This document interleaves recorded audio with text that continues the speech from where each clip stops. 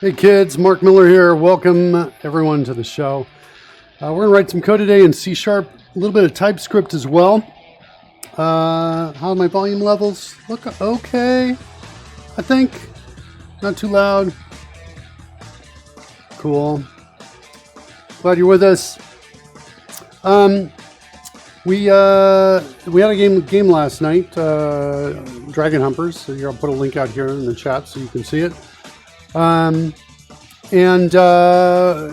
had just made a few changes to support the new cards API. I'll show you that and give you a sense of what that is looking like. Let's bring up browser. Come out over here to Streamloots. And what am I looking for here? Is that what I want? Manage my collection.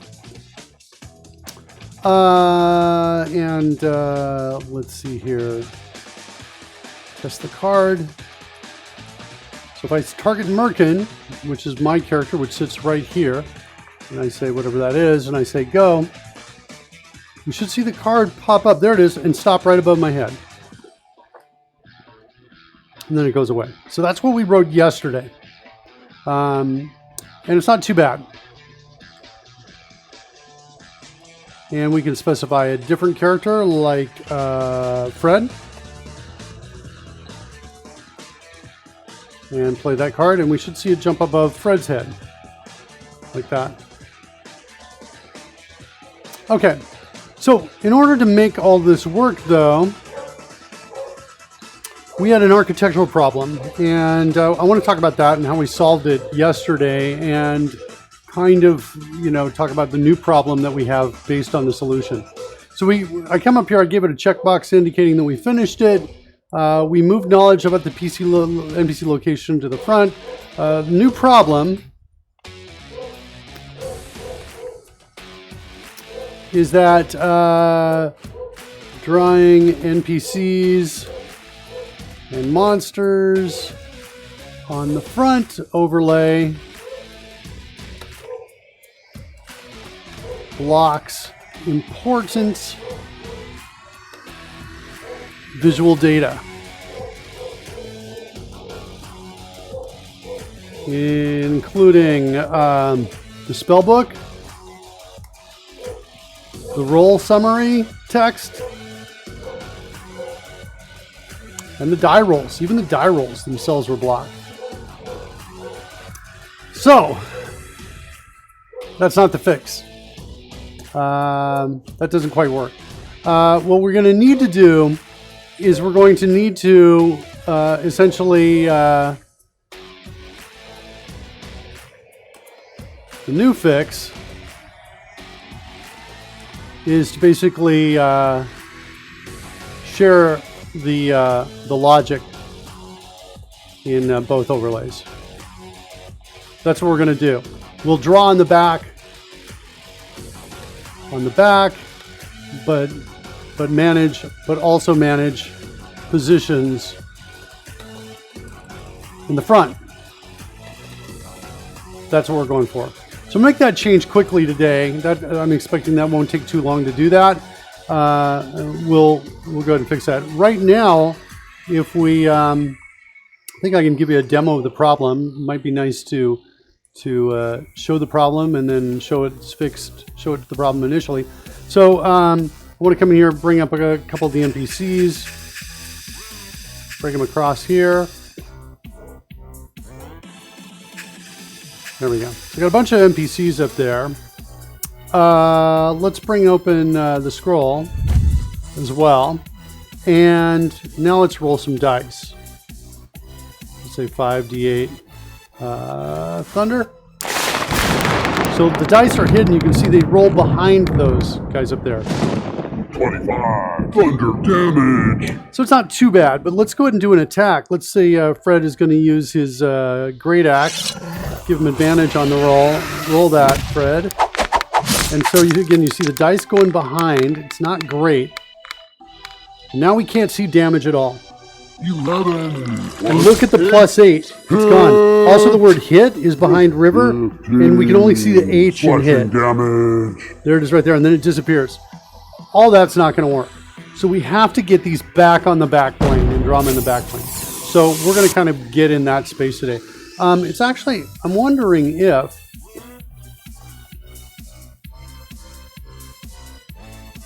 I wonder if I can use source straight and just kind of undo for that file only. That's kind of an interesting approach. Let's see if we can find that. It's the Dragon Back game. Here it is, right here. I did get rid of the speech bubble manager. Oh, look who's here! Coding Gorilla with some golden code, as usual, for us. There it goes. I need some whooshing sounds. Whoosh, whoosh, whoosh. Hey, Coding Gorilla, welcome. I'm gonna just reverse like the lines with it, where I took out the in-game creature manager from the back game. So I'm gonna get rid of that. I clicked on reverse lines. I didn't see anything happen.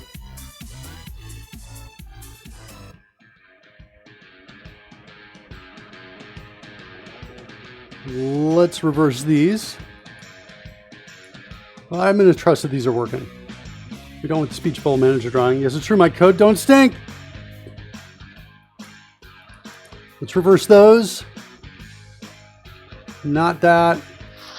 Let's reverse those.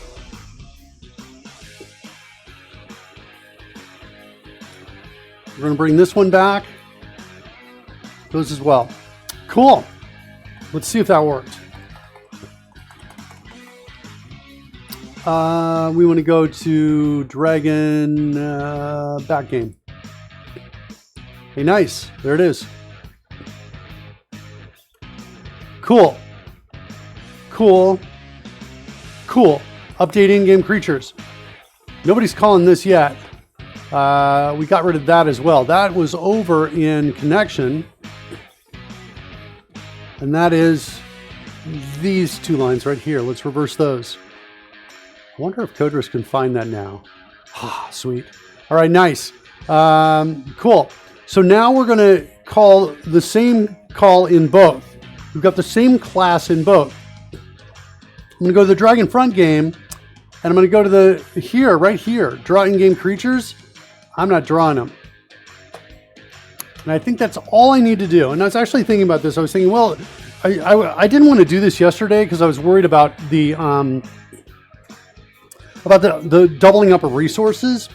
But I was realizing because of the way we built this, the doubling up of resource usage is actually not significant at all. It's really not. Because we're just storing, it's essentially the flyweight design pattern. We're just storing positions and things like that. There is a loading up of the resources that's still happening. So the resources we're talking about, it's actually just a few files, small files to get the scroll picture. We're color shifting to get the red. So it's just that, there's a few pieces that are there to kind of make the whole thing fit, but that's it. So I think this will work is what I think it will do. Let's see if that works. Let's do a refresh on it. See how good or bad that change appears to be. Let's go bring up the dialogues, do a hard refresh on these.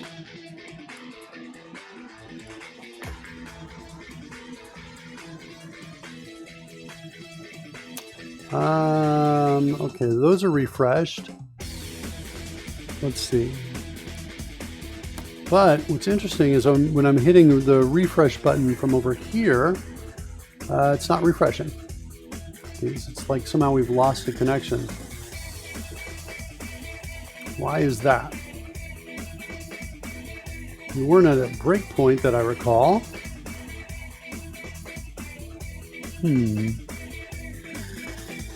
All right, let's restart it.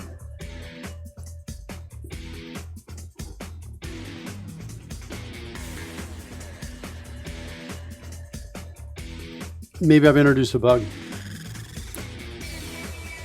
That's my new feeling on this. I think I'm going to need to go look at the console log.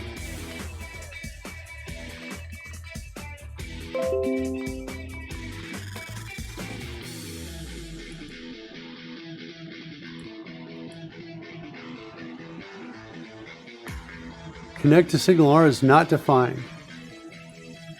That doesn't look good.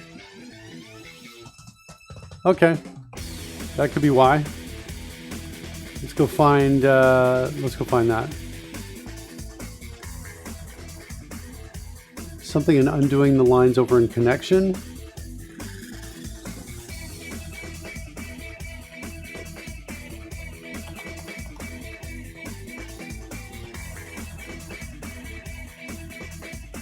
There is the problem. Okay, that's likely it. Pudding, really bad time. Can you just back that up? Please back that up! Come on! Come on, Pudding.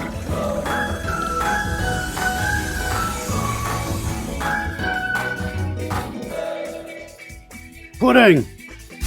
Alright, that looks better, sounds better. How you doing, Pudding? Pudding was with us last night. It's never a bad time. What do you mean? Pudding! Alright, refresh over here. Looks and sounds better. Now hit the refresh there. That all looks good. And now our test is, let's see, I want to put that window over there. Our test is going to be bringing out a whole bunch of these guys. Uh-oh. Oh yeah, there they are. Just took a while. All right, so we got a bunch of those guys out. Bring out the scroll. And now let's go Fred. Attack. Go. Now we should see the dice on top. There you go. Okay, so that's step one. Step two is we want to give a card to one of these characters and we want to see its center right over it. 8, it's a hit. Much better. That's the way everything should be. Slashing damage. Okay, next. Let's close that down. Let's come over here and say we're going to give this to Agatha. Oh, no, wait. I'm sorry. Hold on. That's not the one I want. I want to give it to... Where's a givable card? We need to get a givable card. Here it is right there. Okay. Agatha. Like that. All right. Here we go. And we want to see it jump right underneath Agatha. Nice. Now, I'm going to get rid of 2, 3, 4, and 5. And then I'm going to do it again. So we're going to do that whole thing again. Like this. I'm going to get ready to do that. But first I'm going to get rid of them. And maybe even while they're going away. I'm going to hit 1, 2, 3, 4, 5. The animation will start, and then we'll hit play card as it starts to move. Go. So we want Agatha to jump over there. Nice. Okay. Let's do one more test of that. And we're going to end 1, 2, 3, 4, and play the card. Does it come in the right spot? Ooh, not good. What if I try it right now, though? Will it get to the right spot? Oh, that's not good. That's not good. If I'm not drawing it... All right, hold on. That means if that doesn't work, then what that means is there's something going on the drawing, the painting, I think.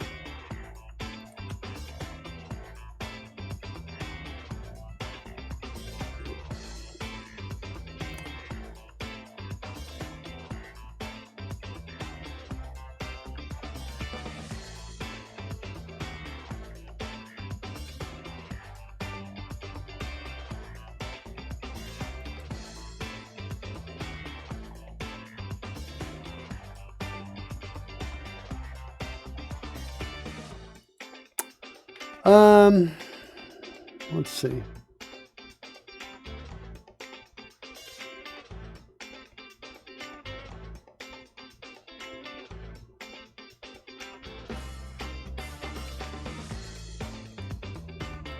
and call an update here. So there shouldn't be any updating that's happening.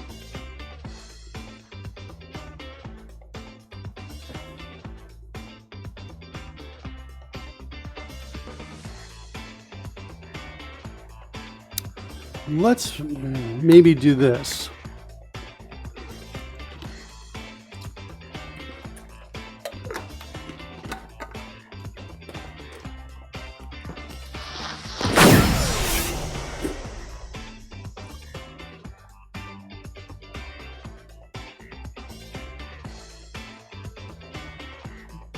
I'm thinking about drawing on both levels, but draw the second one on the front underneath, just see if we actually can see it. If we turn on drawing and it stays in sync, then there's something about drawing that's happening. A couple ideas on that is I do have some events that I can hook up to a sprite that says when you have advanced to a certain point to do something. And I'm thinking that might be what the problem is, that because we're not painting, we're not starting the animation, it's not advancing itself to the right frame. That's kind of the rough kind of idea that I'm thinking is maybe going on here. I just want to scroll up and down and visually get a sense of, see if I can spot that code that might be likely to do that.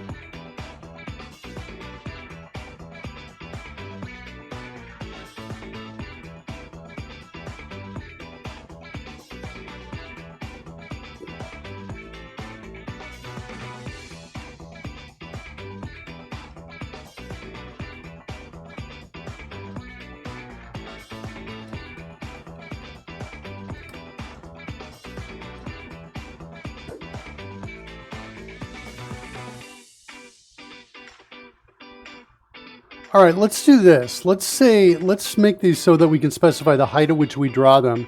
We'll make that maybe a constructor. Let's see what's going on here. Y position.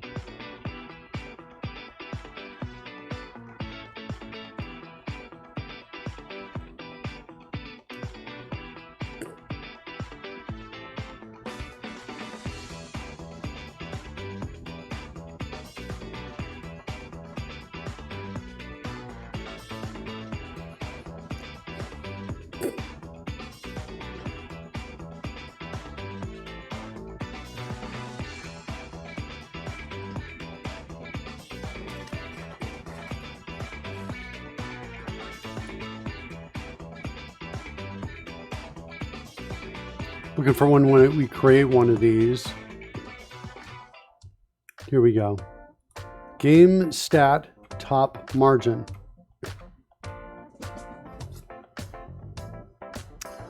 Put top of scroll slightly off screen.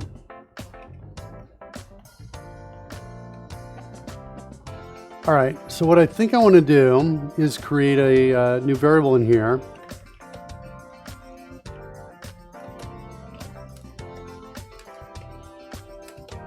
Top margin offset.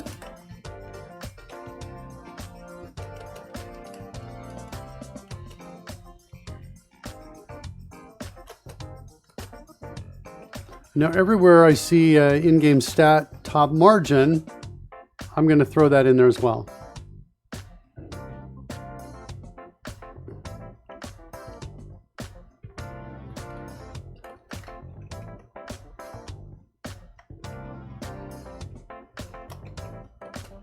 Shoot, I needed this on the one I put in before.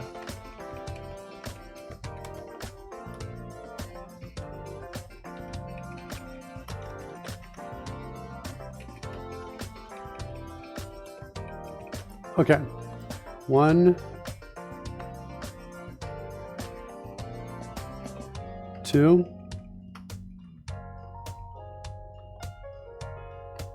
3,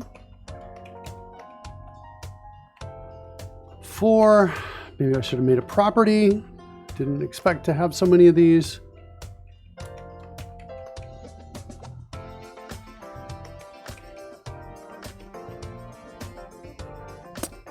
Yeah. All right. Let's undo this a second.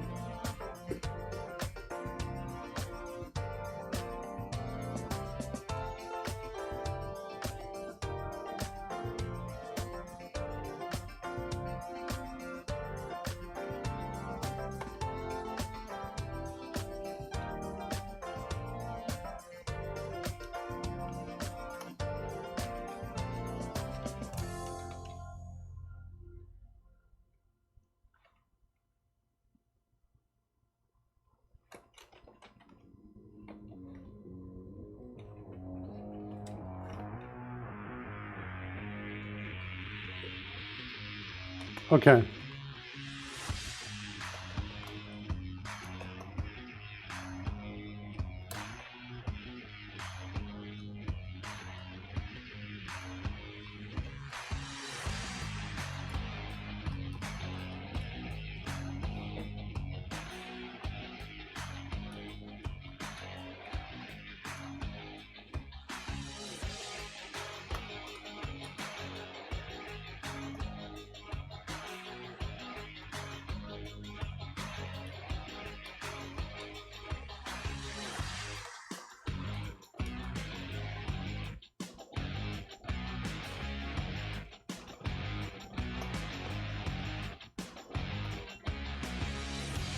Okay.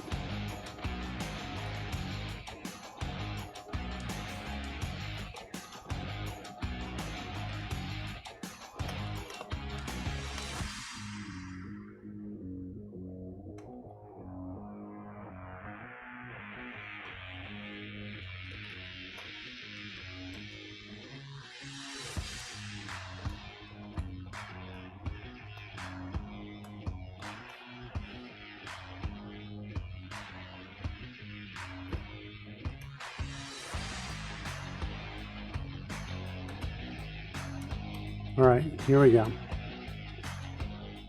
Where else are you there? I'm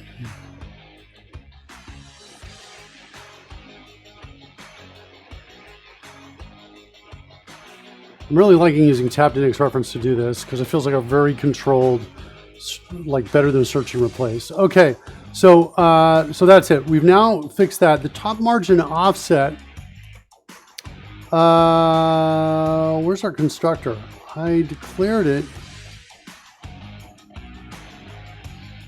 Got this initialized as well. Let's throw this out here.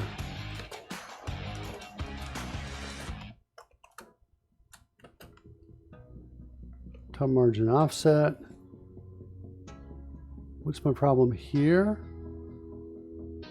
Just because it's never used. Okay, not a big deal. And then we're going to say this dot top margin offset is equal to top margin offset. We're going to offset this to 0 or default it to 0. So there'll be no change by default. Now we're going to go check out our initialized. There's the back and now the front. We're going to come in here and we're going to say in-game creature manager dot creature scroll height, like that. So it should appear just below it. Let's see if that works.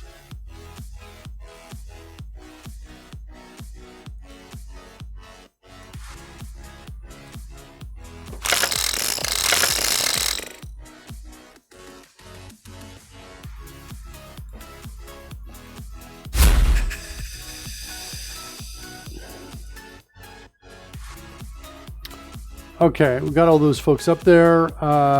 Wait, why don't we see them on the second level? Oh wait, I know why. The Dragon Front game, we also have to call draw. We have to go look at the draw call in here. It's happening right here.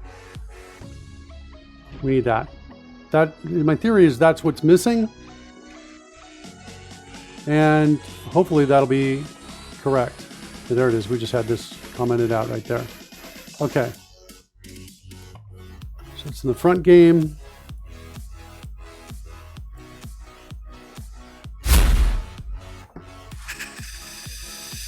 Better. All right, let's see if we can get these things out of sync. If we can get them out of sync, then we're kind of, you know, it's not good.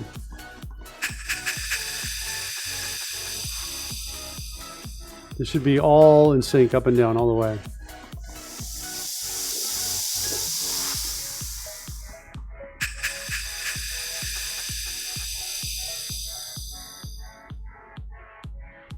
Yeah, it still looks good.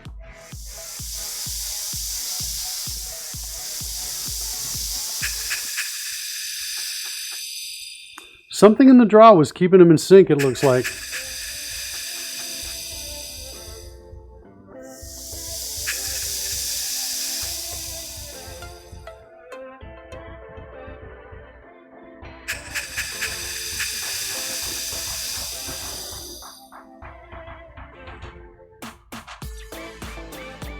All right, let's go find the do the Agatha test here.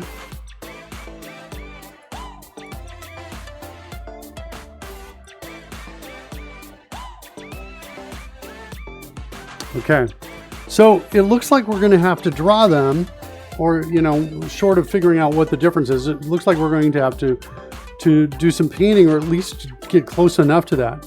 I'm wondering if we set opacity of these things down to 0, if we can get some optimization here, so we're not actually spending painting cycles up on the top layer, even if I put these off screen, for example. I think I'm going to investigate that later. And what I'm going to do for now is in my top layer, I'm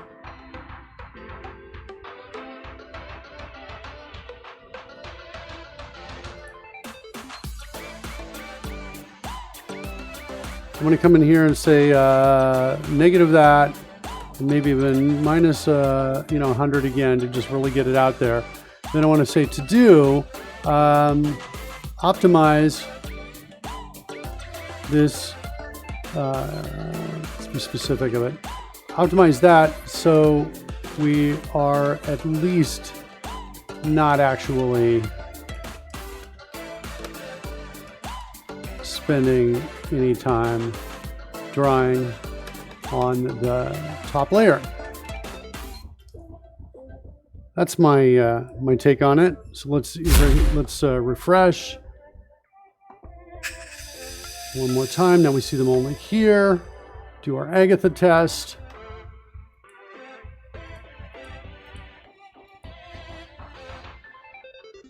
Good.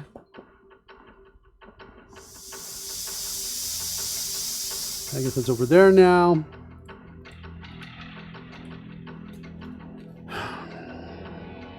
Okay, I think that's going to work for now, at least. We've got this kind of mega to-do in here. I definitely want to look at that and try to get to a point where we're not drawing in some optimized way, so we're not actually spending any time pushing any pixels. Drawing or pushing pixel,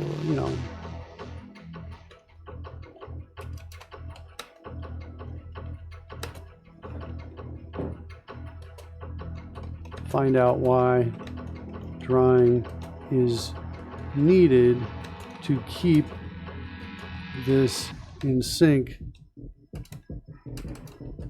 with the back layer.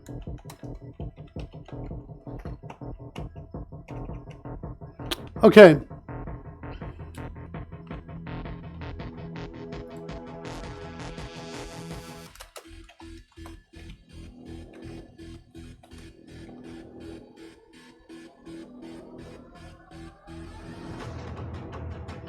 Okay.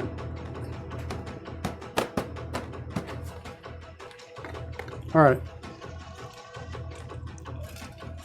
Next, we're talking about hands. Cards, holding hands. Hands of cards, holding hands of cards. All right, so now I can now give this, I'm going to say, yeah, this looks like it's fixed. This is what we're looking at next here. I want to be able to for a player to hold.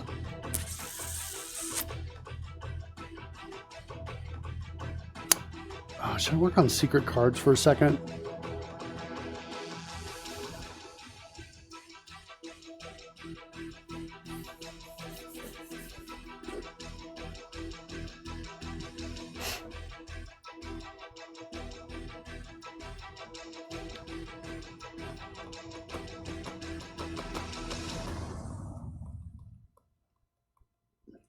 All right, this is I'm gonna maybe not do it, but this is what we're talking about when we're talking about holding hands of cards. I want it to look something like this. So if I've got the cards and I'm gonna look at my cards, I'm gonna hit a button and my cards will come up. Let's actually look at the commands for this. Card commands per player. So show my cards.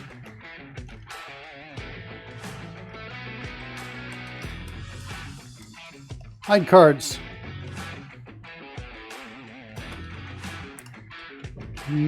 Advanced selection. Select next. Select previous.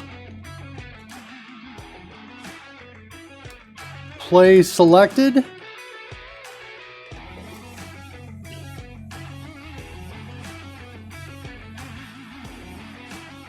think that's all I need.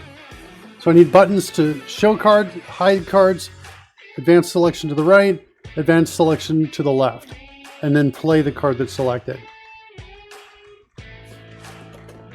Only if it's not a secret card.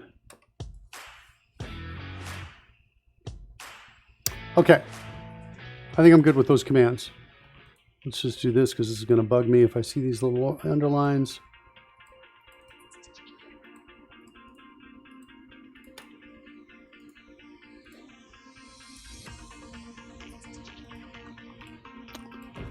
Card state. Hand states. Shown. Hidden.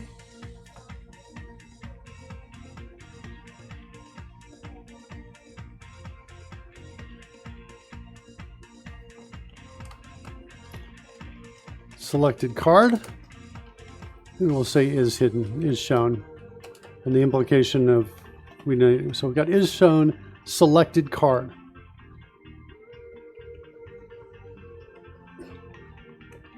And then we have the cards. I think that's what we're looking at. Those three things are in the hand. Where's this data maintained? Is it only going to be in TypeScript?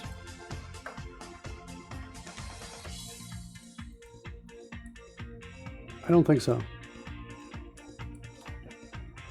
Data is kept. Well, it's certainly in TypeScript. Is that true or not?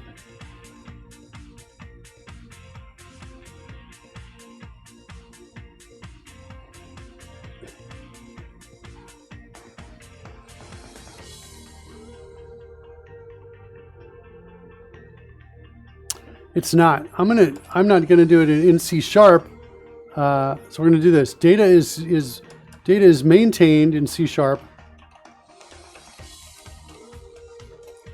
In C#, but data is sent to TypeScript when state changes. So the selected card changes, a card is added or removed, or is shown changes. That's what's going on with that. Cool. We get a hand state for every creature. Every creature in the game. Because every creature in the game, including the Dungeon Master. So the Dungeon Master has cards as well.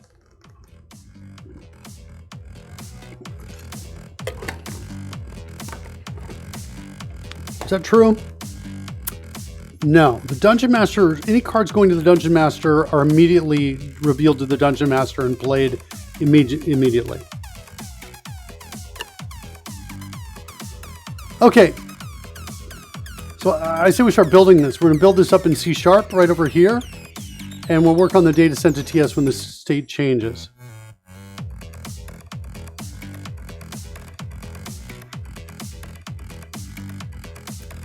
Now, there's one other piece that's kind of just occurring to me is that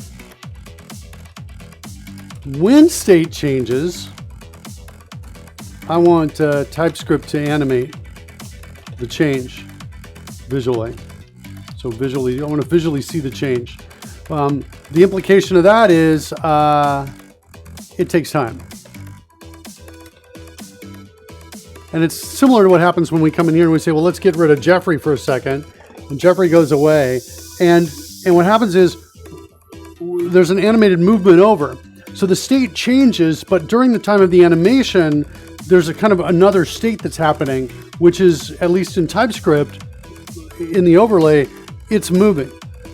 And so that with that, so it takes time, and that implies that why isn't am I just not selected here?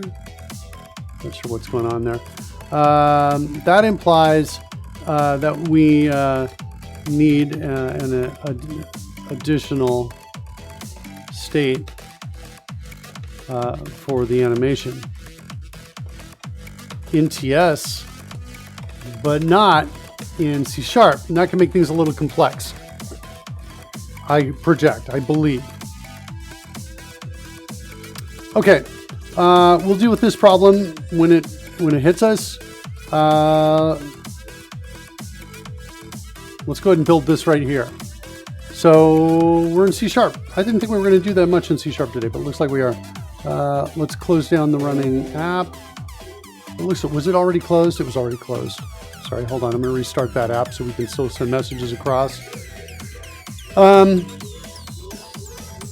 anticipation of this, I've got a Stream Deck command called card command, which is not doing anything yet.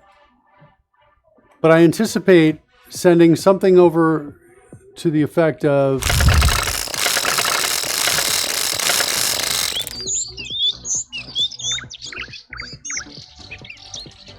show cards and then like a player name, something like that.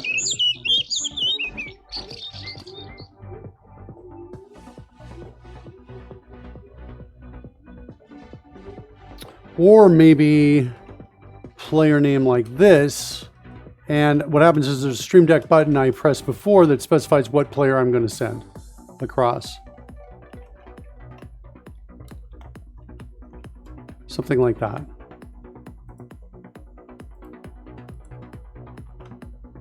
Okay. And as far as what am I going to store? I've got this Streamloots card here.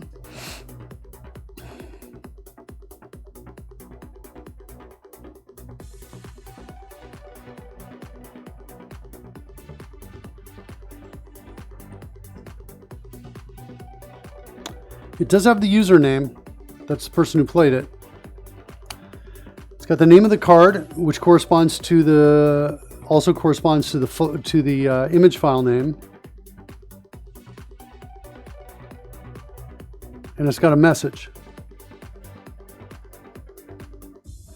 And potentially fields as well, individual fields that the card has. I think I'm going to use this. What's going on in Streamloots card data? I think this is pretty simple.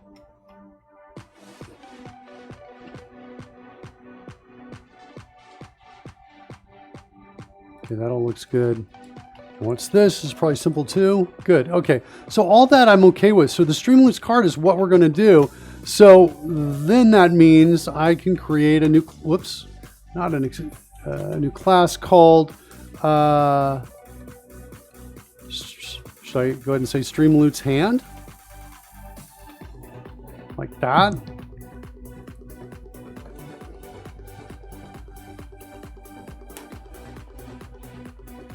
Hey, Papa Chan, thanks for the follow. All right, let's go ahead and do that. We're going to call it a Streamloots hand because I don't like the word hand all by itself. I'm already using hand in other places. So Streamloots hand, we're going to just follow our spec over here, which is shown, selected card, and cards.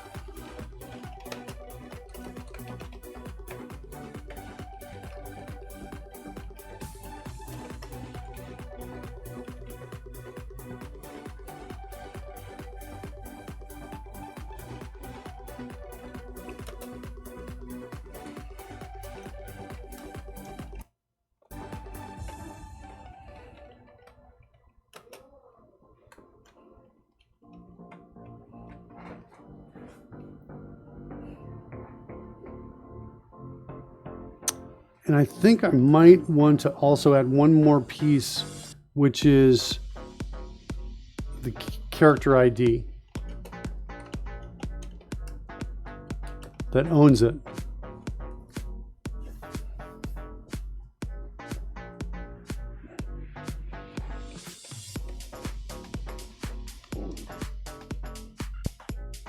That's kind of what I'm thinking of. All right, so I've got a Streamloots hand.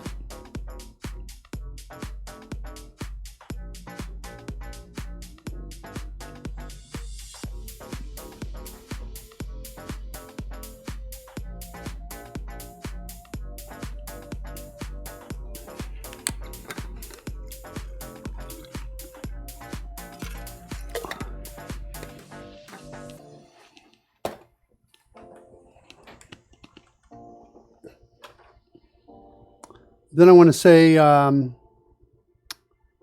think I want a class that's like, I'm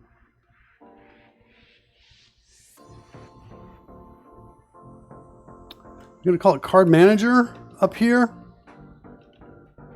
I feel like I already have something similar down below, similarly named, but different, functionally different below. So I think I might want to change this a little bit.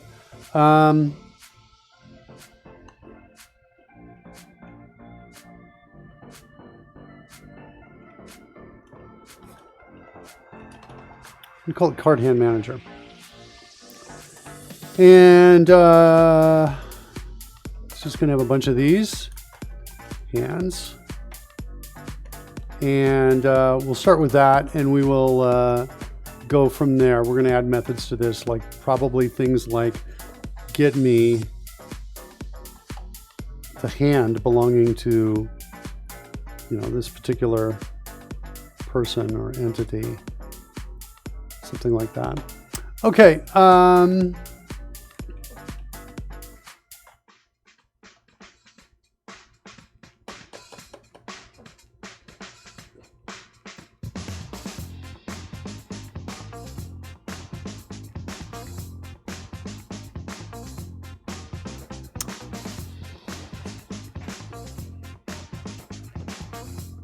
I also need a way. I'm going to throw a to-do in here.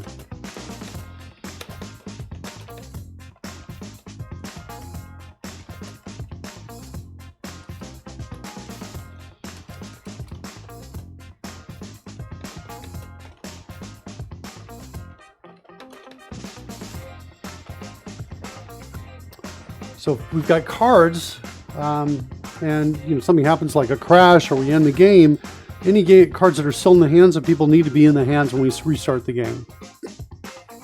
So whenever the state changes, I need to save. Is essentially what I need to do. Card hand manager, I need to create a new one of these over in our main app here.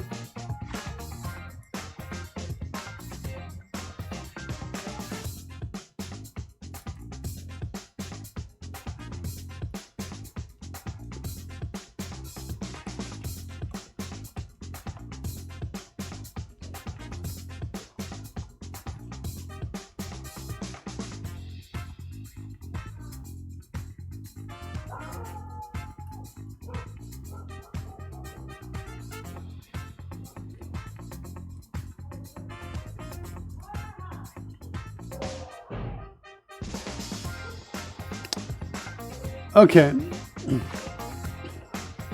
want a feature. I'm putting in a CodeRush feature request. All right, kids, here's the feature request. I find I'm often in a class and I want to jump right to the constructor. And I don't have a great quick way to do it. Like if I come in here and I hit the tab key, is it going to work? Yeah, it got me there. All right, fine. But I really am thinking it might make sense to have a right click option here on the class, or alternatively, order these so that the constructors are right there underneath it. So I can come right up here and I can click on that to get to the constructor. That's kind of what I'm playing with. I need some money. Oh, you need some money? I need to pay my trash guy. Go pay your trash guy. Anyway, that's it.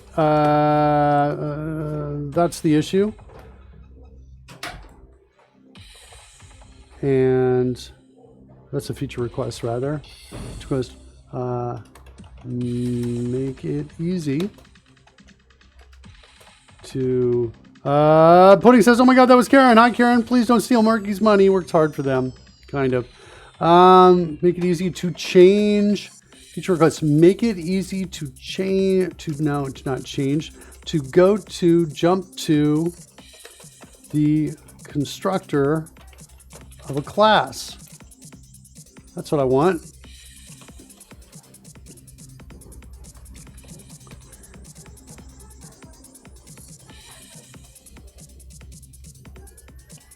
Okay. So let's see. Card hand manager back over here. All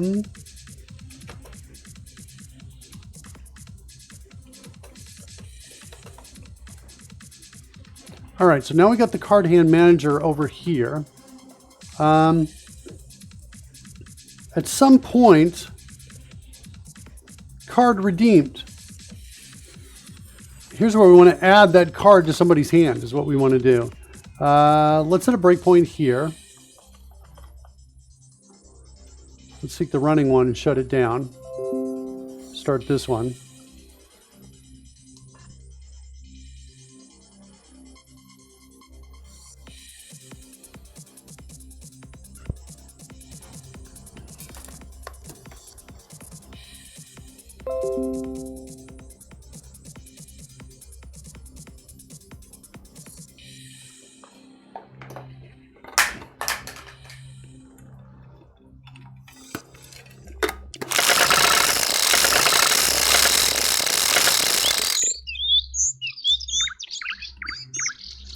All right. Card redeemed. Agatha. Jump up and down. Go. Should see that breakpoint. There it is. Good. So we got our breakpoint. And also that pops out right there. Good. Okay. Somewhere in here, I think I've got card.target.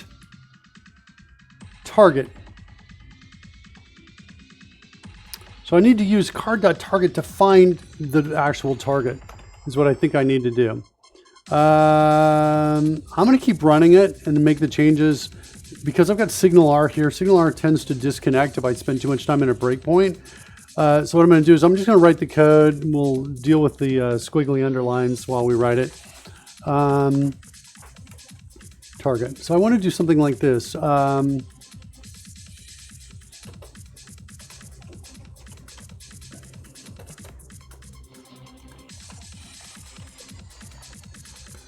Excuse me, maybe I'm going to call this creature ID is what I'm going to call this. Coding Gorilla, what are you saying to me out there? I found the workaround for that once for you, but I don't remember what it was. The workaround for what? For making it easy to jump the constructor of the class or something else I'm talking about? It must be something else I'm talking about. Oh, for signal R disconnecting. I think it was a setting. That's what I think it was. Yeah, I'm just a little bit nervous about it. I've never gone and looked into it. So I'm like, let's just write the code now here like this. And I'm going to say that. Pass in the target. Let's declare that.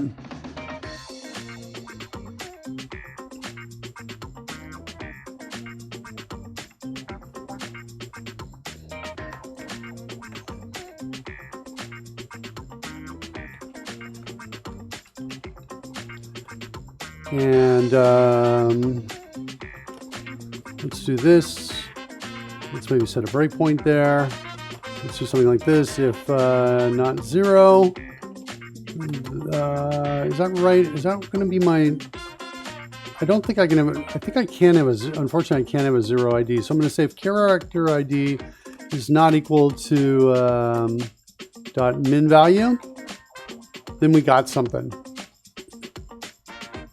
And up here, I want to do something like this. I think I've got an all players dot get from ID. No, I don't want get from ID. I want from the name. Get player ID from name. Target name. And what does this thing return?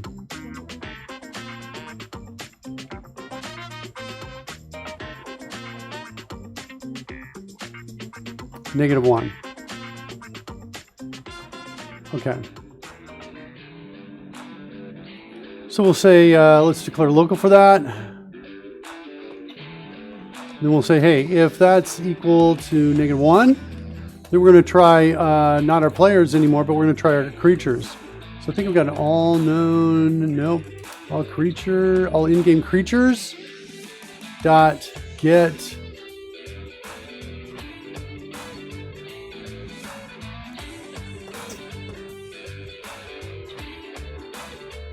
I need something different from this.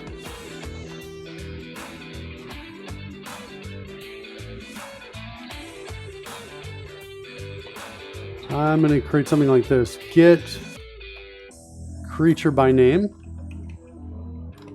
And I want this to be really loose in the way it works. I wanted to I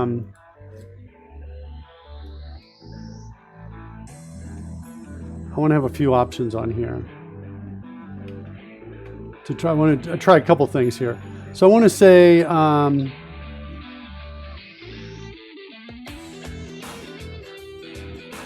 like this, and we're going to say, I'm not going to check to see if it's on screen or not. I don't care. I just want it to see, yeah, I don't even actually want it to see that it starts with it. I want to see if it's equal to. So first thing I'll try to do is I'll try to check to see if it equals it.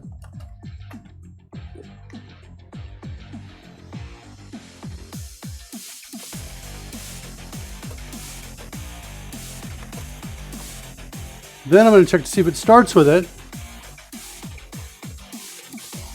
Copy this line of code, bring it down here. Then I'm going to see if it ends with it.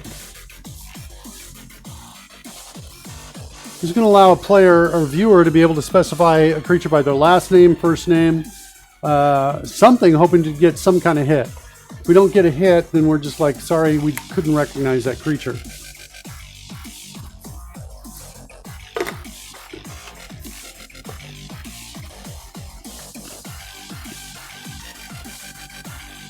Get creature by name is what we want.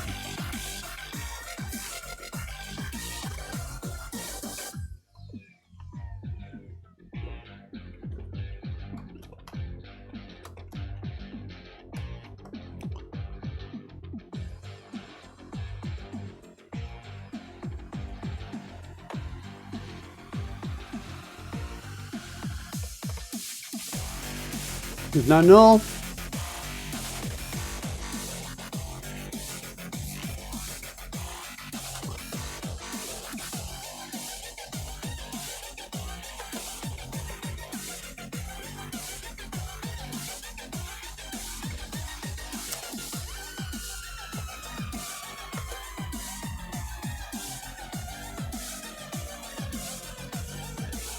index, and gosh, I don't remember, is index going to be negative or not? Hopefully I've got something on it. Do I have a, shoot, I did not. I think this is a positive number, and to encode them for down below, we make them negative is what we do. And then other words here, I'm going to say return int.min value. Okay, got my breakpoint up here. Right there, so that all still works. Let's trigger the card again.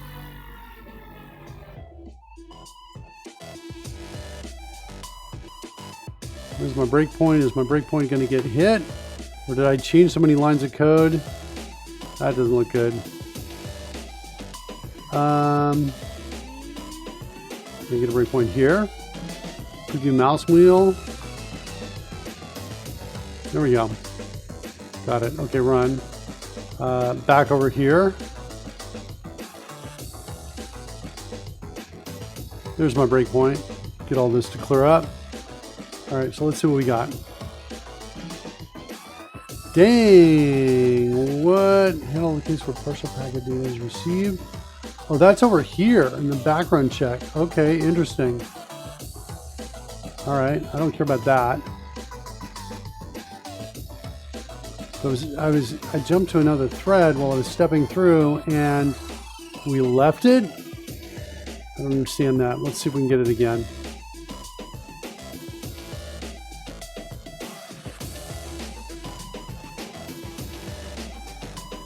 Again? What's the problem?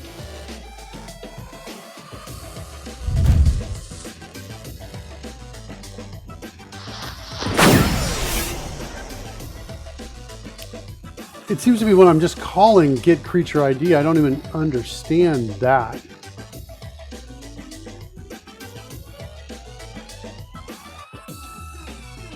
Let's set the breakpoint here. See what changes here. No breakpoint. We throwing an exception in here? We must be throwing an exception. Am I not stopping on just exceptions?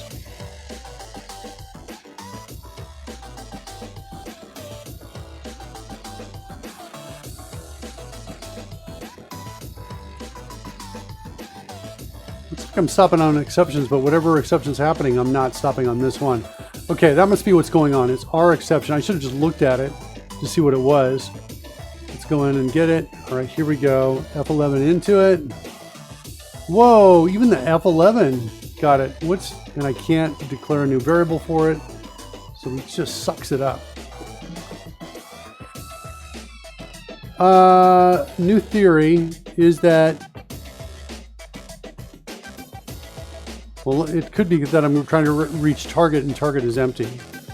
No, but that would be a null. It could be card is empty. Should not be because we're already here. We hit the breakpoint.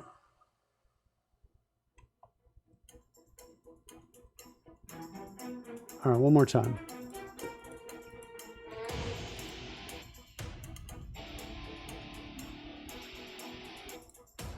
Target is Merkin. Let's go jump into get creature ID. My new theory is that it's edit and continue had a problem because it's making so many changes. Yeah, it doesn't even get inside. It's not even getting inside. Here. I guess to prove it, I'll set a breakpoint there and I got a breakpoint here. I think I'm gonna have to restart the app. That's kind of what I'm getting to. That doesn't look good. Oh, it's because it's disabled? Okay. All right. One more time. I think I'm going to get to neither breakpoint. Okay, let's restart. Close down the app.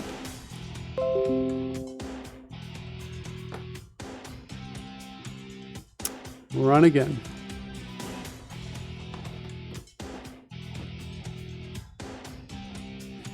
I should check this to make sure this one is also similarly loose in how it gets it.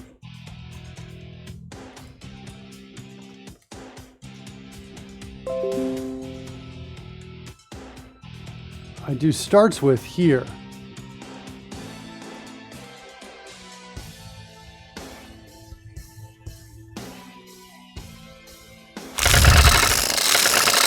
I might be okay with that. All right.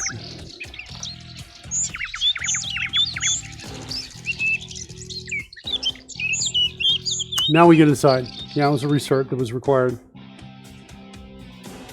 Okay, so there, Agatha. Whoa, whoa, whoa. Oh, Merkin. Okay, I thought I was passing in Agatha. All right, so now we got a character ID of 2. Good. Let's do it again, this time with Agatha. Go.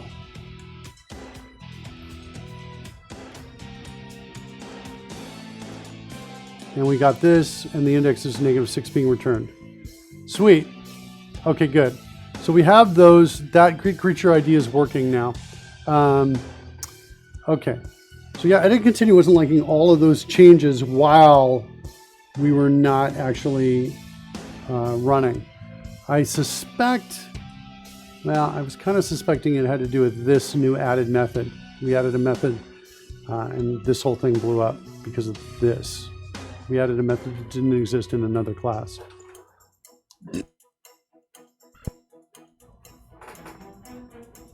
Okay.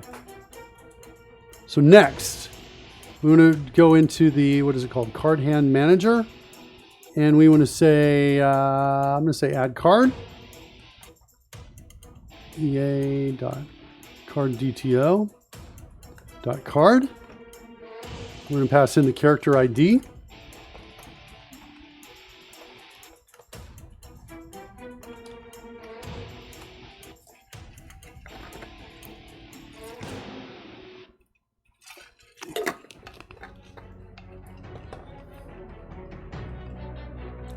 Anything else we need? I don't think so.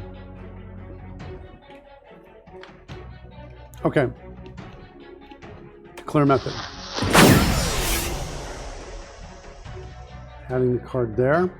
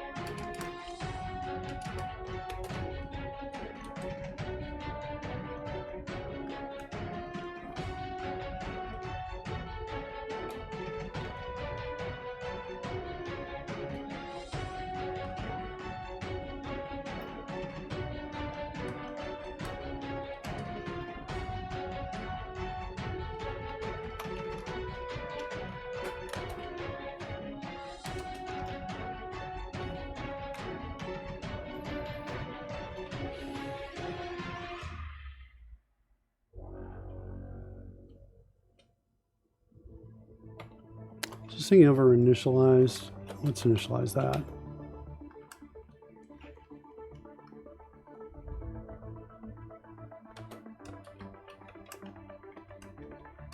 I'm going to restart it. And we're going to add the Streamloots hand to it.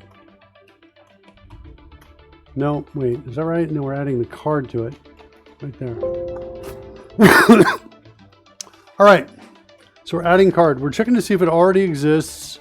And if it's not, if it does not exist, I want to change this just a little bit. I want to do this.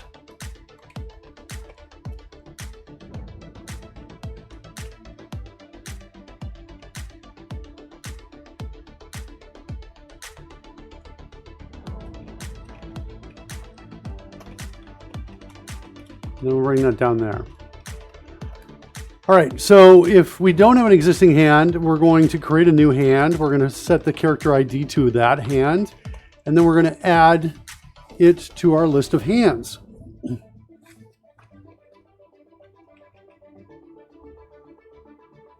And I need a same thing here, right there.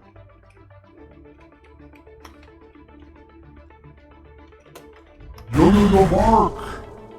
Any reason to not just use a dictionary instead of a list? I don't know. I almost feel like you know the answer to that question. You're just being polite, Coding Gorilla. There's no reason not to. Yeah, I could certainly do that. Yeah, it's just kind of the reason I got here, because I wasn't really thinking, oh, dictionary is what I need to do. And I had in my head, character ID goes inside the hand. But, well, actually, no, there might actually be a reason, actually. So maybe you're not being polite. Maybe you're just being more aware of things than I am. But the character ID, I decided I needed it here in the hand because I wanted to be able to send the hand down to TypeScript and have the TypeScript know where to put it, right? So I do need it in hand. And because I needed it in hand, I figured this was not a bad way to be able to get to them, right? It's in terms of performance, it's a zero impact on performance. I'm actually at a point where I'm thinking, oh, you know what? I could do a dictionary to get easier lookup, but I still need to put character ID down there. In fact, we could actually do that. Let's just do a dictionary. We'll do that for now. So we're going to come down here and we'll say we need a new dictionary of what is it going to be? Int indexed Streamloots hands, which is on the clipboard, like that. And then so we'll call this hands, like this. There it is. And I just have this. Do I want to do that as a property?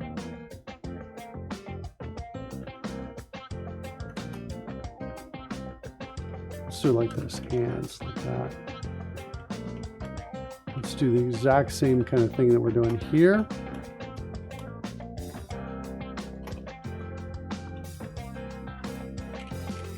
Get the type right. Yeah, we can do it like this. We still need character ID inside of it. So, but I'm totally cool with it like this. So now we're going to say if not hands.keys or contains key, rather, if we don't contain the key of the character ID. Nick, the first one says, is there any possibility that the character ID in that list can be duplicated?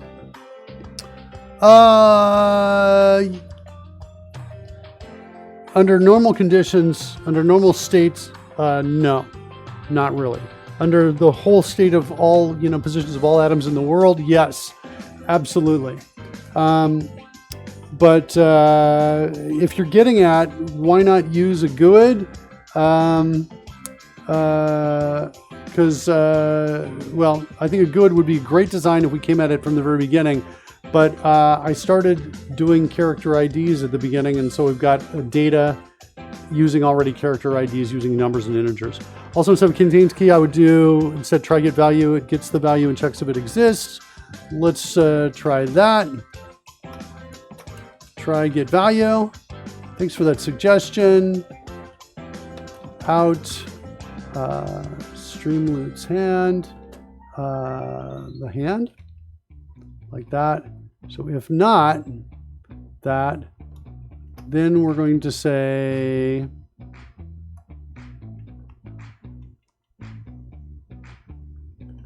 it gets us down to here, and we're going to say, we're going to call this here, like that.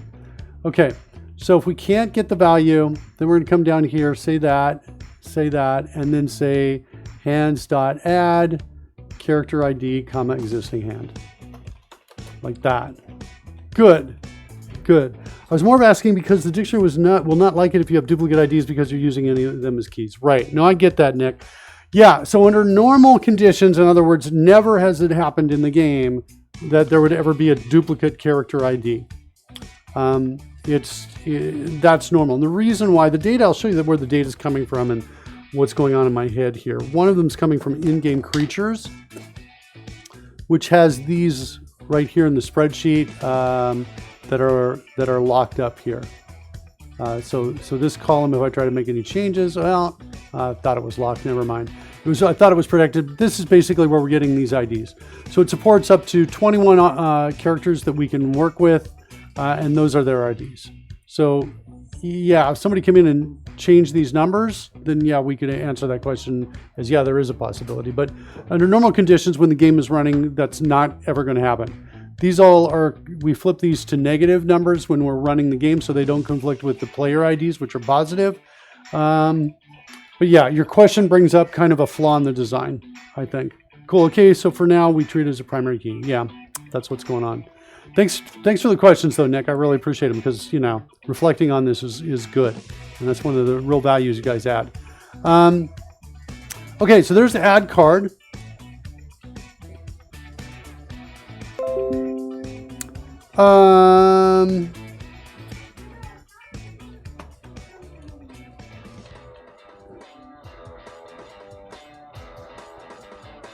I kind of want to say, hey, look, state has changed. I think I want to call a method right now and start getting in the hang of calling a method whenever the state has changed.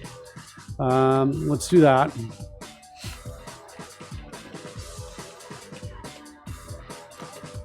Let's implement this. At some point in the future. Okay, so there's add card. We've got add card. I want to change this to creature instead of character ID. Genisco 7, where are you? Hey, Genisco 7.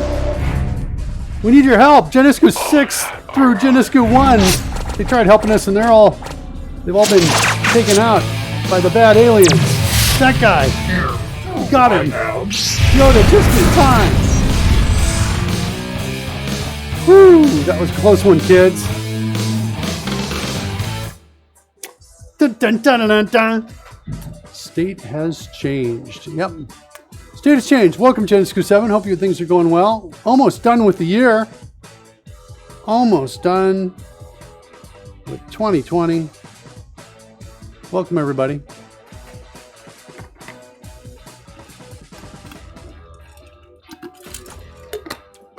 New Year's Eve.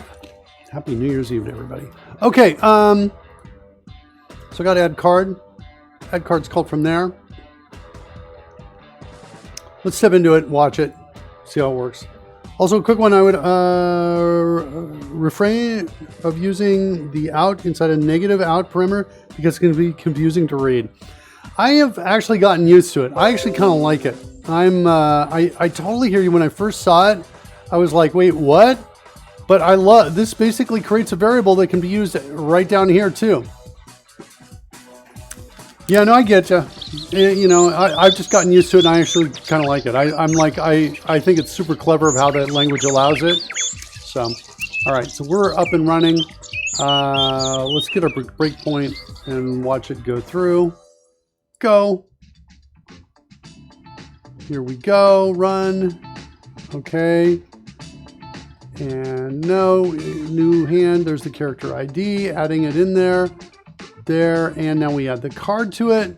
So we've got now Merkin's holding one card, and we call state has changed. So we should be able to, if we go in here, character ID is 2, that's my character ID, and there's our card. And there you can see the target is me, Card name is Puppet Master. And what other things are there? Some other pieces of information. There. This is the message. And this is actually something that's already being sent out to the Dungeon Master.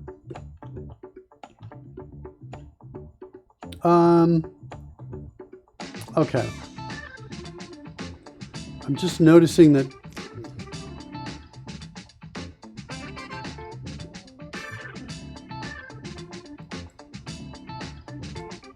the card goes to Merkin or whoever you specify, but it really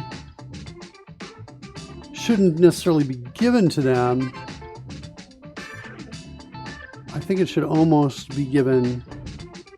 I don't know, I got to work this out. This is a little bit different from other cards where you can give to people.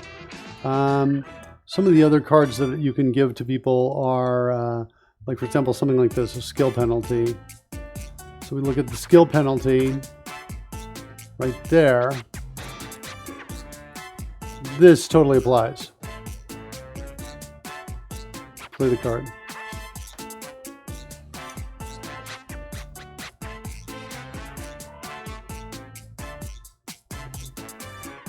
And now we've got 2 cards in our hand. Selected card. Cool. All right, I'm a big fan of that. Status changed.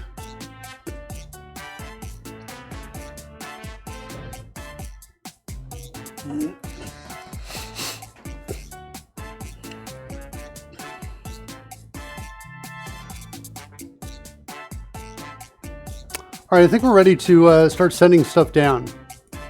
That's what I think we're ready to do. Let's give the card to Agatha. Go.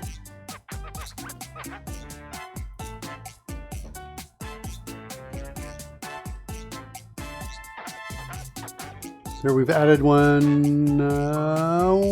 Okay, we've got 2 hands that we're now keeping track of. One for Merkin, the second one is for Agatha.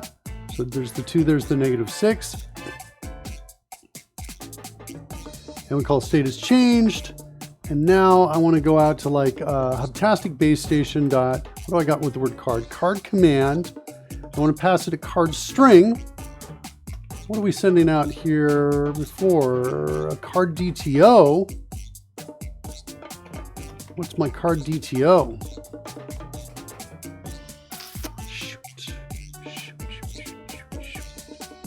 This is for individual pieces.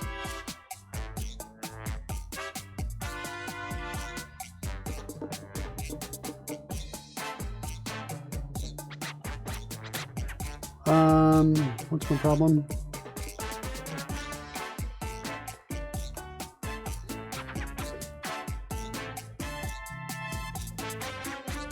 Okay, I got an idea.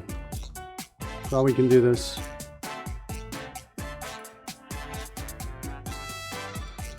We're going to send over the word hands at the beginning. Plus, we're going to call, what is it, JSON convert? Shoot, what is it?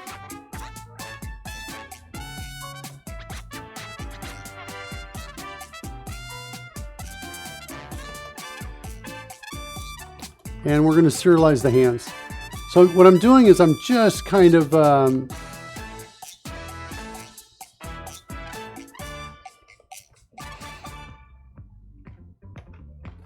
we go. All right, let's send that. Okay. Now let's switch over into here. Look for a card command.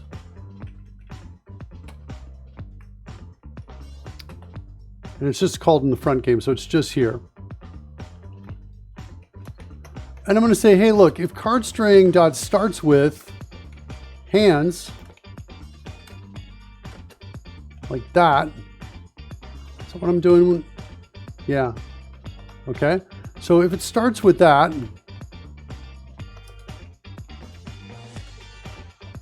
then I want to say,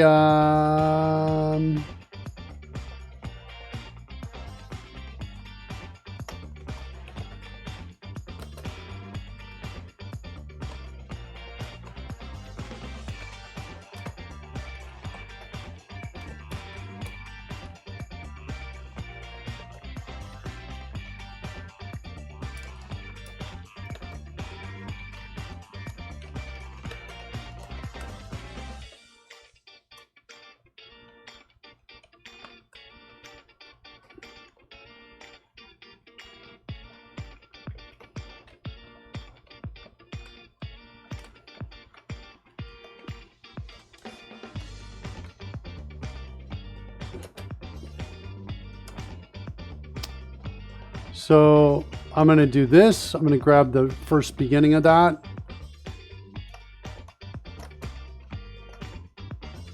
And then I'm going to go into my card manager. And I'm going to, I need to do a JSON parse on this.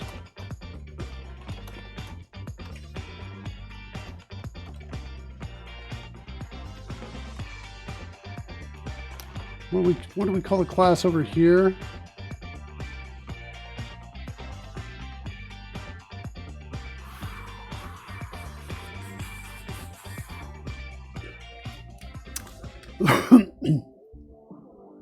Shoot.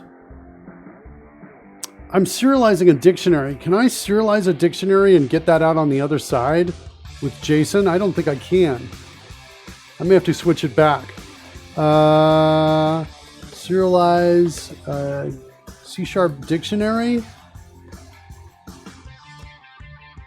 JSON to TypeScript.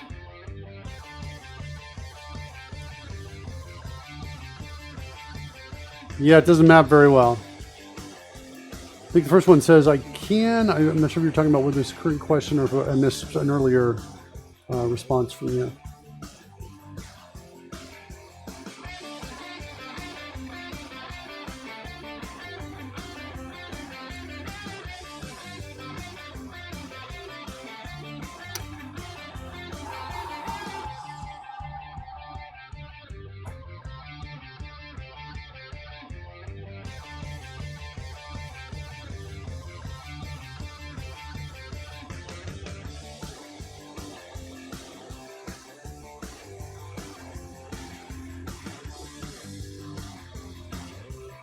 I mean, you can have it. I've seen it in my work source code.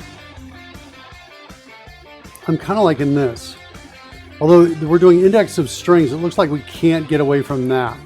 So, but I think we're still okay. We can throw the number in, add it. Let's try it and see if we make it work. We'll do that.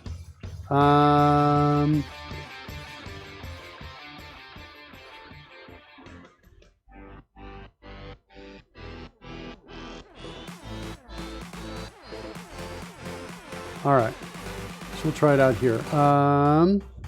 Yes, I do it in a couple of our APIs as well, but alternately, you could just serialize the dictionary's value collection, since in TypeScript, you don't need the keys. I like that better.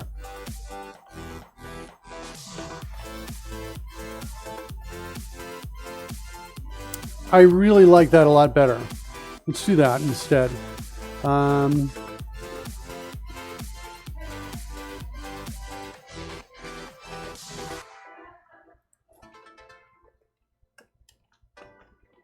There we go. That's better. So now we have this thing called a streamloots hand, which is really more what I want to get to here. So that means down over here, I think it's going to look like this. Hands, we're going to call it an array of streamloots hands, which we got to go declare.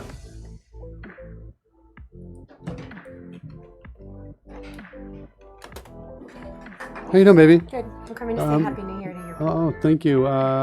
Coding Gorilla is out there. Nick's the first one's out there. Pudding was out there a while before. When you came in, Pudding was like, don't let it take your money. And he was like, too late. Too late. I don't know. He gets sadder than I do. Happy New Year, people. Twitch people. Bye, Mark Miller. I'm leaving you. All right. I love you too. Bye-bye. Surly's out there as well. Hey, Surly. Okay, so here we go. Streamloots hand. Let's go figure out what we've got up in the Streamloots hand. What did we declare? Nick, the first one says Happy New Year to you too. We got this. Let's go do that C# conversion site we were at. Where did we find that? Did I throw it out over here? I did.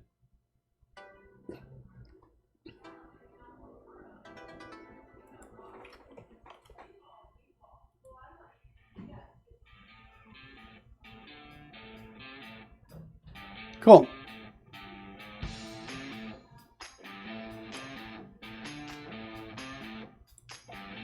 All right.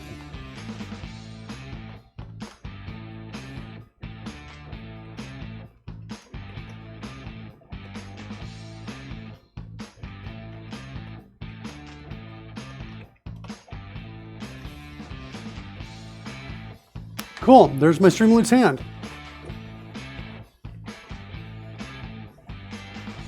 Maybe put it down here below.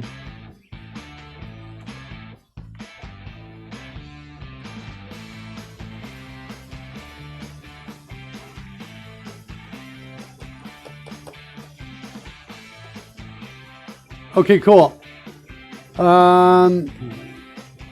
Let's do a console log on that hand string there. Make sure that's all good.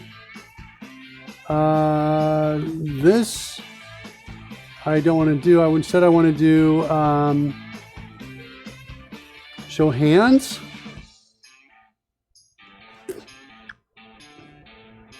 And I want to pass out the hands to it. Like that.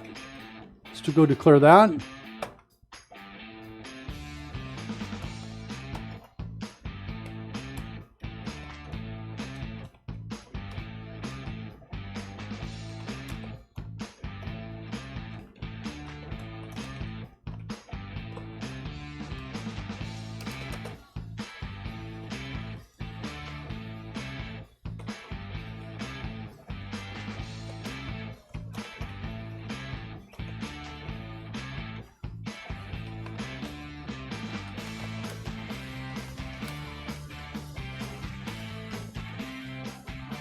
No. Declare method. There we go. Now we got a show hand on this, so I guess we're going to say. Here's where we have to basically connect the data, the model, connect the model to the UI. Drive the UI from the model, maybe something like that. Drive the UI from the model, which means if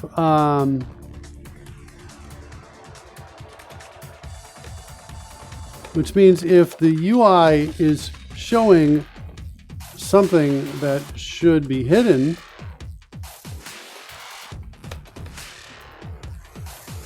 hide it, and vice versa.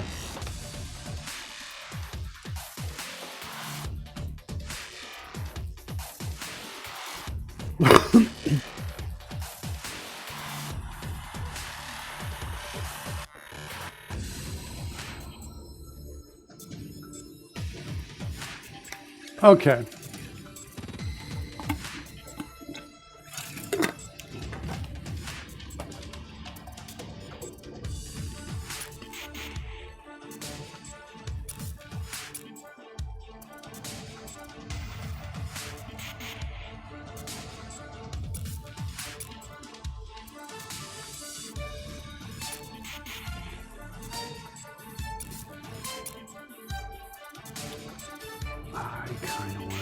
This. Am I using player index anywhere outside of this block? I'm not. I want to take this and I want to extract this.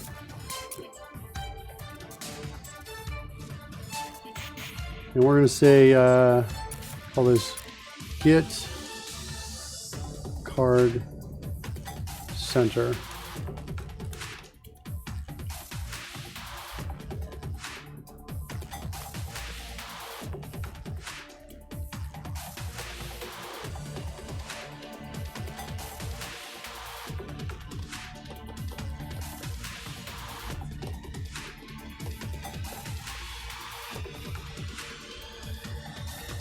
I'm okay with that for now.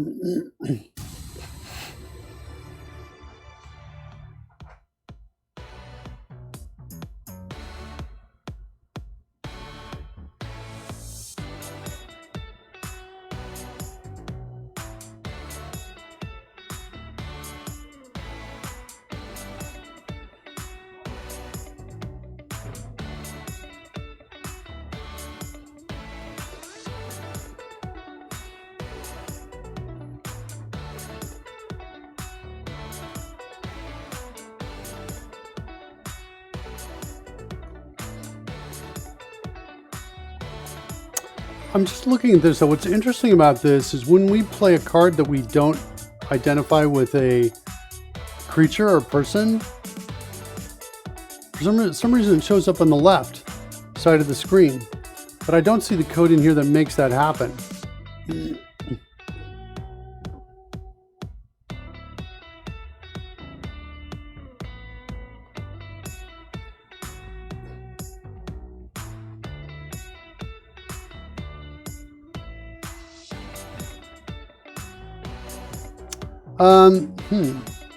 I want something similar to this.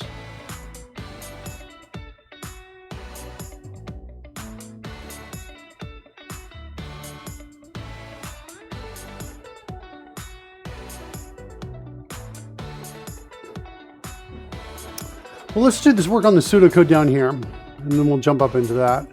Pseudocode down here looks like something like this. If hand dot is shown and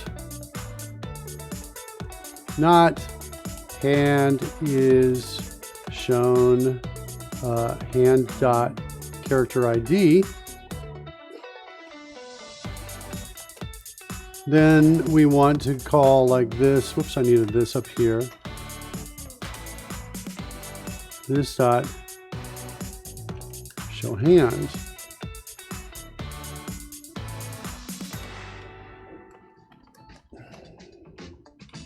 So if the hand is shown and it's not shown, we want to do this. Else, actually, I want to break this into two.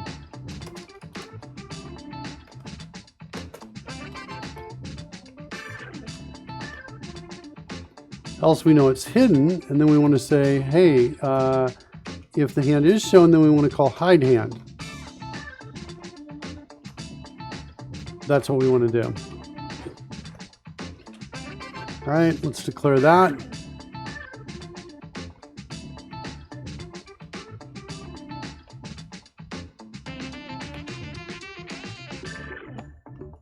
Oh shoot, we've got a double call to show hand.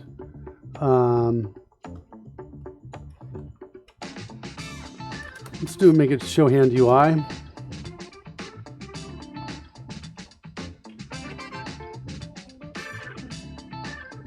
And make this hide hand UI.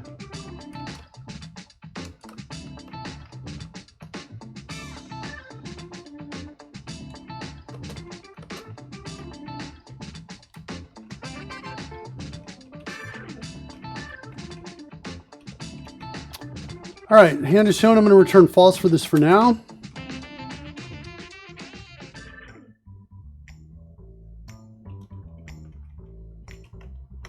Show hand UI, this is where we want to show it. This means we're going to animate it in.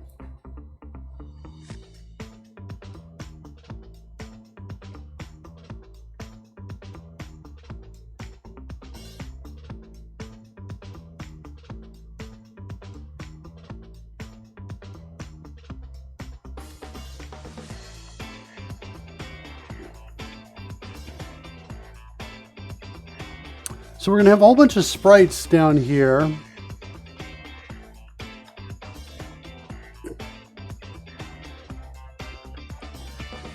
Got these known card sprites.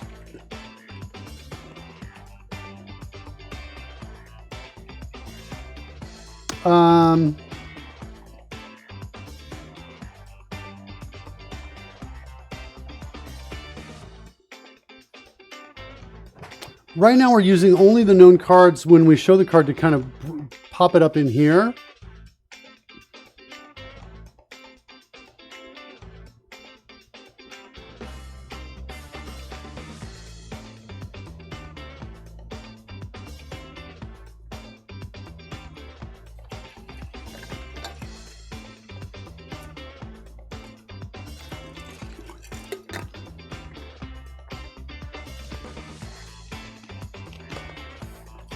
We might change this.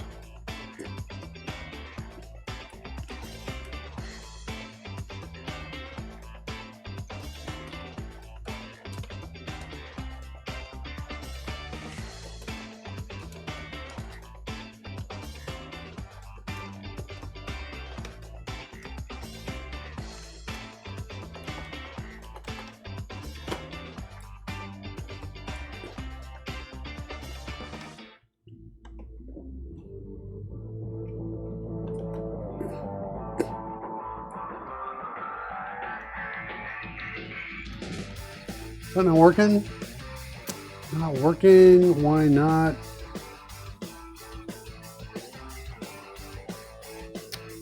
Let me just see if I get a simple one. Is it the complexity? I'm wondering if it's that guy, right? If it's the glow. No, it's not working either.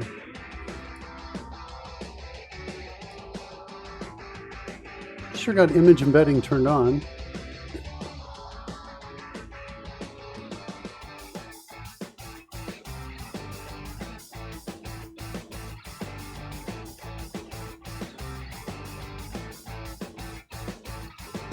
I got image embedding. Let me report a coder's issue. Guys, check it out. I've got image embedding, show embedded images and source code on. I'm trying to paste something in right here. I'm over here, right click, copy, paste. Whoa, it worked that time. Scroll back, it didn't work before. When I hit just the copy key, let me select both of these and hit copy, paste. It's working now. Wow. Let's do this. Right click, copy. Is this going to work? Does not work there. I wonder if it has to do with this glow effect.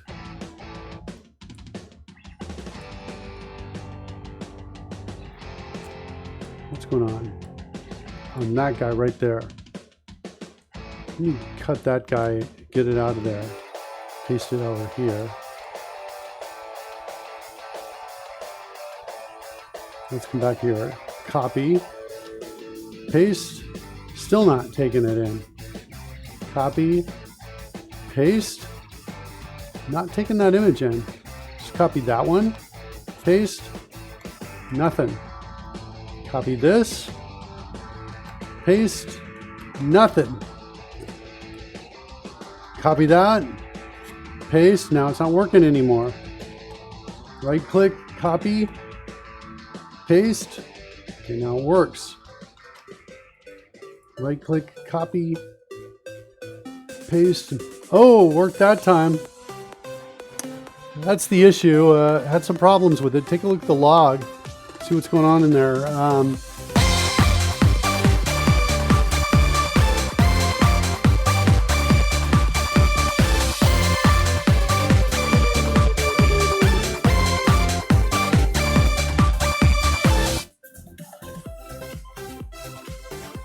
And if we don't have anything in the log, look at this too. We've got this issue we've seen before too, where the image kind of disappears as I'm editing a comment nearby. Anyway, there you go. We'll send that out to you. So this is what I'm thinking about doing, changing this to this. So what I want to do is, in other words, I want to make it so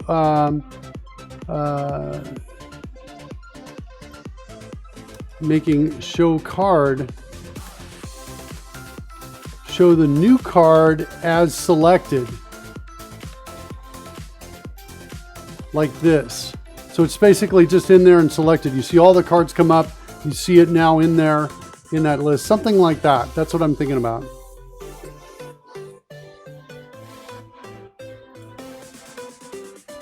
That's cool, by the way. I like that in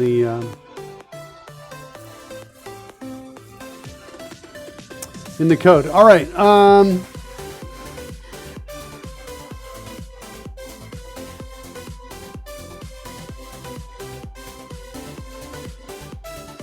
So we got to add known cards. We got to do something to known cards up here. Known cards is going to do that. The party was like so theme on the cards. Oh, you're right.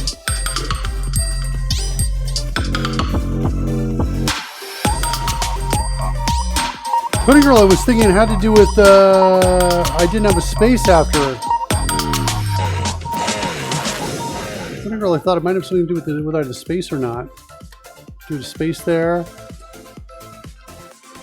Copy, paste. Oh, interesting. Look at that. It pasted text even though I did that. Really? Copy, paste. That worked right there. Let's paste here. Yeah, it's working without a space. I don't know what it is. Not sure what's going on there, but definitely something. Okay, so we got to show the hand UI. I think at this point I'm going to have no animation coming in and out or anything. I'm just going to flat out show it.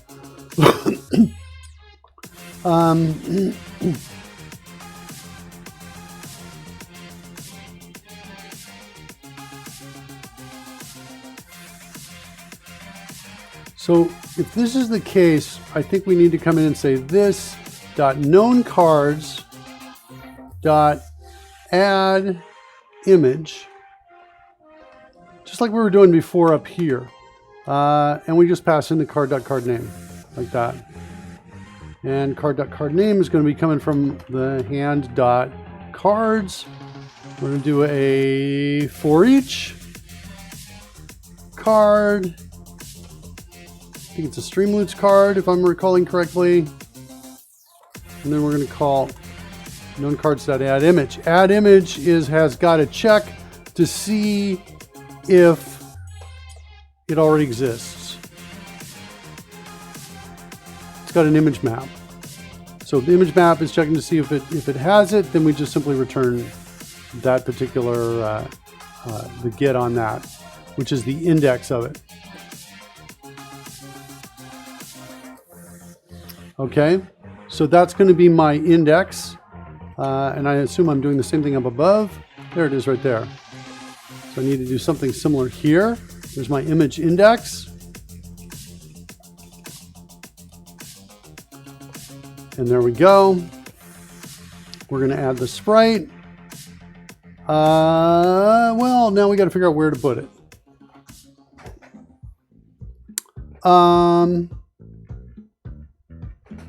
We need to get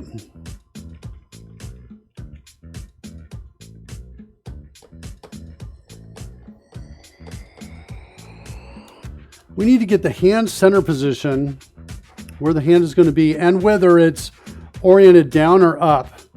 Because if it's down, or I guess if it's oriented up, the cards will be at the bottom like this. But if it's oriented the other way, these will be at the top and this will be below it. So we need its orientation, and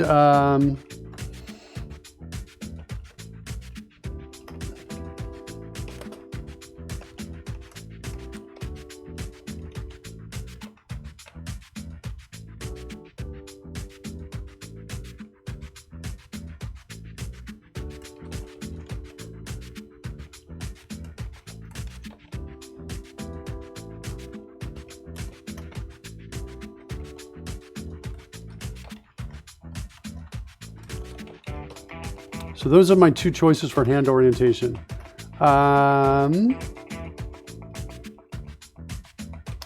So we need, let's see, constant orientation.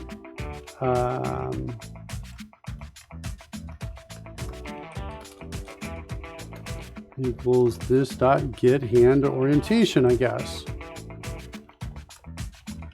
This is a simple method, but I'm going to probably call it a few places, so it makes sense to make it a method. Get hand orientation of the hand character ID, like that. Let's declare that.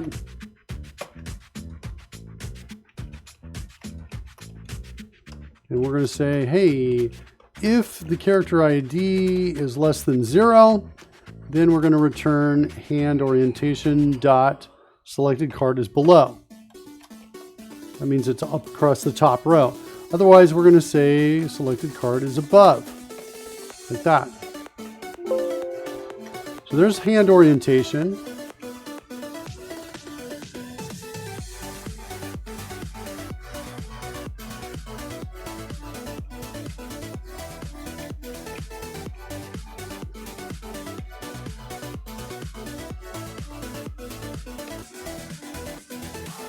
And then we need like the X and Y position as well.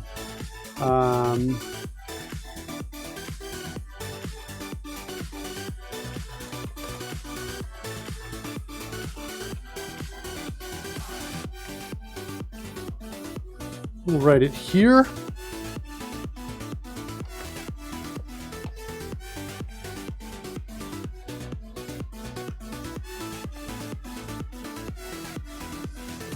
I think I wrote down get hand position already. Did I write that? I got the get card center.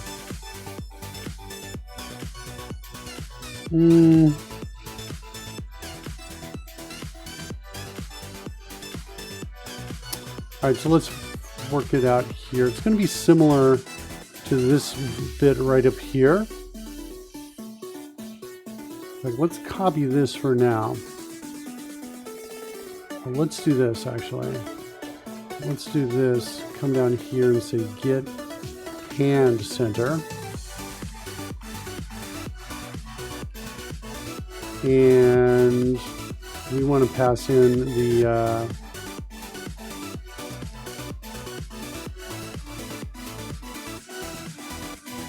character ID.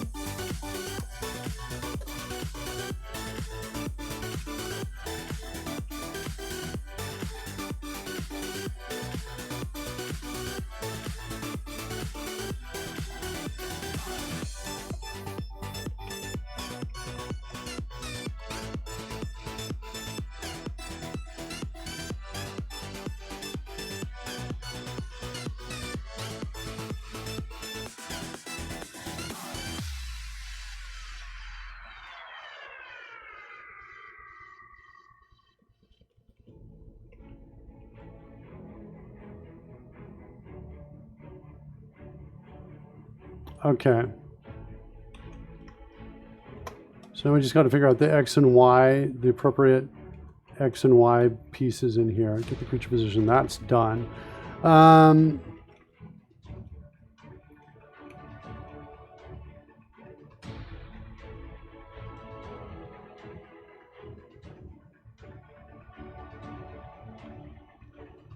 Is this... What's happening here? Putting your stuff isn't working because I don't have the app running, I think. Oh, no, is that true? No, it's not true. It is working. That is there and running. So on my say it's working. Mine are not. And nothing is working. It's like we lost our signal, our connection. That's what it feels like. What do we got here? What am I missing here? It's not my fault. What are we looking at here? Holy cow, there's a whole bunch of text I missed here. I was so focused on the code. Yeah, that party is usually when Roy leaves, so let's celebrate him anyway. Yeah, Roy's going to be back with us next week. We have cards now in the code. What? All the brown goop gums up the clipboard. Yeah, maybe. Coding Gorilla, it's not my fault. It's never my fault. The next thing I want to do is make an MTG tool. Since now I can deal with cards. What's MTG?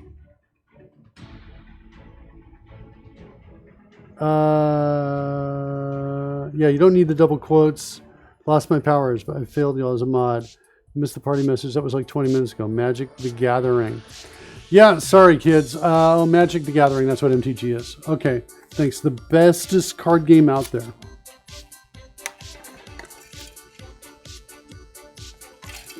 Yeah, I hear good things about it. Okay, I need get X. Do I have a get X that doesn't have a creature? I don't. I need the creature. What do I got? Do I got to get an in-game creature from its index? By index. Pass in the character ID. And...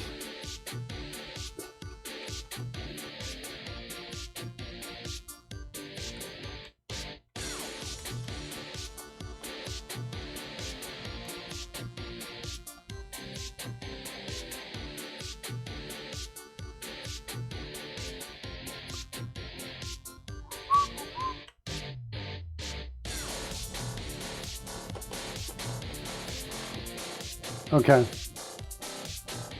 Wait, actually, there was one piece I wanted to see. Yeah, so notice if player ID is greater than 0, it's a player. Otherwise, it's a negative number, but check it out. We negate it before getting that index. So that means I've got to do the same thing right here. Right there. Okay. That gets me my creature. My creature gets me its X position. This centers it over the scroll right there. my Y position is equal to the scroll height. And I think that's going to be it.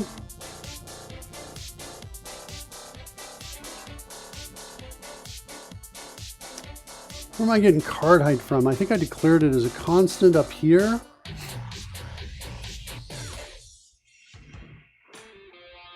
There it is.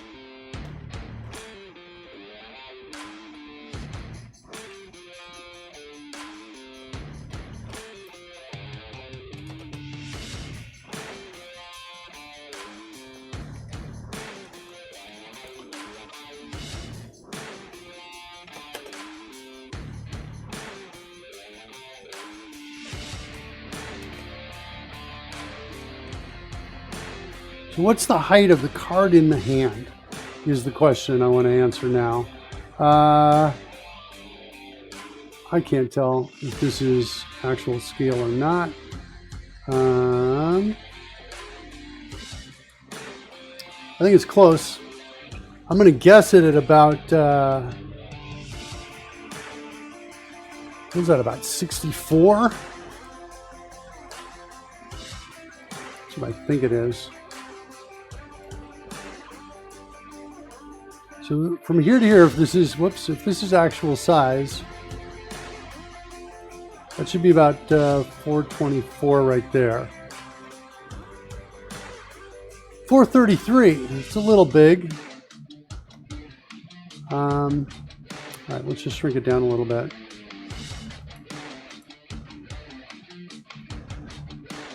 It's about, that's what feels a little bit more like actual size. How close are we now? 412, okay, so it's a little under. What's the height down here?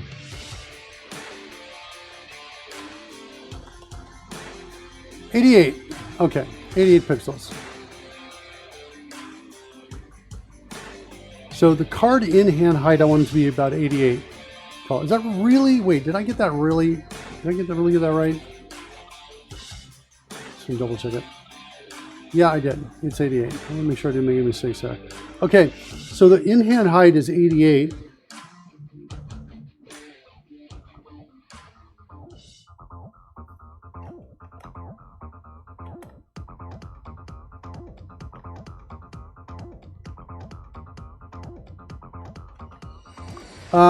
That means our in-hand scale, that's equal to card in hand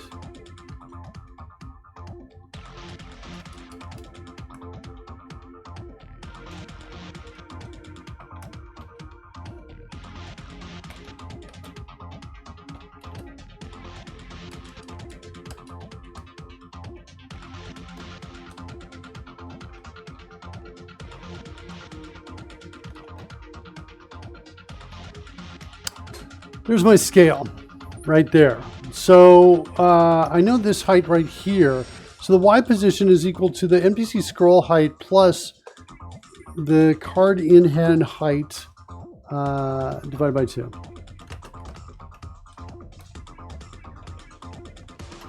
Okay, that's your Y position. The Y position here is kind of more fluid, but it's about right there. Is kind of where it is, which 540, I want to say 640.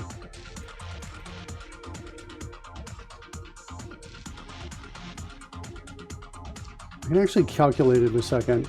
It's equal to 500 plus the card height.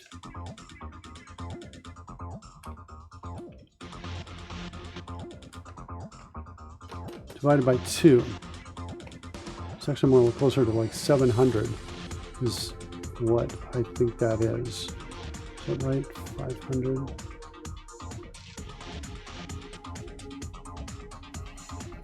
I'm totally blanking out on if that's going to be fair or not. All right, I'm going to go with my initial guess here. Let's try 640 and see how that goes. Get the card center on that. So that's where the cards are going to go.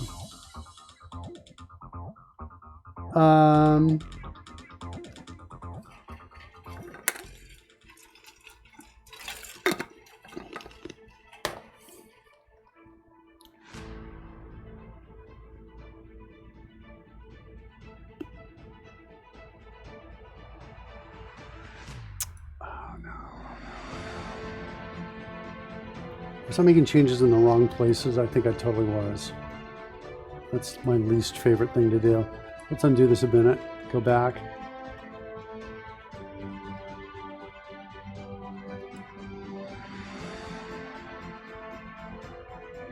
I think I'm okay.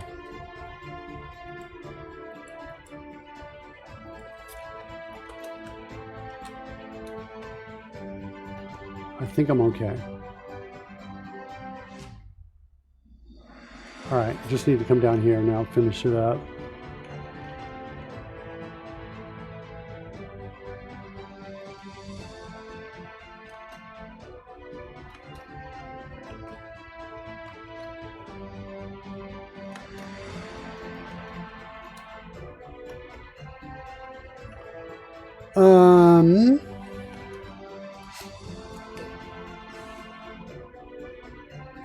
We said this was going to be maybe 640. All right, get hand center. And I think I got to just do this, if I know that if I'm recalling the syntax correctly. Equals this dot get hand center.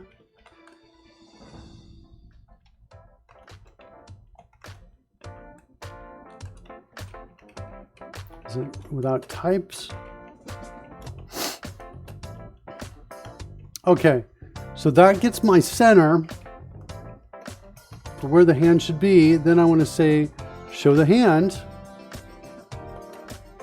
like that.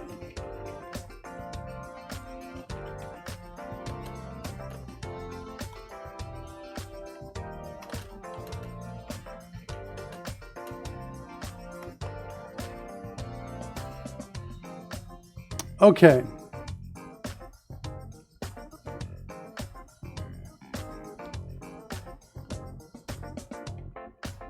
So we need to know how many cards we got.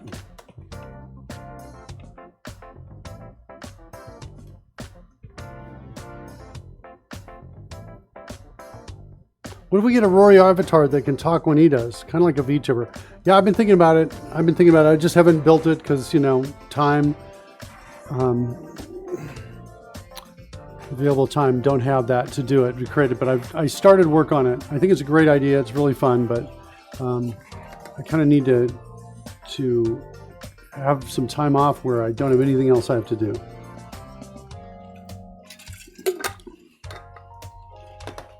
All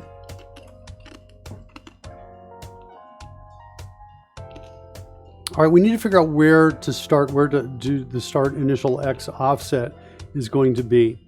So we need to see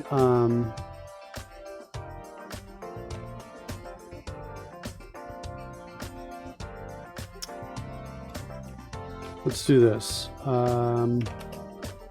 Hand width, the width of the cards all spread out, is going to be equal to this length times, we need to get another constant up here, card height, card width. This is equal to 280.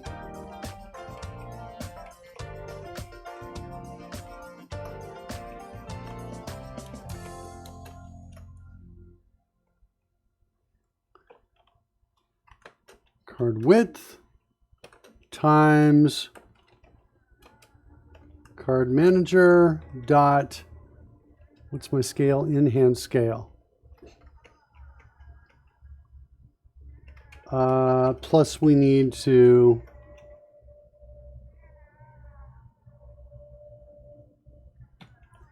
let's create a constant for that.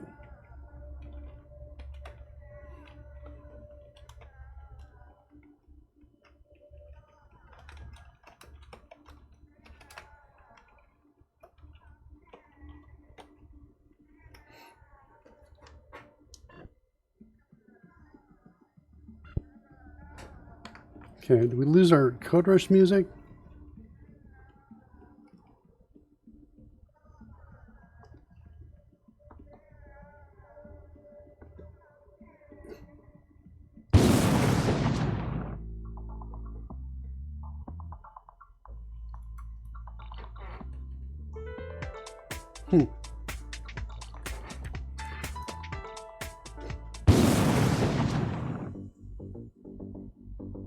Okay, so in hand card width.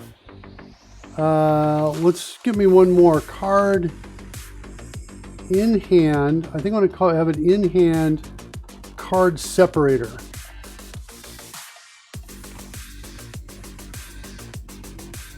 Card separator margin, maybe. We're gonna make this like maybe 3 pixels.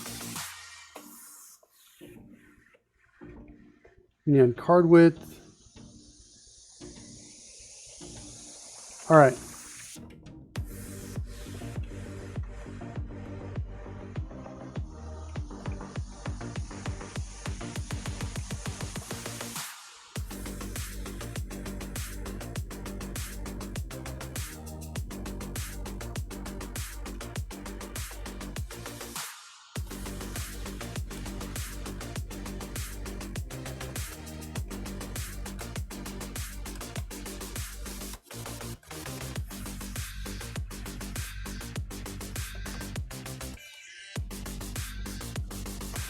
Okay, so that's my total hand width.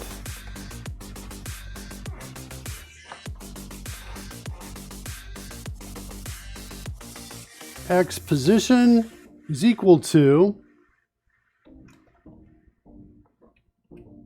hand width divided by 2. Nope. X, make it call it X start. Like that. That's equal to X position minus hand width divided by 2. Okay. So now we're going to add the cards. The Y position goes here. The image index is there. What's my problem with this right here? Where is it? Oh, it's here. Card sprite. Like that. MTD Codes is out there. Afternoon Coder Show, all as well as fine Thursday, New Year's Eve. Everything is well, MTD Codes. Welcome. Glad you're with us. Writing some TypeScript code, trying to deal out some hands is what I'm trying to do here. And we'll see if I'm up for the task of that. I'm right now at the point where I'm just adding the sprites in for the hand. I'm trying to add them small, miniature versions of the card 1, 2, 3, 4, like that. That's what I'm trying to do. Murky is trying to not stop the Torquay. It's true. The character name on the Dragon Hunter show is Merkin, also known as Murky, trying not to stop the Torquay. We decided we lost control, right? We did. We totally lost control here. Which is not great. Oh, I wonder if this could be why. Some of these fails in here. Got some exception stuff. These are normally, I don't have all these warnings in here. Kind of leads me to conclude that's why you can't control the speech bubbles either. Let's disconnect. Let's close it down. I'm gonna restart that. What else do I got over here? This one's not bad. This one looks like it's not too much trouble here. Let's go see what we got. 12:13 is the time. Let's get rid of that. Closing that down. Am I going to need... Let's see if we can start these up without error. There's one. Here comes the second one. Both starting up. Seem to be without error there. Let's refresh.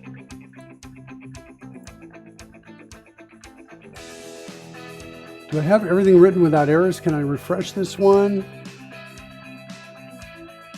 I think I can. I think I'm going to be okay. I'm a back-end API dev, very little TypeScript experience. I really need to bite the bullet and embrace it. I like it in general. It's not bad. Not bad. All right, let's refresh.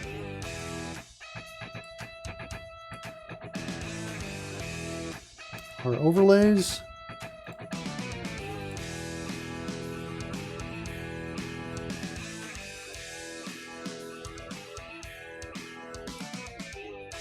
And I'm also going to refresh the drone game. That's going to kill our music for a second. We're going to start that back up again. Okay. And let's restart our D&D app. See if we can kind of get a reconnect there. That should allow you to create some speech bubbles here.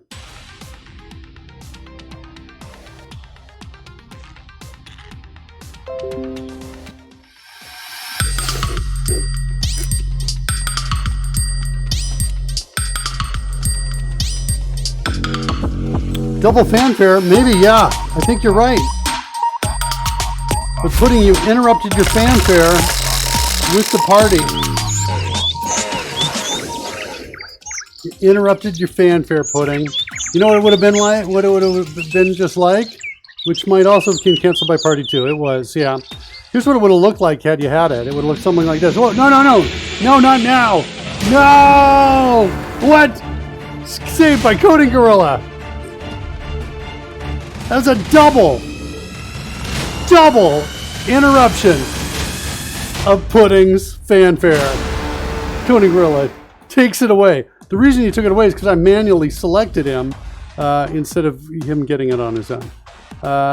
This is the best as MTD codes. Anyway, it would look something like this. No, no, no, no, no, no, no, no, no, no, no, no. No!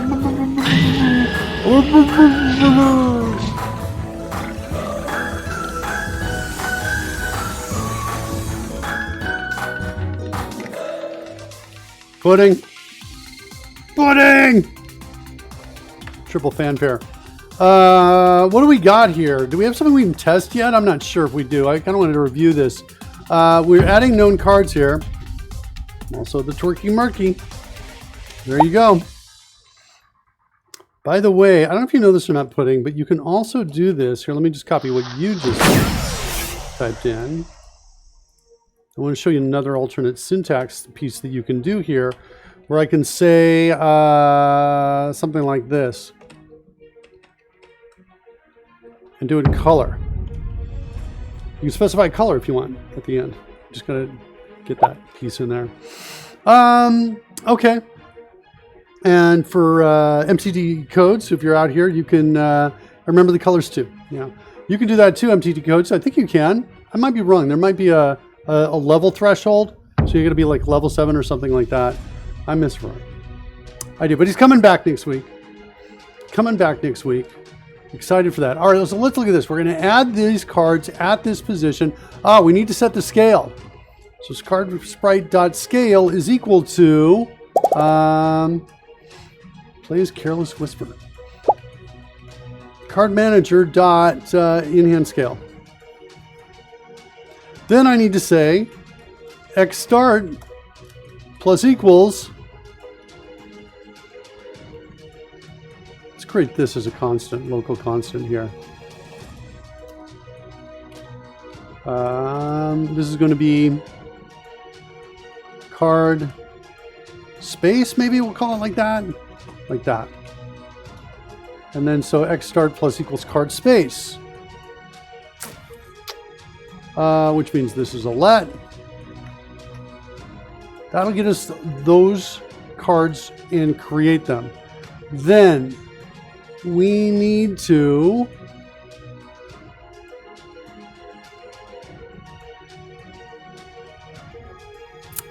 do another thing here.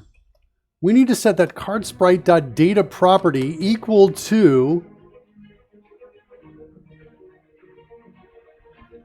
is it the card or is it the hand?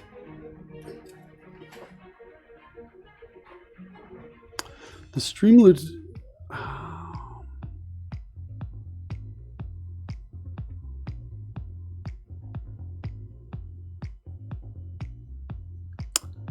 and it can't really be the card because the card is deserialized from JSON.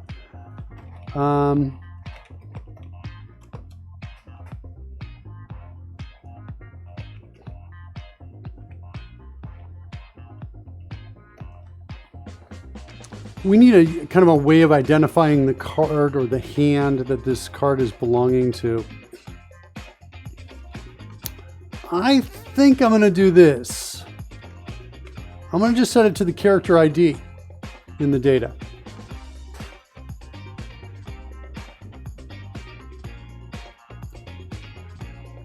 And that's what I'm going to do. All right. So that's how we create it. Then I'm going to come down here. Hand is shown.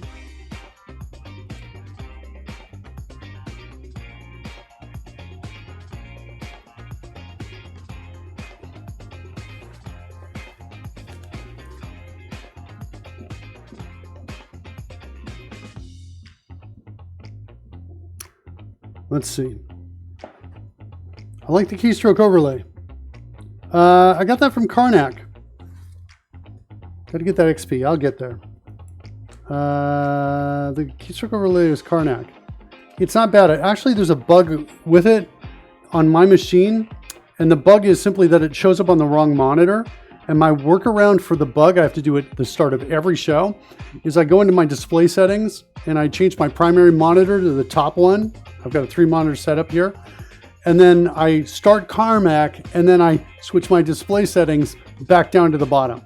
And then I do the show. Karnak in Egypt? No, I don't think so. CRNAC. But in general, it's gorgeous. It's beautifully done. I think I like the look of it as it comes through. So it's not bad. Okay, so the hand is shown. I'm kind of thinking about this. We've got a potential problem here. Potential issue here. We might be adding the same card twice. Don't want to do that.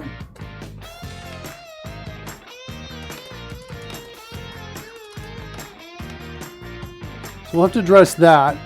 And then the other thing the hand is shown, this is really a question, is anything out there that's shown? And I'm also thinking about storing more than just the character ID. I think I'm putting the full-on state here because I am going to need to do animation. I'm going to need to, this is the thing that I said before was tricky, right? We are changing state, but animating into it as we change. So we at one point we might say, well, the card is shown and on screen, but it might be in the process of floating into the position.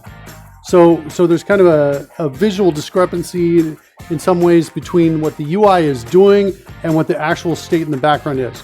But I think I want to store more here. So I'm going to just throw a to-do here. I want to store more here.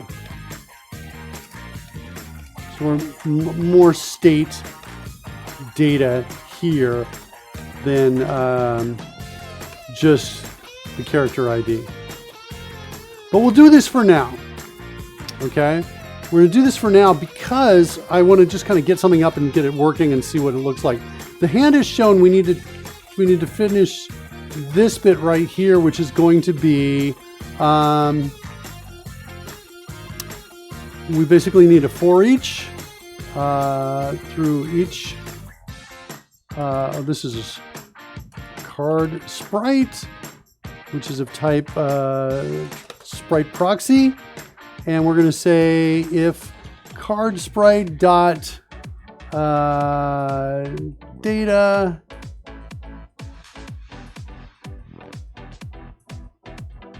what's data? Is data an object? What is data? It's any type. So I guess I say instance of number.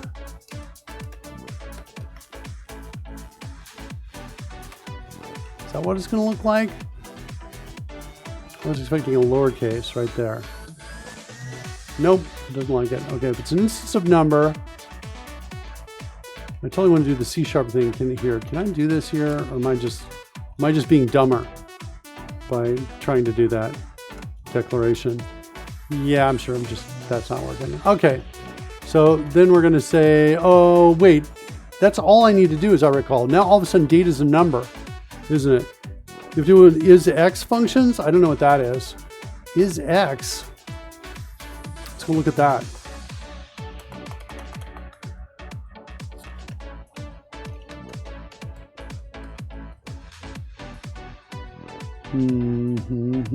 That didn't help me.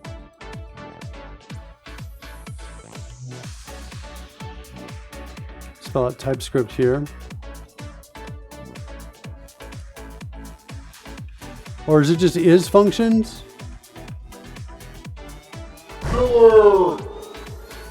Ah, you got me. You helped me out there. Okay, so it's like this is number.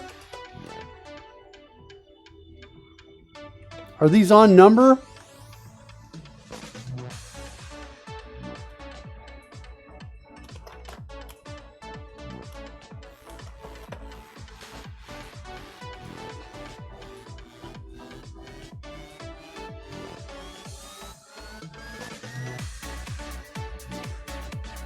Can a number take an any? I'm going to assume it can. All right. Or there should be.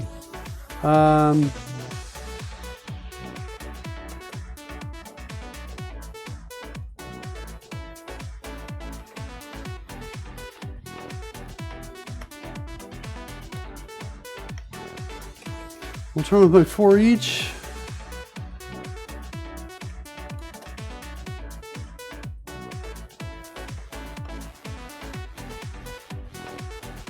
Okay, so if we got something out there with a matching character ID, I'm going to return true.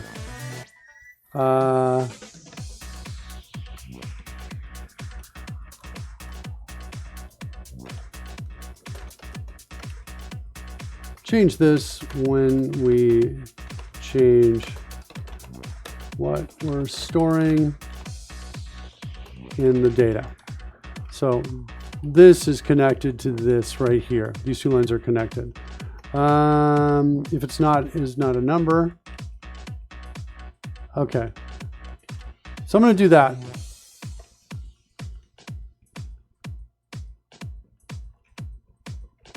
Like not is not a number.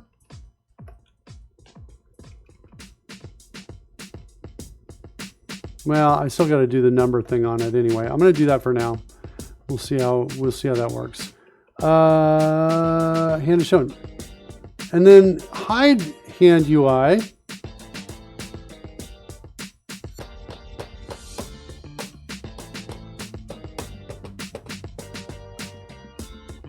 Returning true has no value. Wait, what's if it's a string? It's going to return false. Because you're returning from the for each. You guys are talking to Pudding. Oh, I get what you're saying. Yeah, I think I forgot about that with the for each. Okay, thanks. That's useful. Found.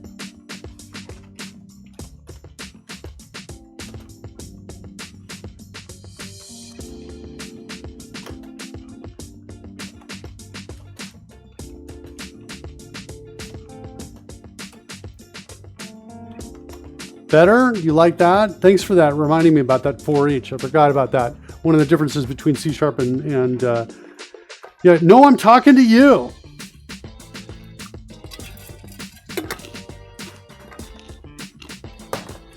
I'm talking to you. Return has no value. No, I think it does now. Well, here it doesn't. Here the return returns from the for each, right? And then we come down to here. Pretty sure this will work. If not, I have a fundamental misunderstanding. The return is still no value.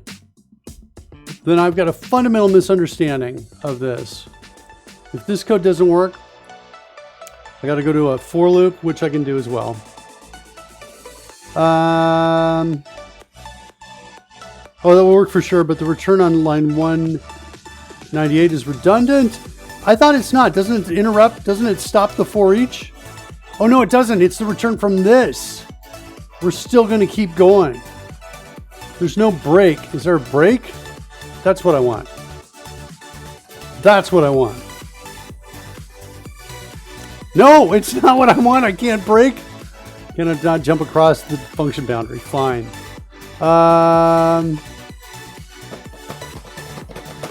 Okay, I think I'm going to change this in a second, but I'm also thinking this more data is needed. Yeah, I need to store the card name too. We're gonna fix this before I even test this. We got to get more data in here. So what do we need? What do we need to store? We need to store. We're gonna call this the card data. I think like this. Card state data. And we need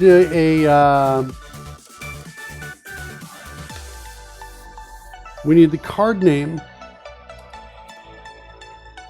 We need the character ID. We need at least those two. And should I throw in the hand? No, I don't think I need to throw in the hand. I think we need at least these two pieces. So we're going to change this up.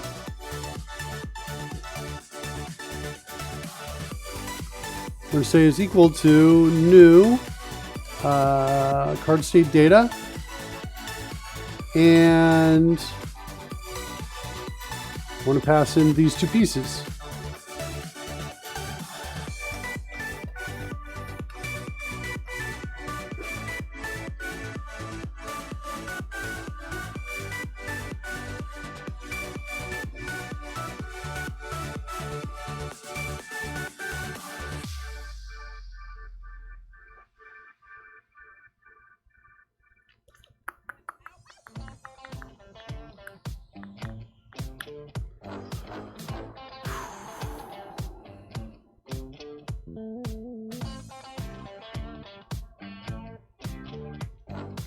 There's also a to-do in here. I'm thinking about to-do support secret cards. So secret cards are cards that the system knows what they are, but no other players know what they are yet. And they're only revealed when they're supposed to be revealed. Okay, so we're going to store more data here. We're going to do this. I need a constructor for this.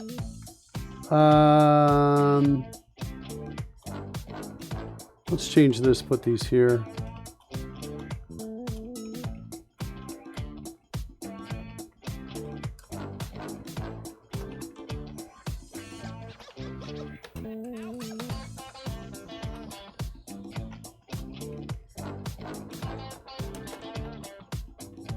Okay.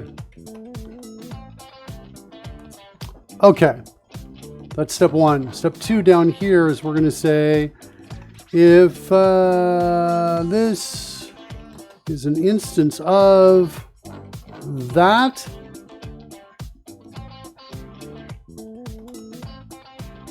then now I should be able to come down here and say if this dot, and now I should, there we go. That's what I love about TypeScript. We can say is equal to data.character ID is equal to character ID. Then we're going to say found is true. And I think I'm going to now do a for each on this instead. I mean a for loop instead, because I like the break better. And we're going to say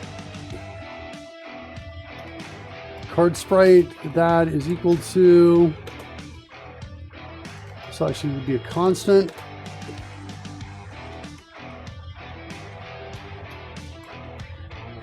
I.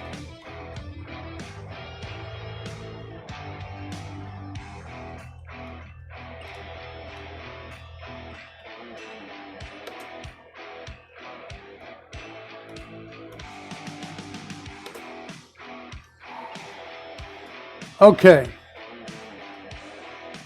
Nice. Okay, so now the hand is shown.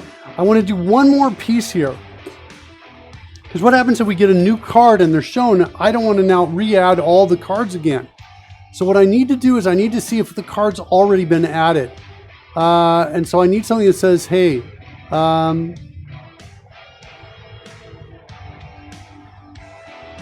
if this dot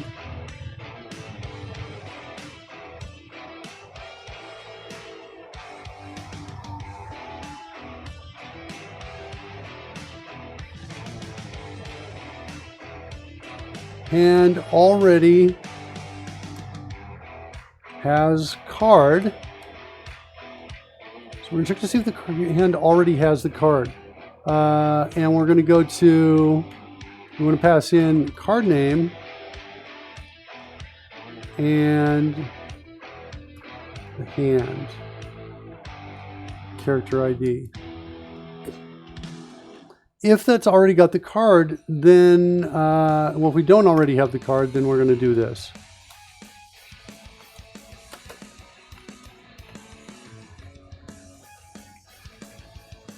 The hand already has card.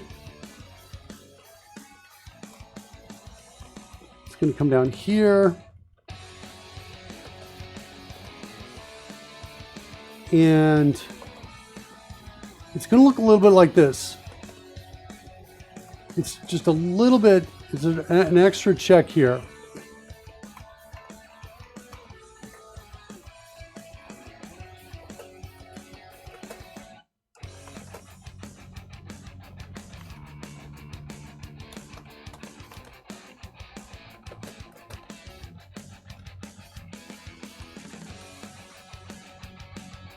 All right, so if the card name is equal to it and that, then we've got that. So now we've got something where we're might be on the same card twice, don't want to do that. This, I think, fixes that issue.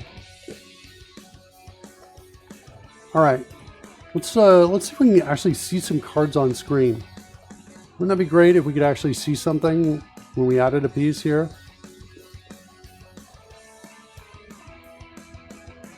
Can I declare this as const? Nice. All right, cool.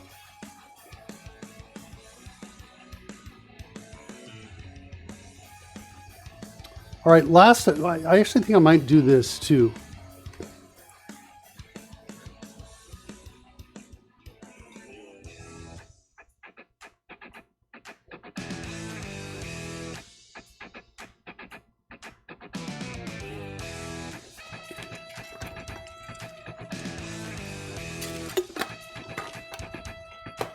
Got another problem I just realized.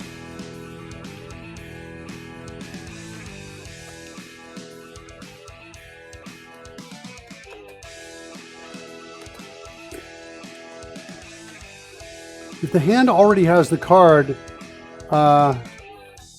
we need to reorder cards equal to false. And if we get down here, we need to set it to true. Then after we're done with this for each loop, we want to say, hey,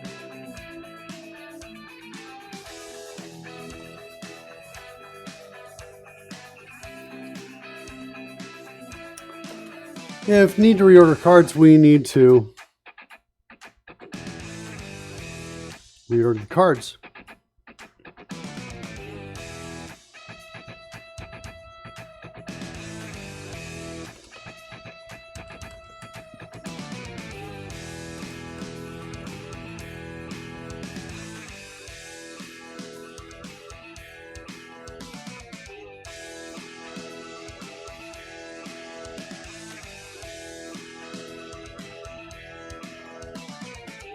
And I think I'm just going to pass in hand to that.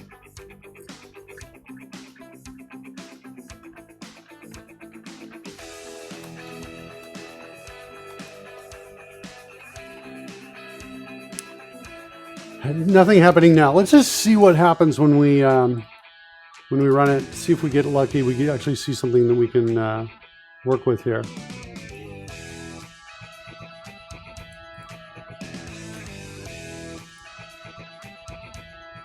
All right, here's the refresh. Let's get to here, play card. Okay, we see that. And I don't see any hand, but I think I might need to give it a trigger. I need to trigger it from over here.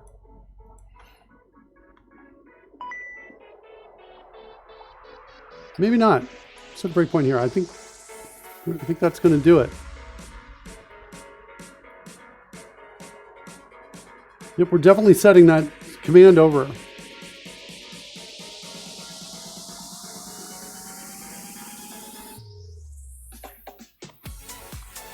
Okay.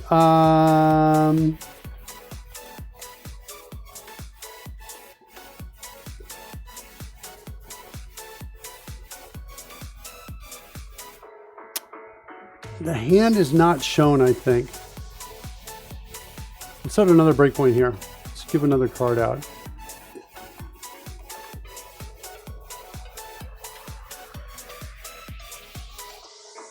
Didn't get a breakpoint for Agatha. Nope, I did. I just didn't realize it. Okay, so I want to do this. I want to say,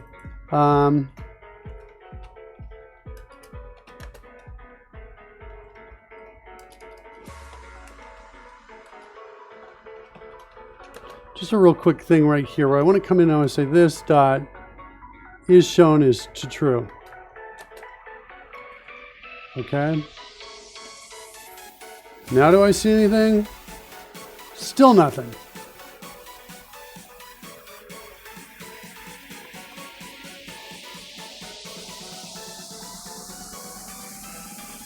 Well, maybe nothing because my breakpoint was too long and I lost my signal R.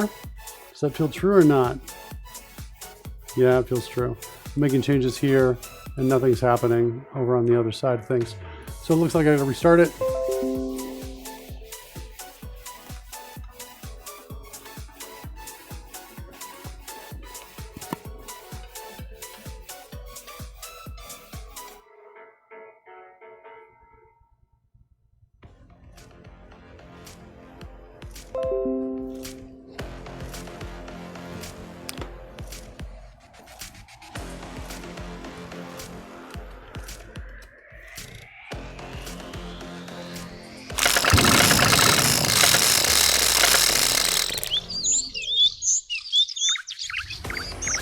Okay, try again.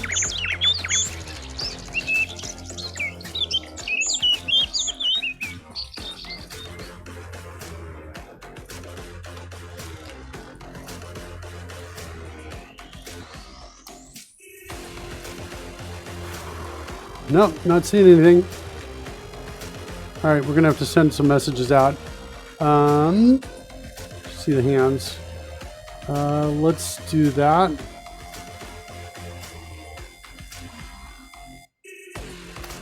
Let's first go, let's load it up in a browser. All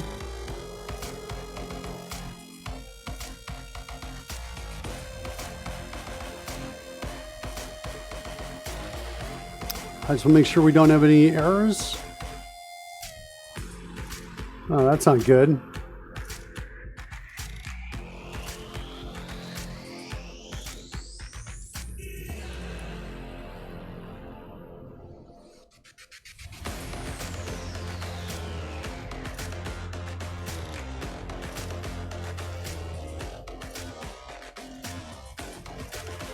Shoot.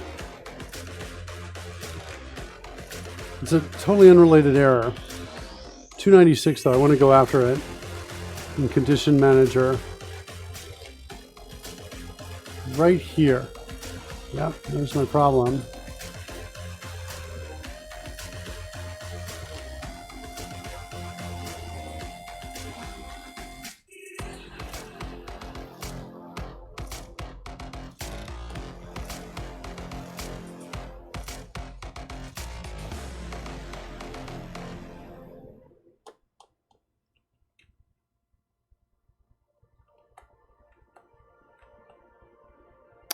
I'm going to take this and get rid of it and use it here. Just paste that piece in there like that.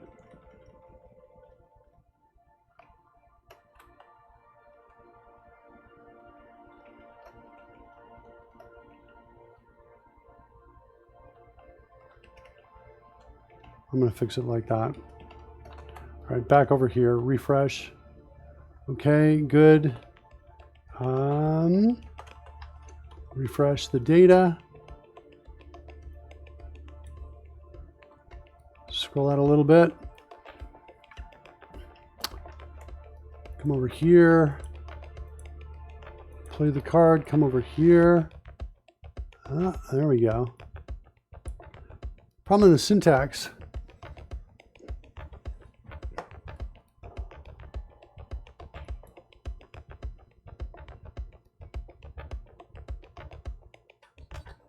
It's parsing the hands piece right there. Sorry, I was blocking it. It's still trying to parse that hands. I thought I took it out. Let's go take a look at that.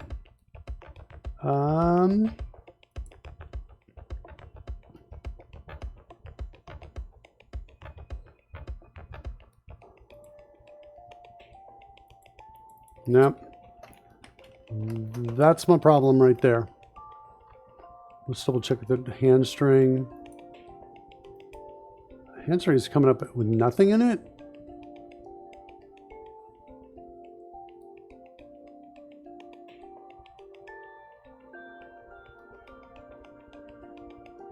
Hold on, this is problematic.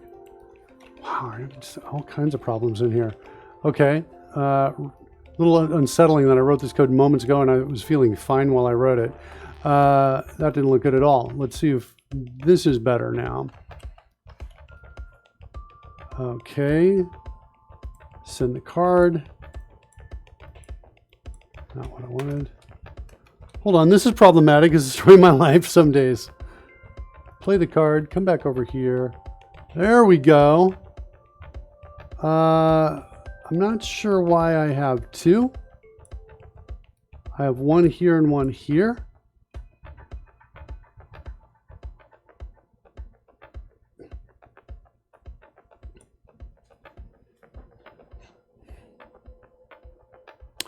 I have one other problem too, which is it's a minor issue, but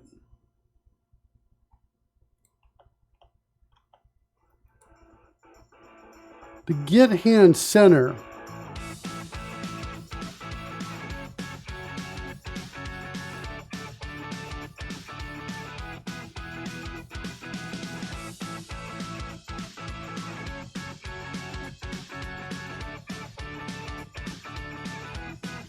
I'm not sure, do I want to do it here?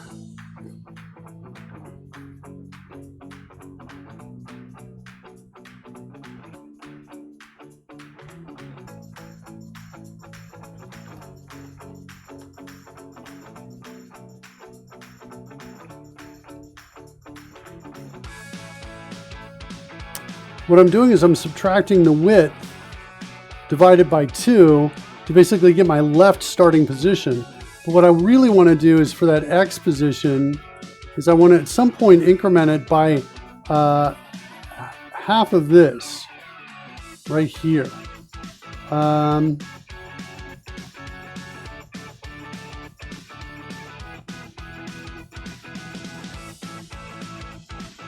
So I think it's like this divided by 2 because we're anchoring in the center of the card. So if I were to refresh this and then come back in to here, send it out one more time, go. Huh. I was totally expecting that to show up here, right? I saved it. Xstart is this.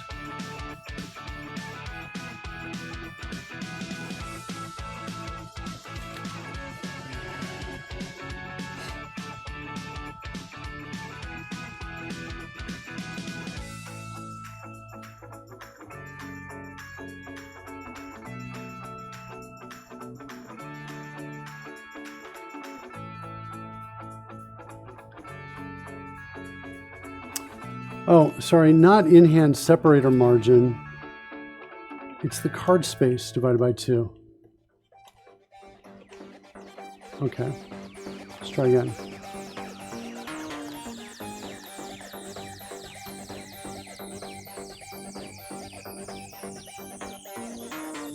Better. Centered right here. What's that? Why do I got one over here? I'm not sure about that thing right there. I wonder if it's loaded up, it's lined up to like Agatha or something like that. No, it doesn't look like it.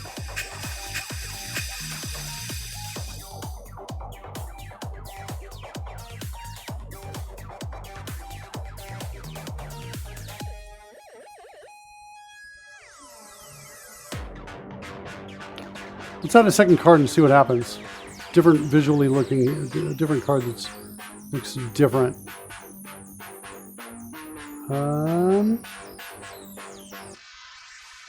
Publish this one. Test with this card. Go.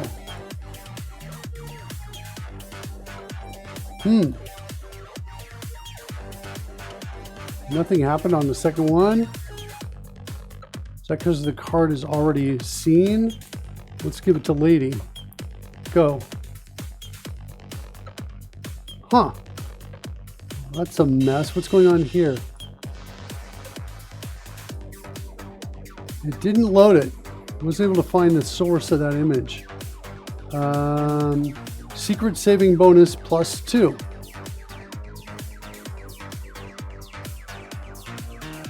Is it out there? Seems like I'm all over the place in terms of issues here trying to get this to work.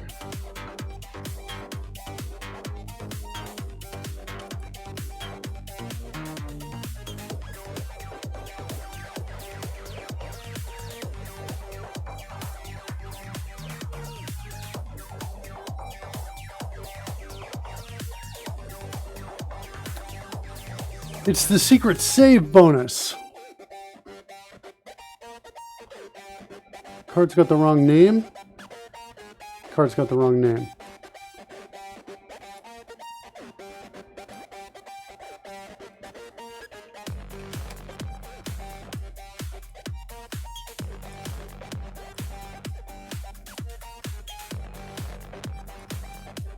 Go.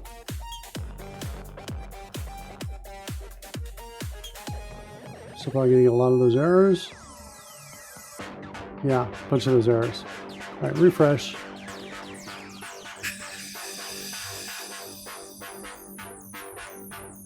Go. Whoa. Exception leads to scale being changed for everything. What's my scale now? Still trying to find secret saving bonus.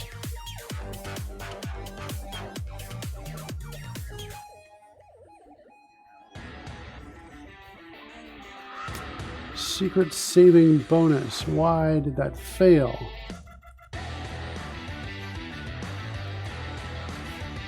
Is it still in your hand on the C# side?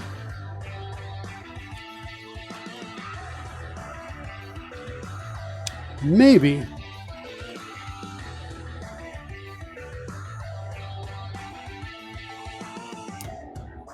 Let's set a breakpoint. That is a really good observation. I bet that's it.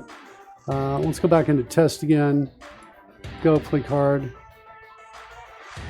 Where's my breakpoint? There's my breakpoint. Got 3 hands out here. That's mine right there. 7 cards in my hand. Holy cow. Secret skill penalty. All the times I've given it secret save bonus. It doesn't look like it. These have all got good names here. What do I got here? Secret skill. Save bonus. Again, that one's good.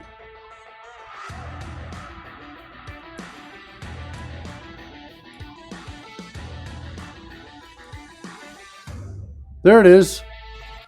You're right. Good job, Coding Gorilla. Okay, so we got to get rid of Lady's secret saving bonus +2.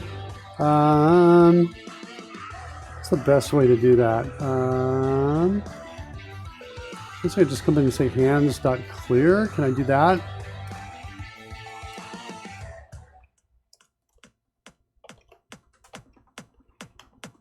All right, so let's do that. Let's get out of here. Come down here, run. Let's go add another card here. Try again. Go. And it's now as 1. That's better.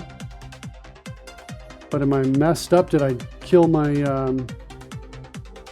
signal R? I killed signal R again. All right, let's go see if we can figure it out. Coding Girl, you were helping us out with this before. Why did I kill signal R?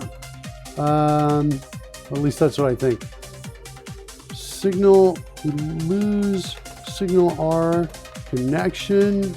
I think, to be honest, there's probably an error or exception that I'm just swallowing up here.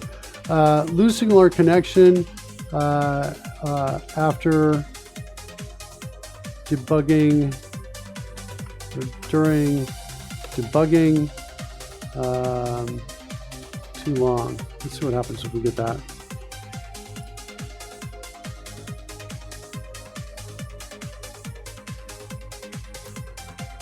Maybe, did we see a clue about this over here?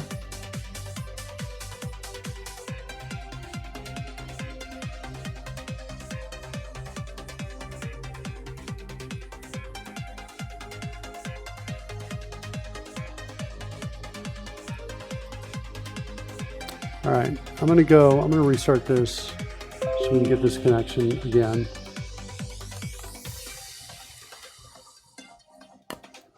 Yeah, I would like to definitely make that more resilient.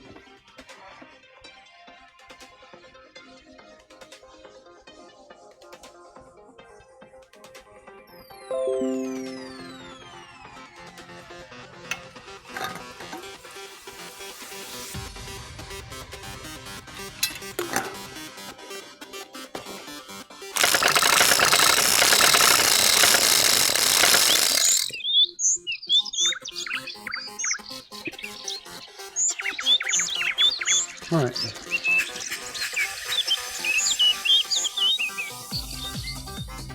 All right, let's just test out conditions as well.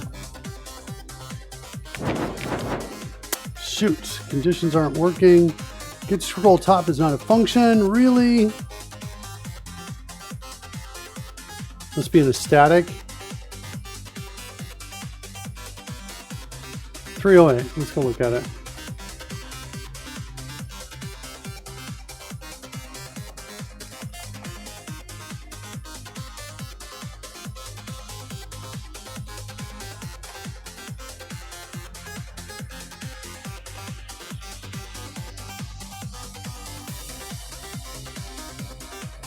Shoot, it's an in-game creature manager.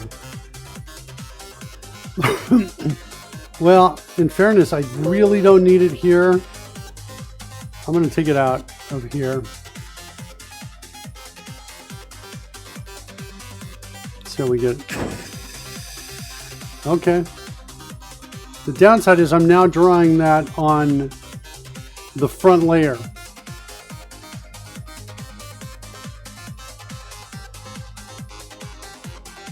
And I don't want that to draw on the front layer. I only want it to be drawn on the back layer.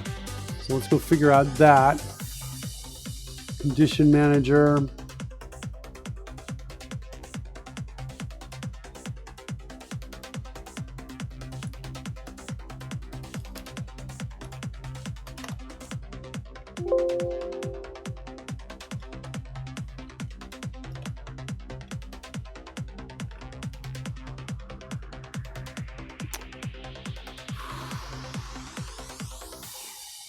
Game condition manager dot draw. Why do I have this here?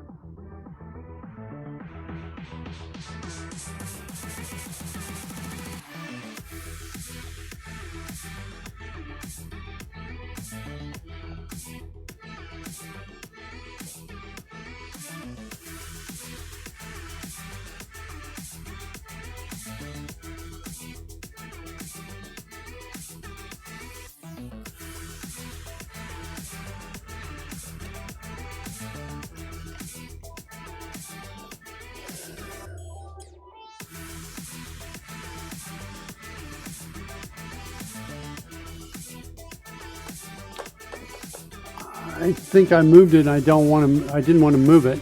I don't think it belongs here at all. Let's go look at this.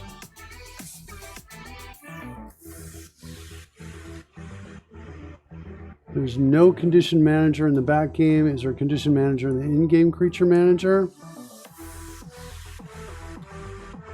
We got one here.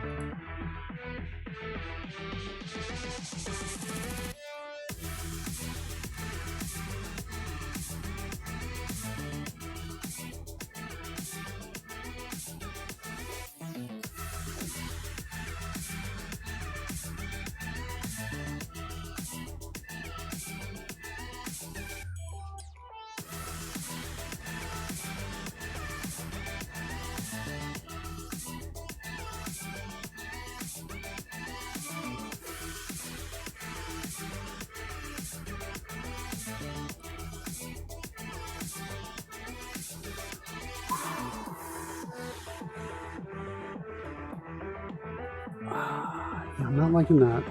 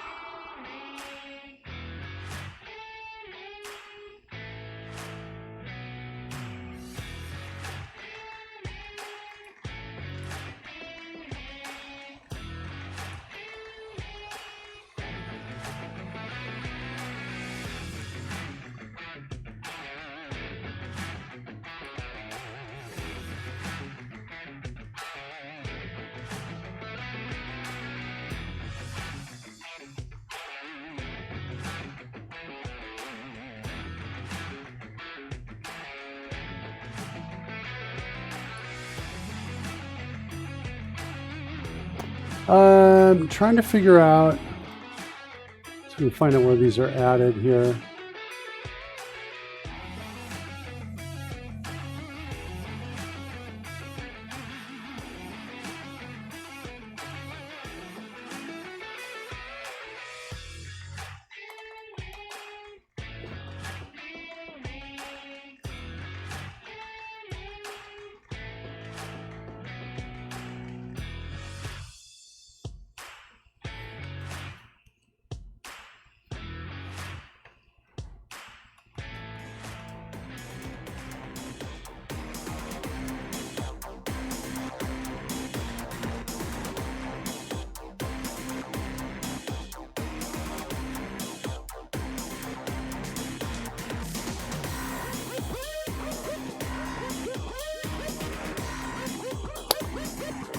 Yeah, here's where we kind of run into the problem. This is the piece we just kind of, I think we were at.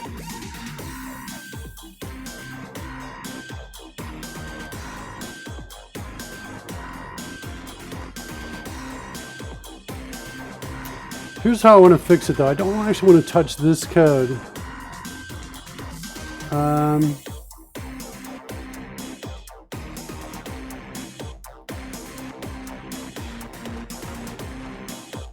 I want to come in here and I want to say, I want to turn off this. I want to basically say if this dot get top, what was it? Get scroll top.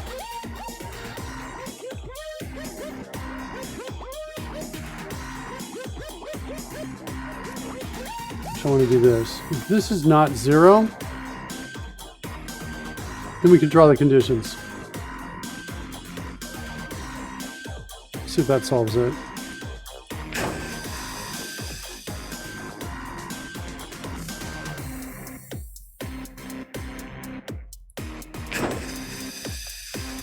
Why is that?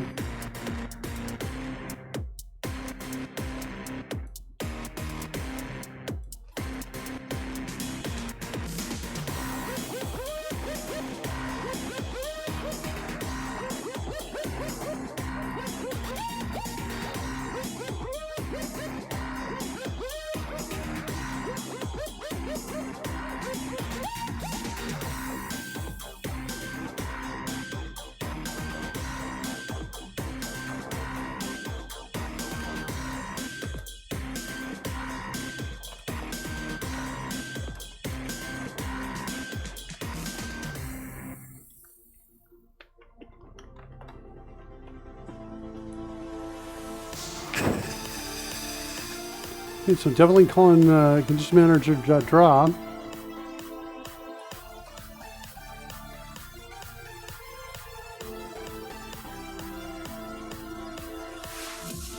There's a call there from update screen. Yeah, there's only 2 calls to this. Here, this condition manager.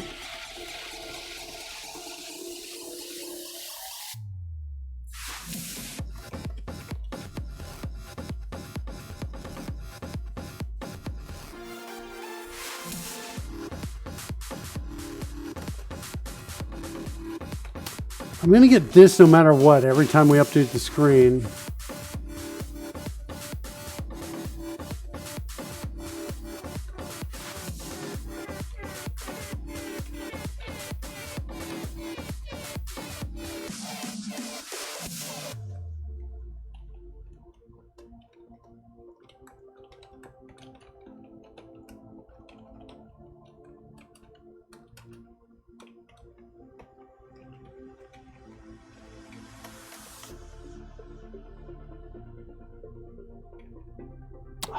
It's my logic problem is what it is. That's what it needs to be. If it's where it's 0, then we want to draw them. Otherwise, we don't. Okay, that was my bad. Okay. What are these? Some play? Okay, good. Let's go clean up those.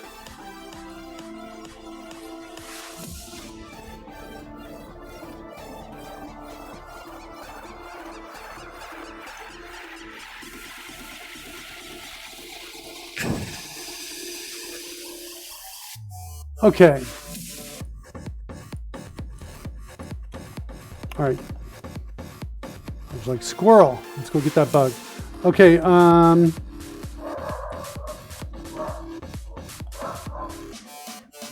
Back here.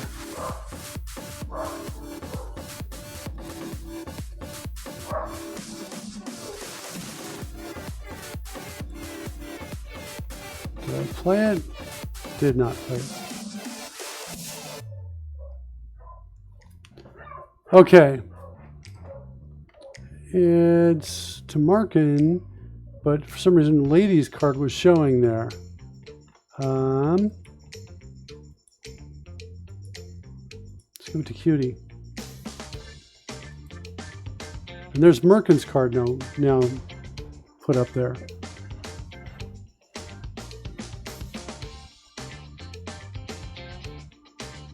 I think it's a state-related issue. I think it's kind of catching up. Let's come in here, grab another card.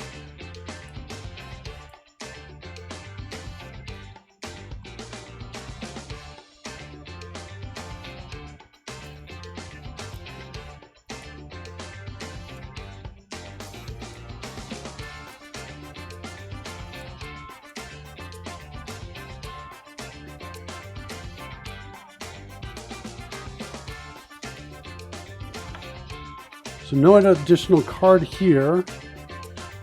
What are we doing if we give this over to Lady? Do I see mine? Oh, interesting. That's like the last one went to Fred instead.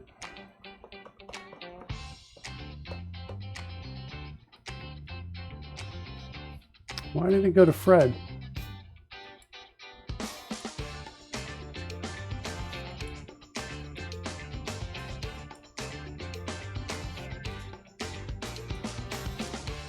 The -1 out, see what we get.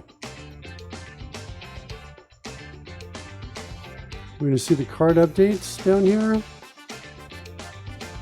Well, when I'm not, you know what, they could be here. I'm not spreading them out. So it could be that we have the actual correct data here. I'm just not spreading them out.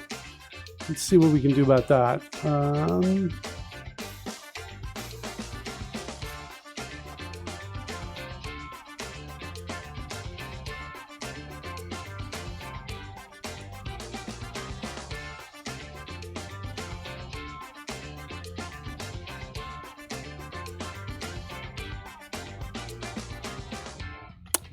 Also, the hand's already shown.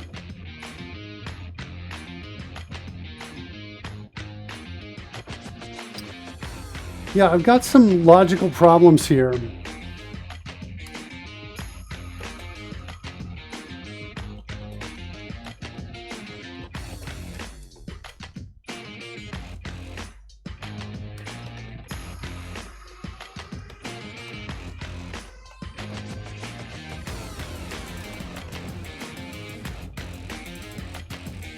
So if the hand is shown, it's not really, don't want to check to see, hey, if not the hand is shown. What we really want to do is we just want to really say, hey, make sure all cards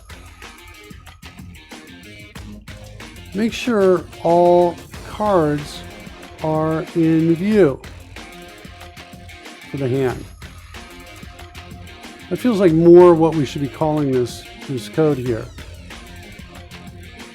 I'm going to paste in what we had before.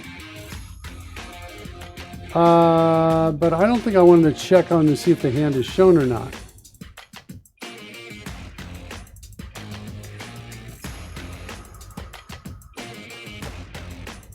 Let's not do this just yet.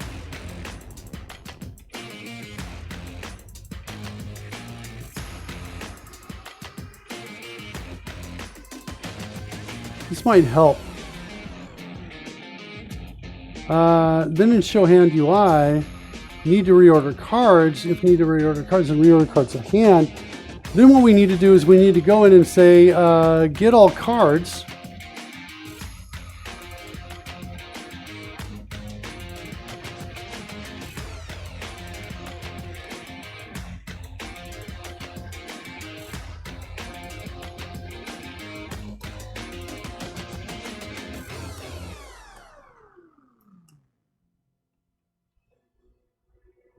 Well, wait, don't we really already have all those cards?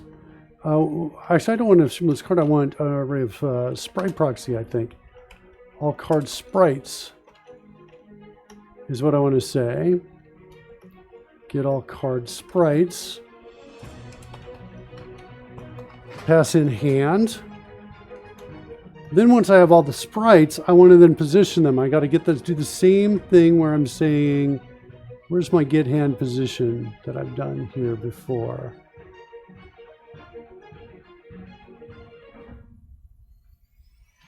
It's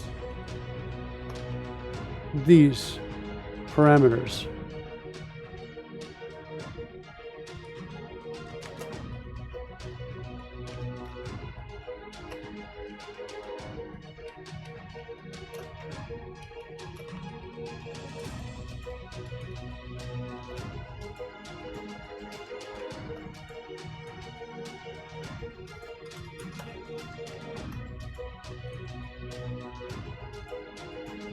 All right, let's declare this.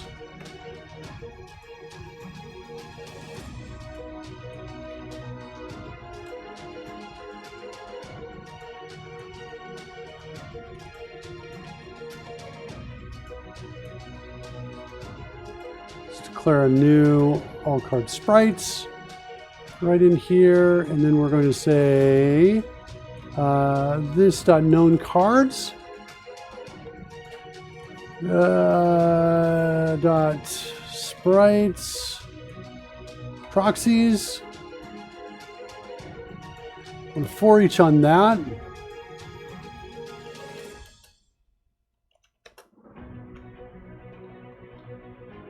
we're going to say if sprite.data is instance of card state data.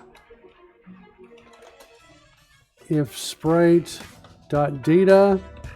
dot character ID is equal to hand dot character ID, then we're getting in better shape here. We found it. Then we want to say, hey, all card sprites dot push sprite.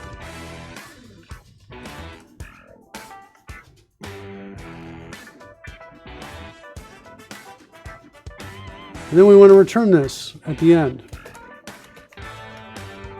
Okay, so that's going to give me all the card sprites right there that belong to that character. Did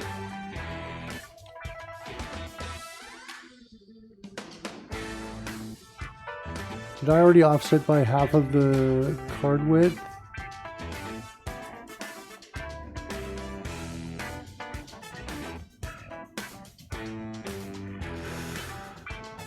Looks like I did before I came in here. Get hand center. Nope, I didn't do it here.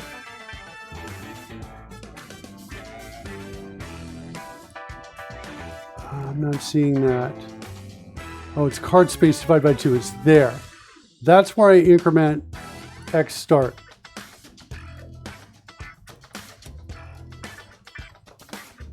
I want to pass in X start instead. Here.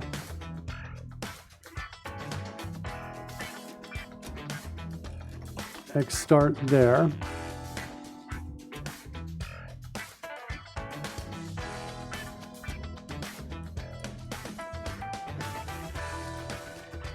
Then I want to do a for each here.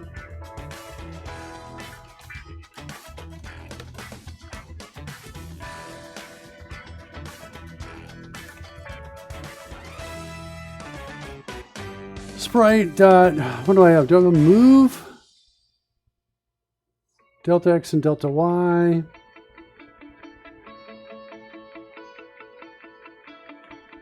was expecting to see like a move too.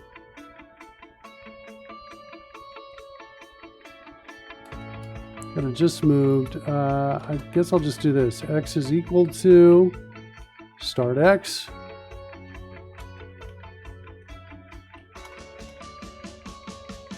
X start plus equals card space. Now I'm gonna have to do this.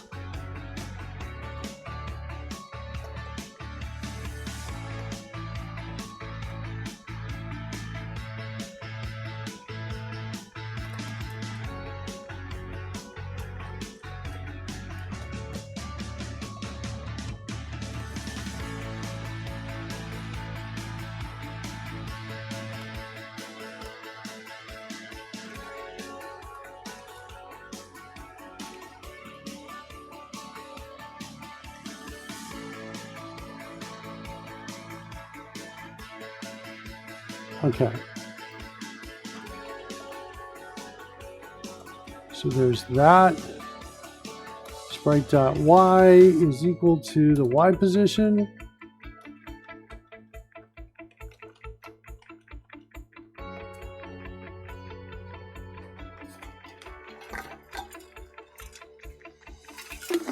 I'm not sure if I need to call just moved. I think I might.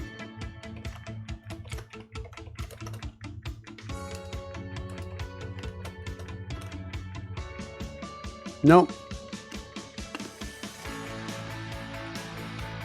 I think we might be okay for now.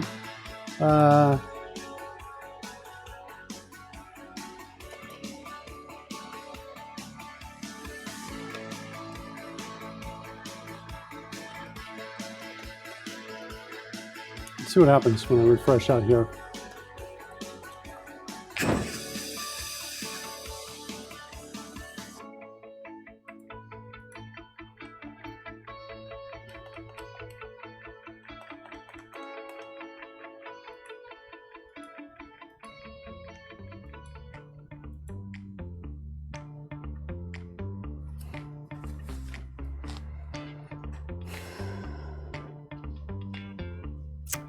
Looks like it's off. Well, I don't know. Hard to tell. The card I just played was the -1.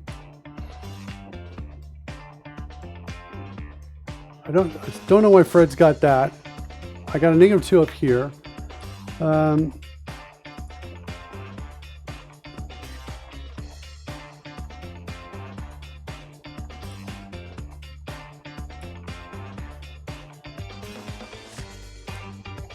Give me the disadvantage card.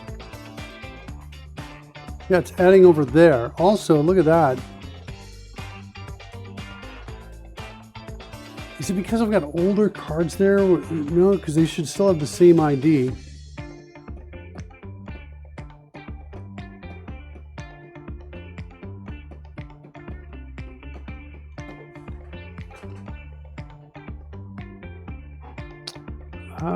I think we're about to need to throw some diagnostics in here.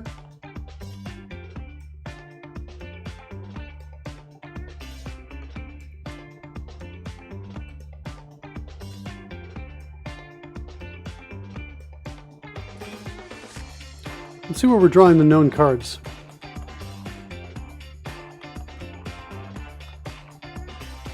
There. All right, here's where we draw them. Let's do some diagnostics here.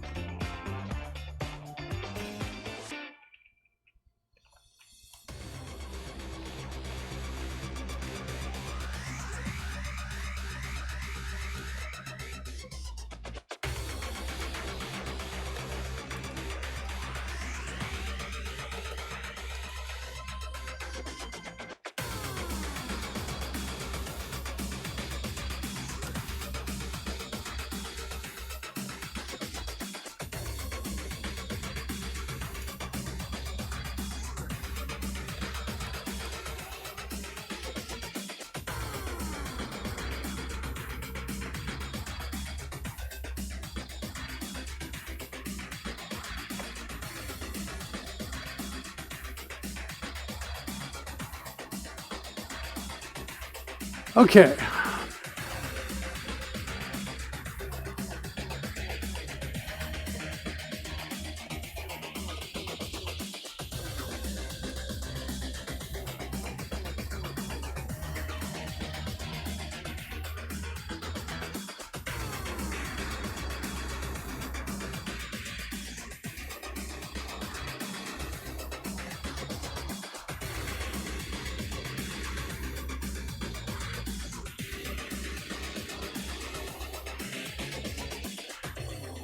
I want to send the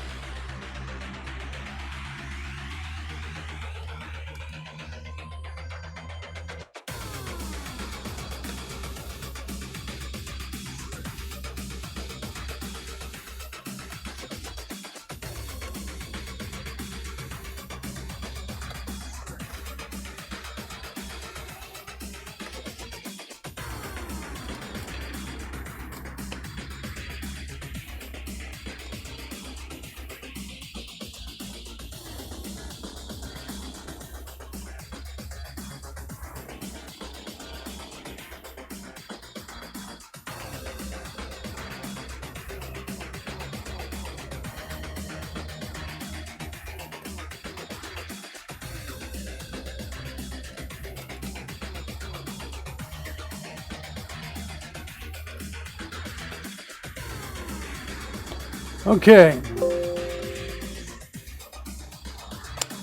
I want to center this over the card.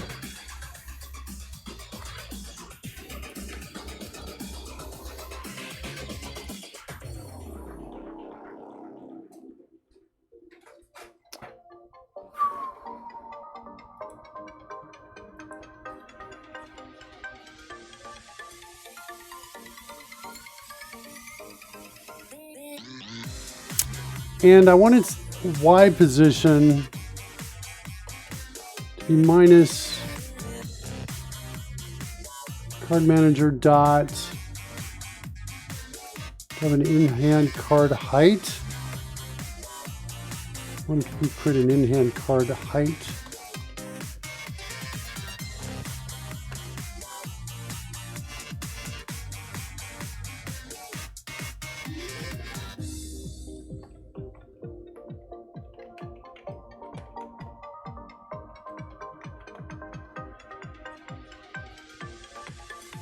Divided by 2. I think that'll put it up near the top.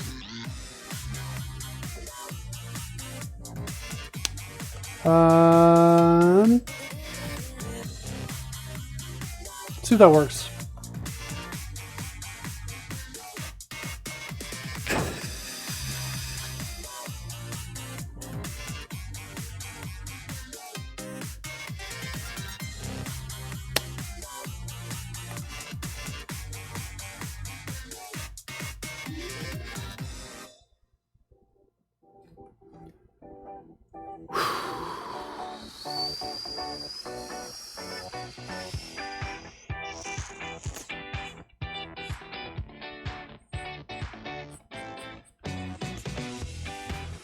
Okay, interesting.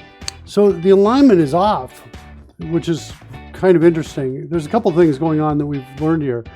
Yeah, Fred's definitely there at 0, it looks like, or I've got a 0 character ID there, and not found for one of them. The 2s, that's mine. Those are right there. So you can see all those, the 4 cards there. Those are the 4 cards I've given myself.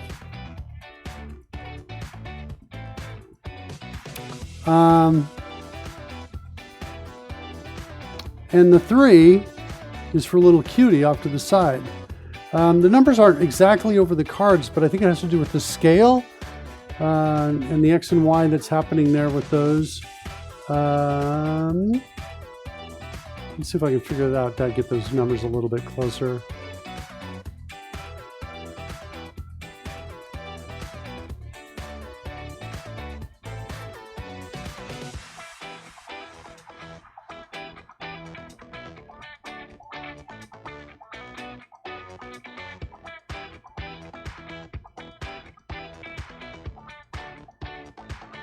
I just realized card in hand height is the same as the piece right up at the top. This should totally be the same.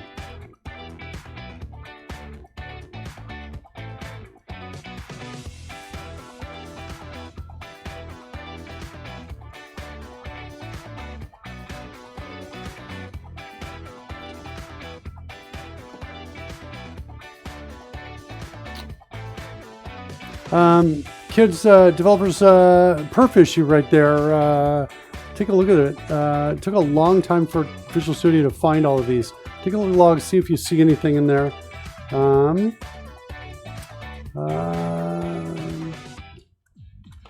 Took a long time to find all identifiers.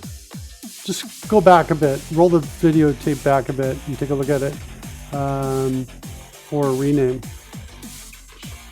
Check the log for CR, any CR perf issues. Just throw that out at the devs. See if I can do that one more time, see if I can duplicate it. I imagine I probably will not be able to. I copied that, I came up here, it said, you got F2 to rename it. Yeah, it's instantaneous now. Let's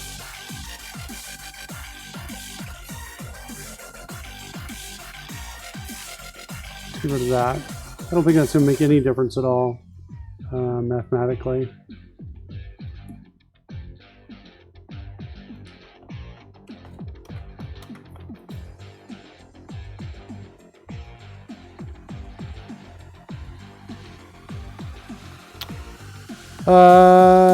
I might have to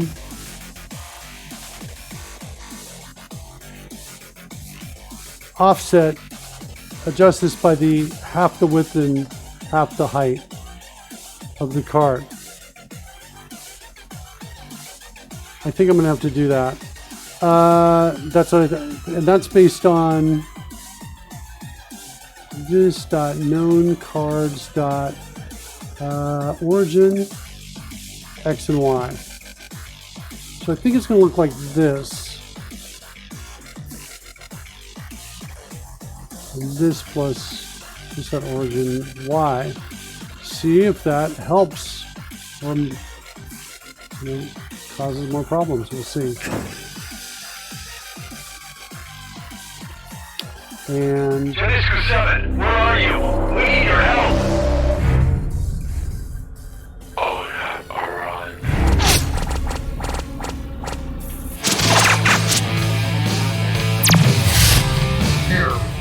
I am...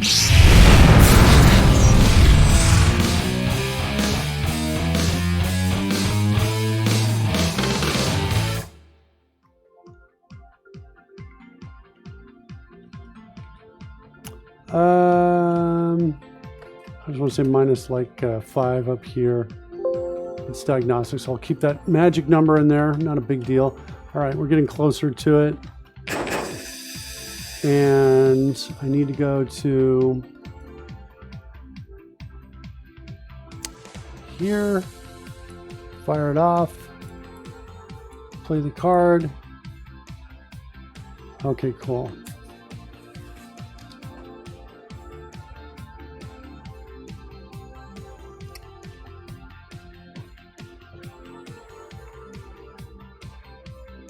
So why aren't we in alignment is my new question. The get X is like completely off. Is it because, oh, I think I know why. I think I know why. Here, hold on a second. I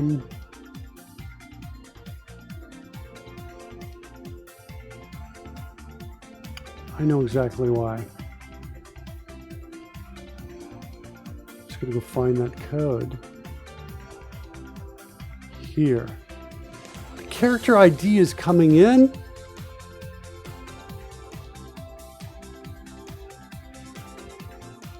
GetPlayerX expects an index, not a character ID. I need to get the call. I need to call GetPlayerIndex, passing in the player ID. That should help substantially. Let's try one more time here. Send another card out. Let's give it to Cutie. Play the card. There we go. Well, Cutie worked. Why is mine lined up here? Could it be that I actually have that many cards, but a lot of them are duplicates? Because ladies are lined up, mine are not.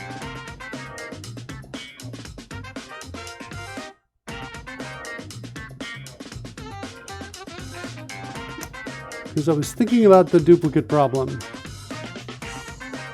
Let's clear it up again one more time here.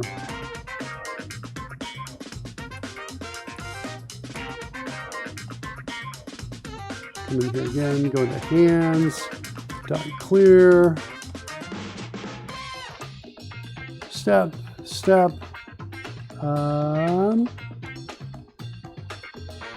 run it.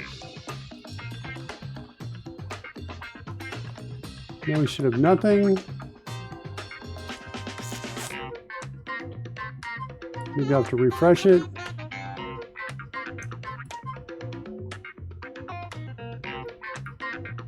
Really?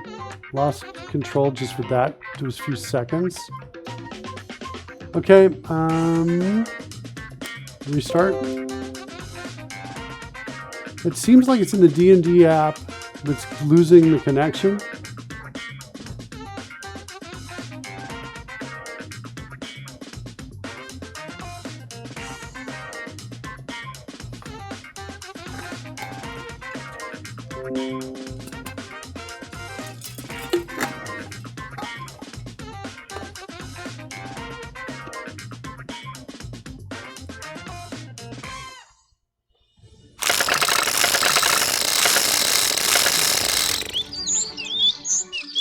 Okay, let's try again. Send it to me, play the card, send it over me. Send it to me, play the card. Interesting, the second one is not where I'm expecting it to be. It should be next to it. It's like the reorder didn't work.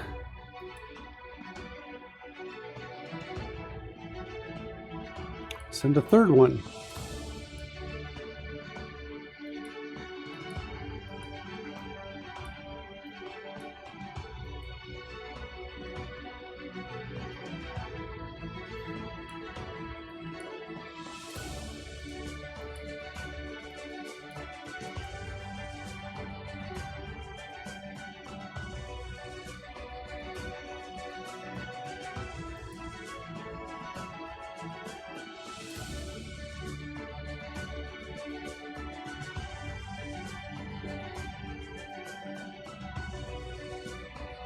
The starting place is correct. It's just not reordering the other cards.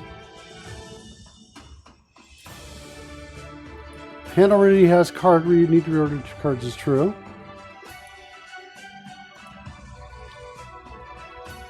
Get all card sprites.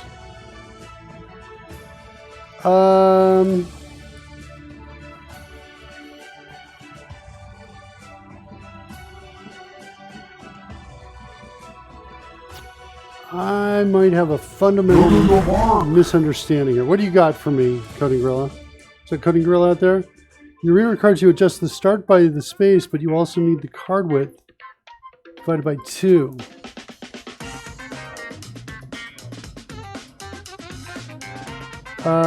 This is the in-hand card width plus the separator margin.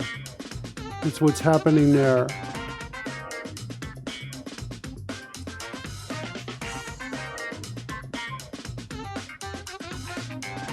I don't think that's it, Coding Gorilla.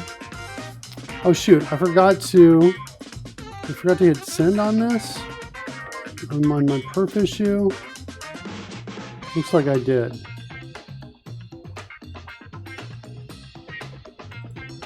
Hold on, let me get that in there so the devs have that.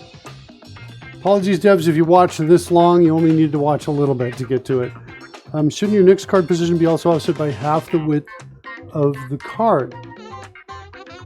No, I contend it should not. I think what's happening is my setting the X and Y isn't really changing anything, is what I believe is happening.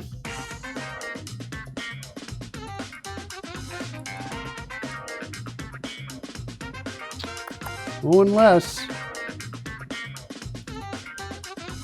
Oh no, this should actually work.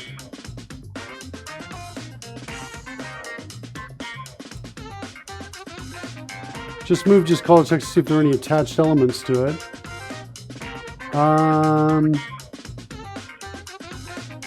The position is equal to start X. Start X is also calculated here. If there's physics related, I could call change velocity to verify that that comes across by passing in basically 0, 0 and a now.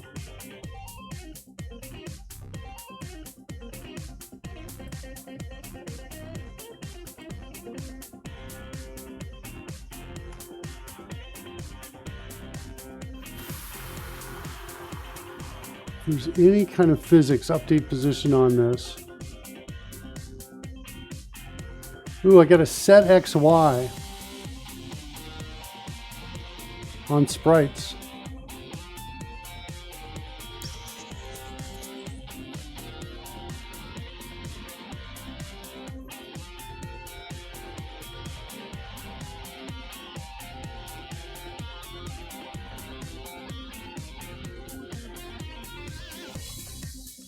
Set X and Y is not called by anything apparently though. Let's keep going.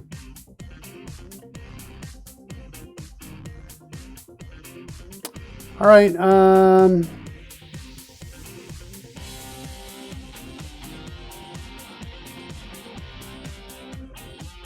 Let's see what happens.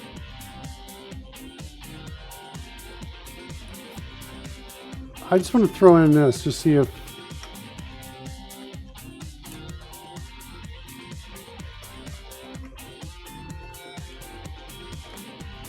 let me see if that has any impact at all on it.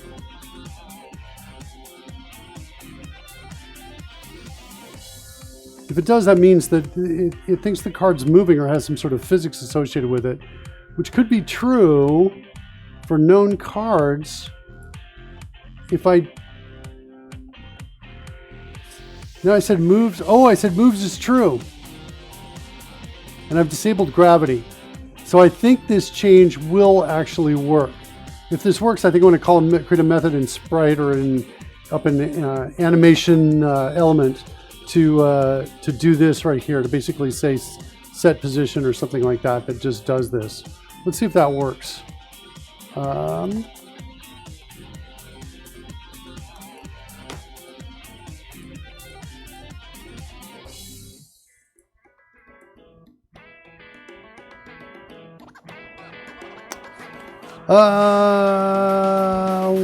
Why is it off to the side? And I've got a couple extras in there. I don't understand this way over here. All right, let's do this. Let's go back over here. Let's clear them up. Watch the changes as they happen one at a time.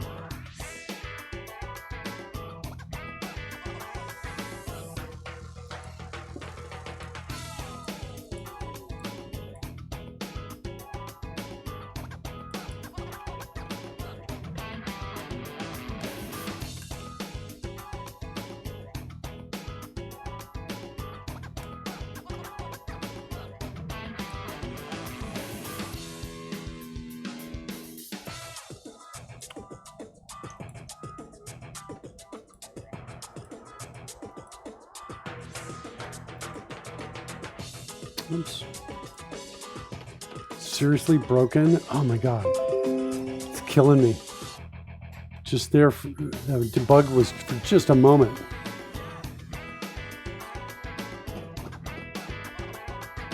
Yeah, there's something wrong there.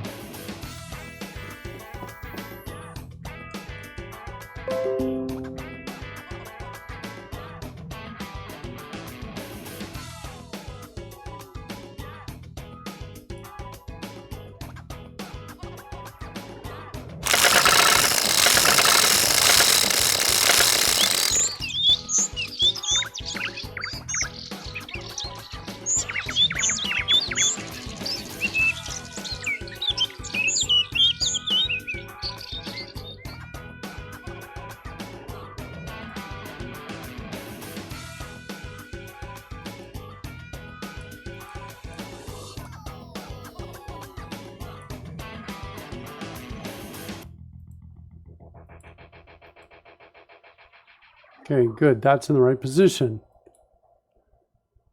Let's try one of each here.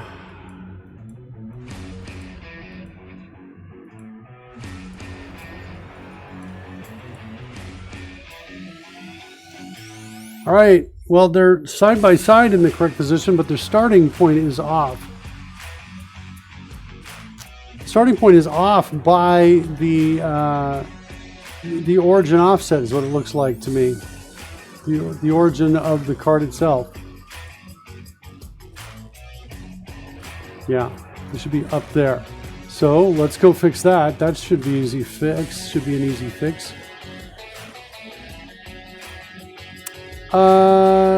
Shoot.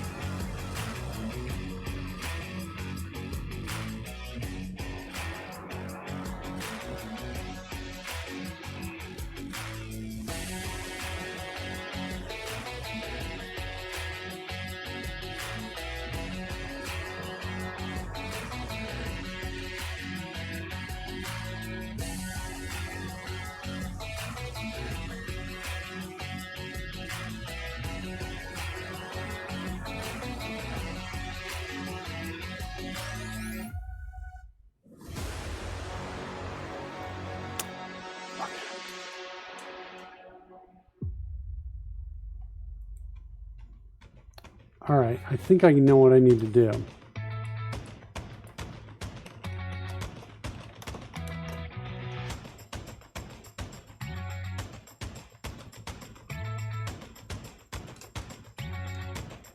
Well, thought I did. Over in Sprite Proxy, but I know it's in Sprites. This is a weird place to put this. Oh, because I need the origin. That's why. Okay, so we're going to say this dot known cards dot set xy sprite, and the x position is going to be X start. And the Y position is going to be Y position. Let's save that. Refresh.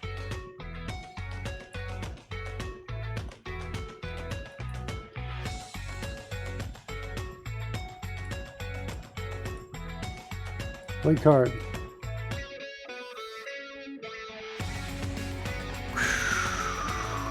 Okay.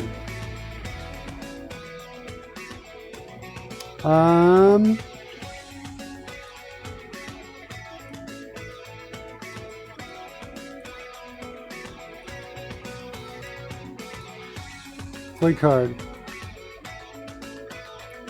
Oh, that one's not great. It's not quite centered. It's kind of moved to the side a bit.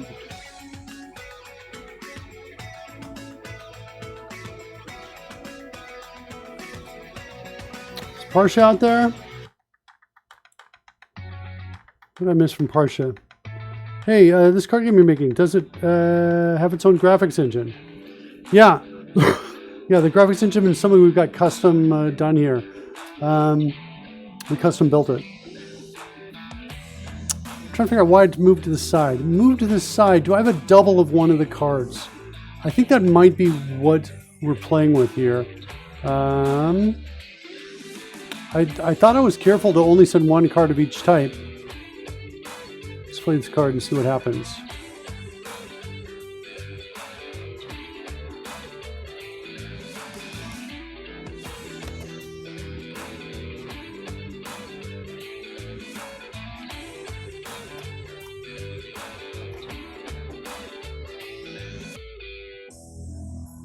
Creature by name.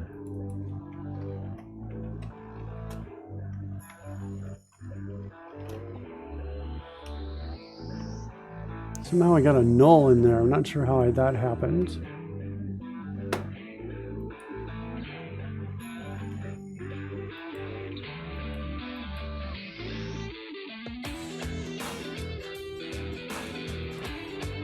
Lost my TypeScript connection again. I mean, my SignalR connection. Sorry. C#. Lost.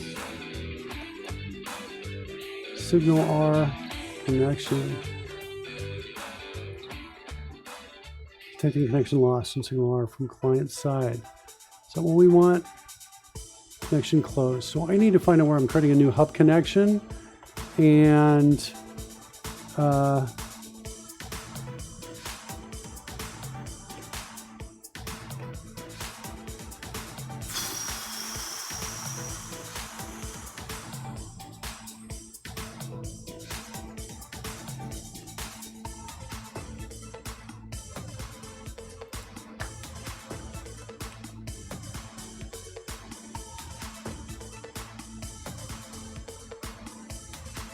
here's my connection closed.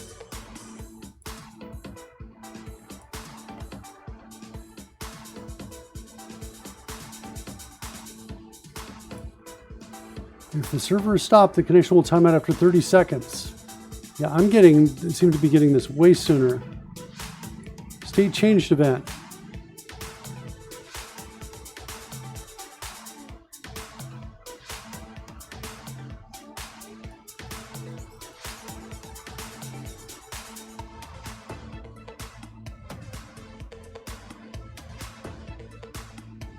We might need to do something like this too. Got a breakpoint here on connection closed. Let's see what happens. I wonder if I can trigger it.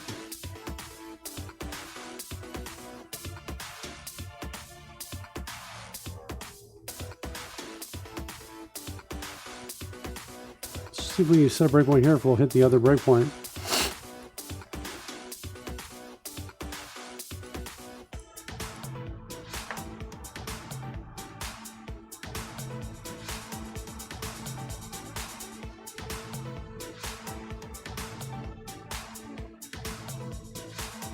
We don't seem to be hitting it.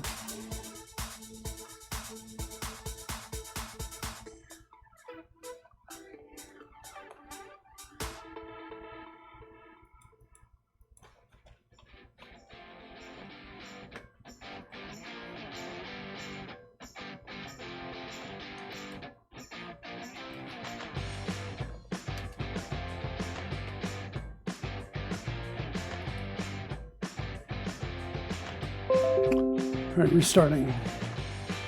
Well, yeah, maybe that I'm not getting it because I haven't. Because the connection was already closed. So the test I just tried to do needs a little more. Needs a different initial state.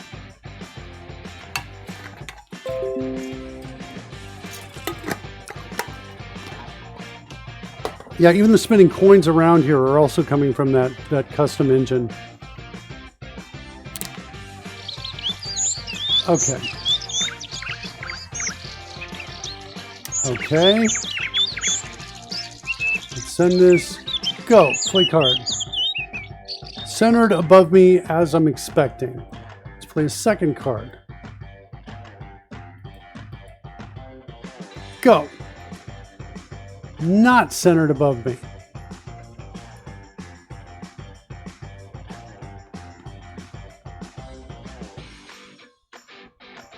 It's like the left edge is centered above me now.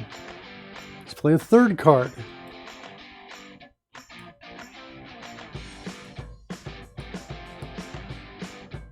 Two cards I have are saving penalty and skill penalty -2, I think. The secret skill penalty -1. Play the card. Did I not hit the button?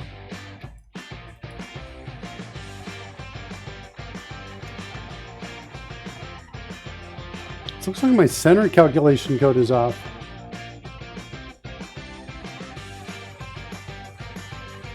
Let's send more diagnostic data over.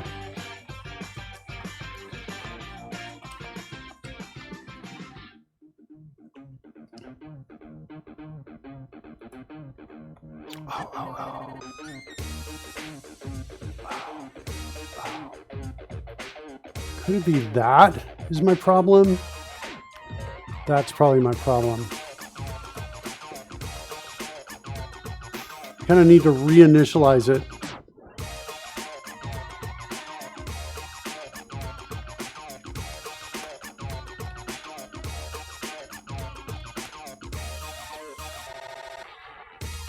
That might be what's going on.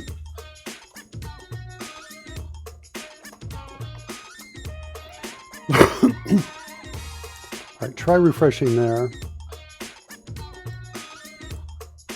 Let's add yet another card.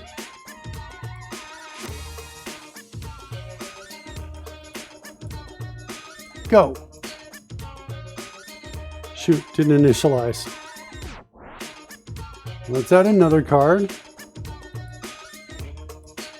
Go. Now they look centered. Okay, those cards are too high up, I think. Let's see how they look down on the live stream.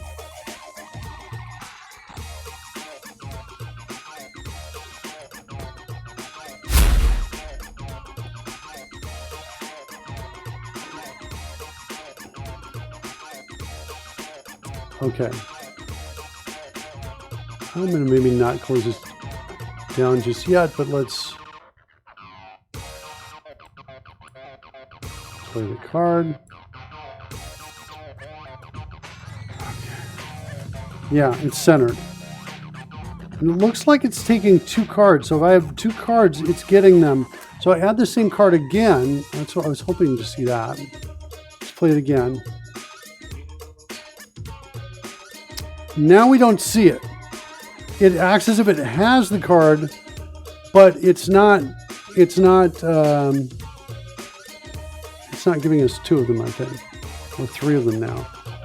We've got, yeah, because the two advantages there, they aren't duplicates. One's a secret advantage and the other one's regular advantage. So we've got a problem here when I add multiple cards. The count gets longer, but the sprites don't increase. All right, let's take a look at the code. See if we can figure that out. Let's do a refresh of the front overlay so we can clean up some of that.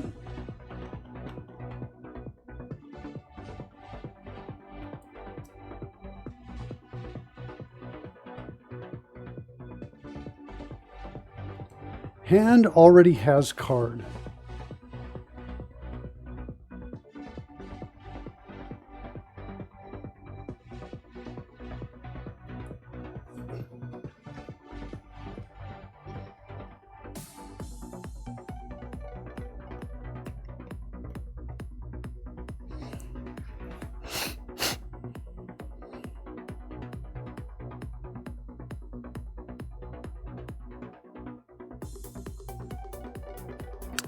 Yeah, this is, I think, the problem here. And it kind of is pointing to an architectural issue.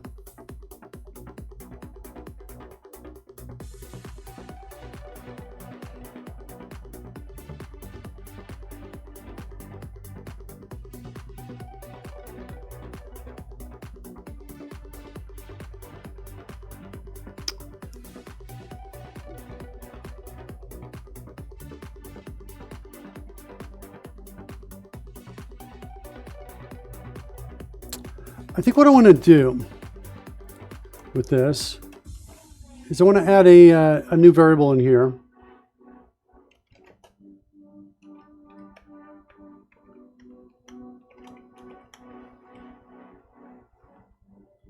And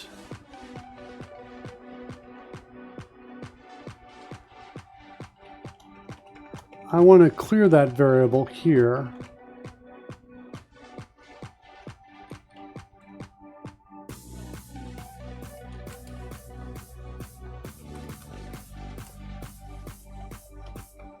Like this. I don't think I need the name.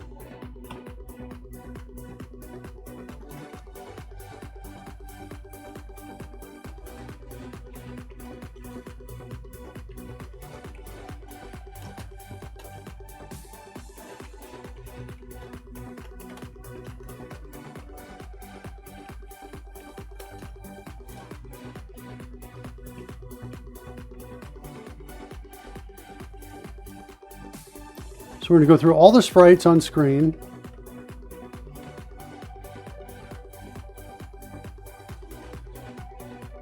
Hope you guys have a great celebration tonight. All right, Pudding, we'll see you, buddy. You're going to go. Thanks, Pudding. Appreciate you hanging out with us. He's awesome. Hope the stupid coronavirus ends soon. I'm not sure what that is, but okay. All right, we'll see you later, buddy. Dumps Pudding on everyone. No. That is not what anybody wants right now. We're trying to focus. No, no, no, no, no, no, no, no, no. No, no, not 4 in the end of... It's the worst 2020 year ever. Nobody wants that, Pudding. I'm trying to do my show, man. Just got pudding all over my code. Best of stream ever. All right, buddy. We'll see you, Pudding. Thanks for showing up. Thanks for hanging out with us. All year. Contribution. It's an awesome contribution, Pudding, for the whole year. Thanks so much. We really appreciate your help hanging out there with us, helping me write some code here, trying to figure my way out of the maze. All right, I want to clear this. Then I want to use it right here. Handouts already has card is really going to be changed to something like already found card, I think. Already found card.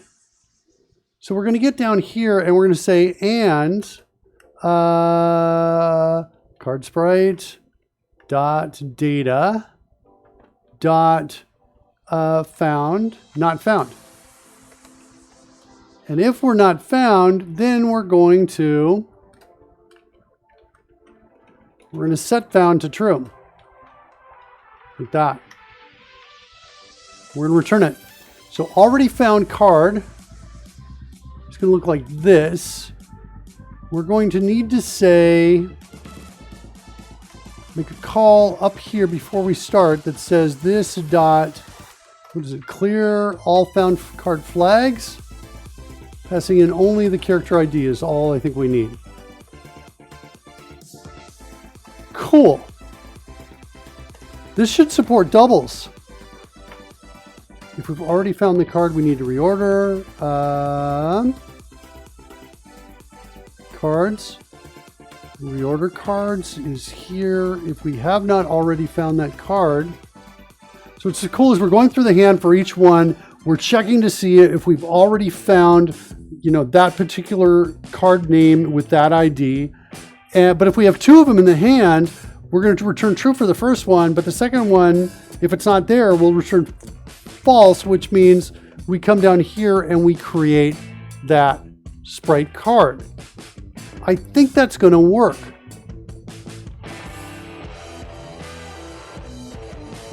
I think it's going to work. What's happening? Oh, hide hand UI. I haven't done that yet. Already found card. I think that's all I have to do. Is just this. Character, ID, card name, and not already found. Set found to true. All right, I like it. It's kind of a clever way to solve it, I think. Let's see if it works.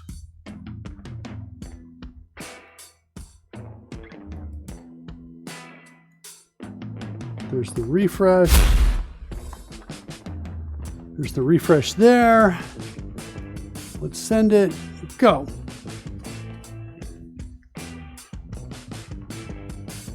And now I've got two cards, two advantages, there and there.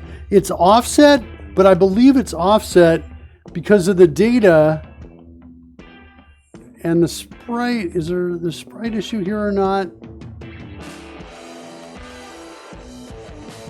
I'm not 100% certain. I think I need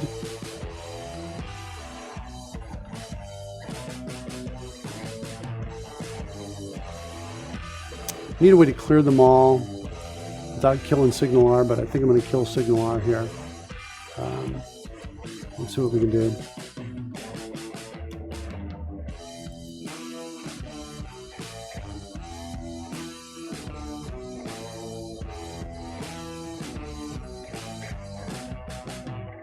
Oh, there's the close. Response status code does not indicate success. A bad request.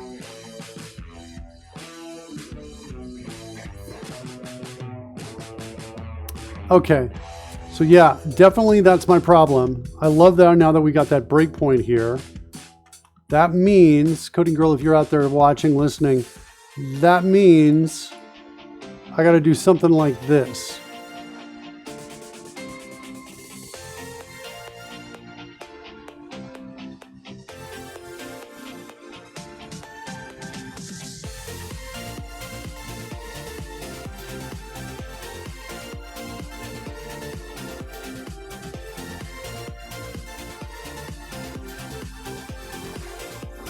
Kind of interesting choice right there.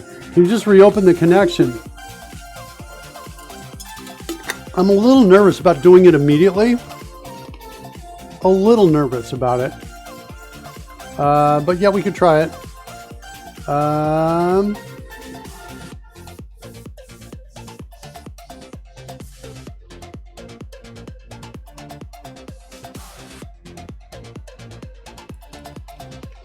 do I open it? Is there a call on here to open it? No, there does not appear to be one to open it.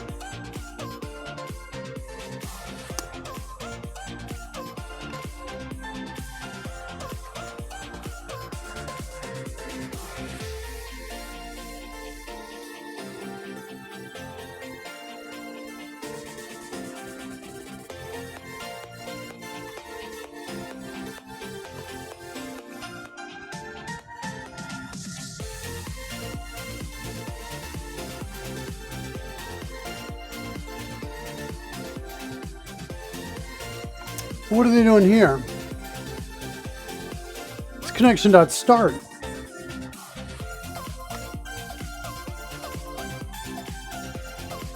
Start async.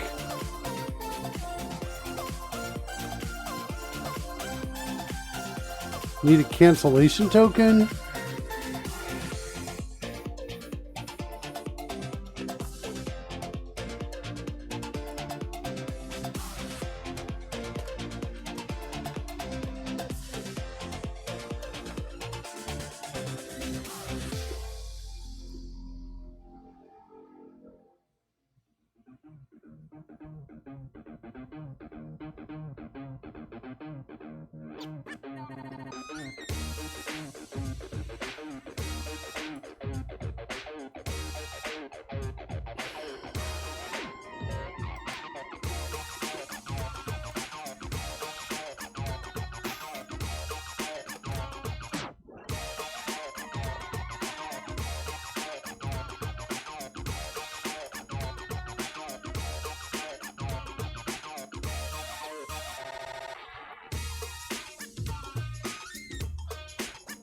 You just pass empty, cancellation token.empty.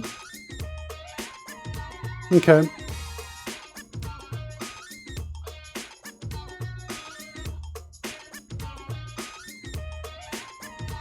That's not happening. Disconnect timeout property. That doesn't seem to be my problem.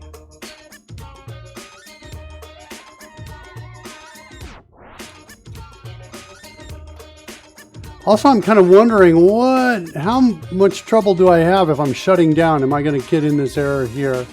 Will I get an error here when I shut down the, I guess not.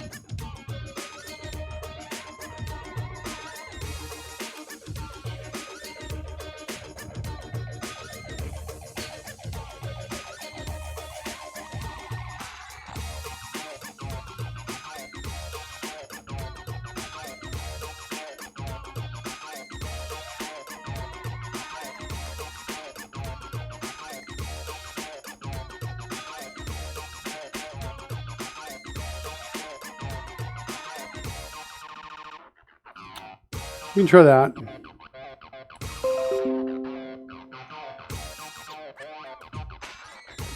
See how that works. If error contains bad request. Oh, I like that. Let's try that.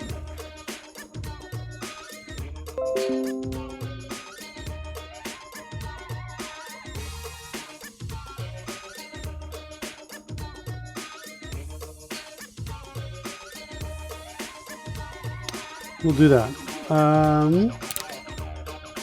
We're back in again.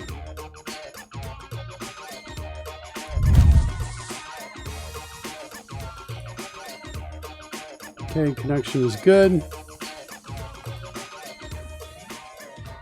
Set my breakpoint. Yeah, breakpoint's there. Let's try and trigger it again. Oops, looks like I clicked the wrong piece.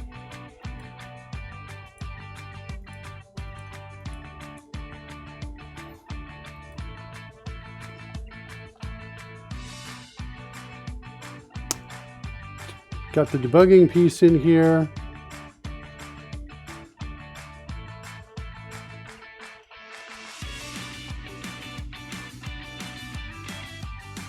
Okay. And I didn't hit the other one. The other error message that we did not get to. I'm sorry, the other, we didn't get here. That's surprising.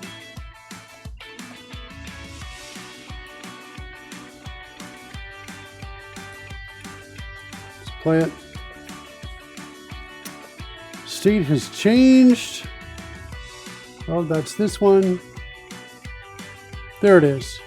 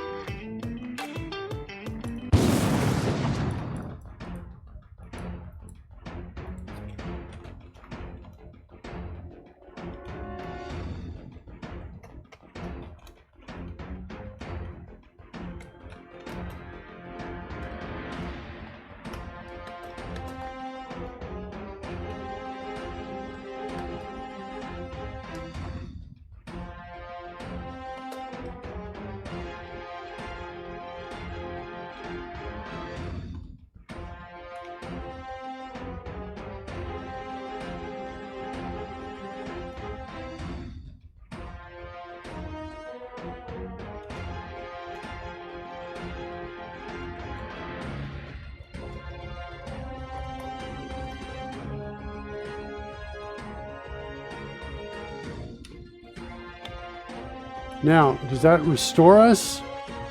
Let's see if it does.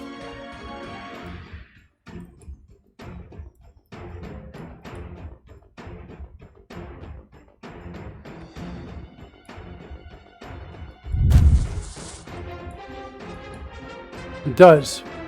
That looks like that might have worked. Awesome. Awesome, awesome. Cool. That's not bad. All right. Let's get all the name tags up here. All right. So we're still off here, but I'm wondering is that, and up here above me too, let me close this one down. Why are we off by a little bit? It's not centered. And I'm wondering, is it kind of an old bug or not? We need a way to clear all these and get that data down here so we can clear it. Oh, you want me to return this? All right, I will. Set a breakpoint there.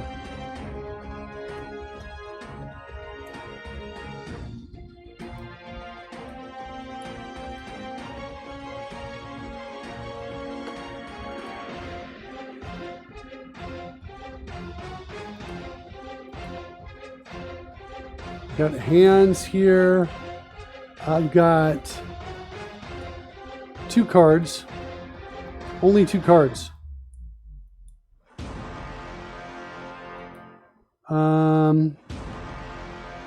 I think I need to remove any cards that are not found and not added. I think that's my next step I want to do. So, already found card.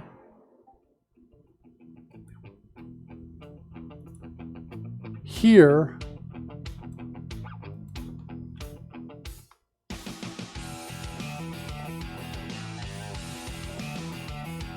I want to set found to true.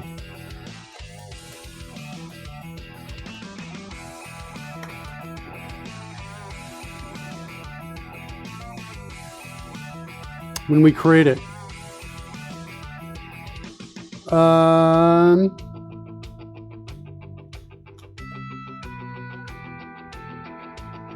This dot remove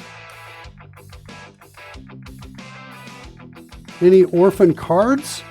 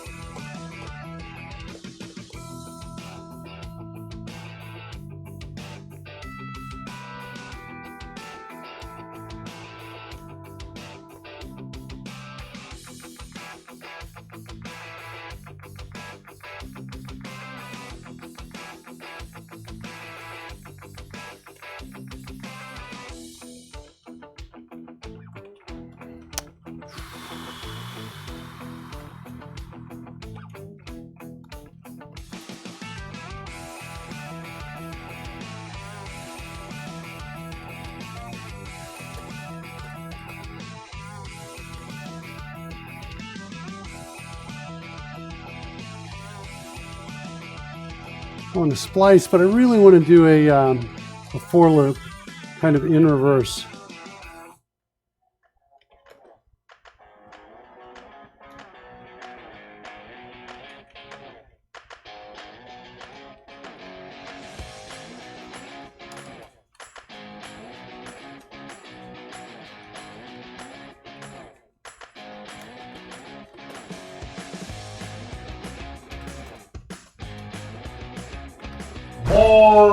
You know what?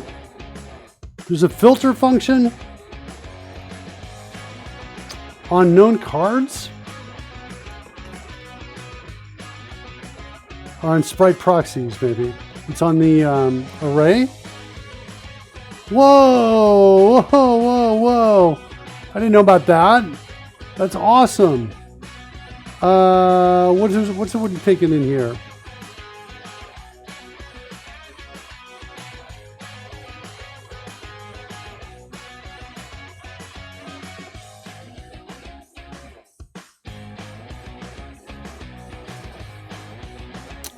Well, I don't want to do that. I want to remove them from the list. I don't think I want to do this. I think I want to go in through this. As I find them, I want to splice the list and remove them. So I kind of want this.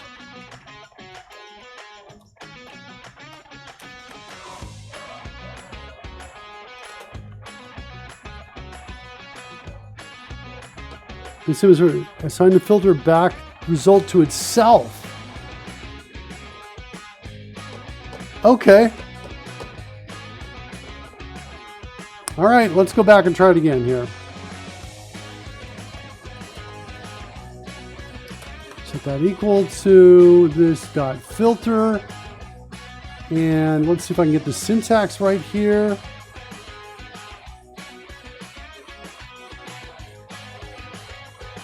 And I guess a value.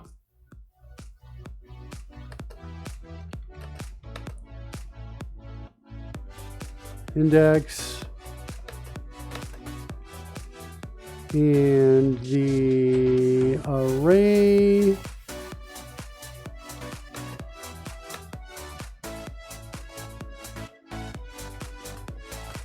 I don't think I need all those. I think they're optional. You know the other two parameters? Just leave them out? Yeah. So just like this. Call this sprite here.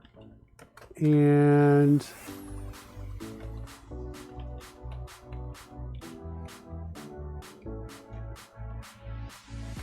so the sprite dot, I got to do this.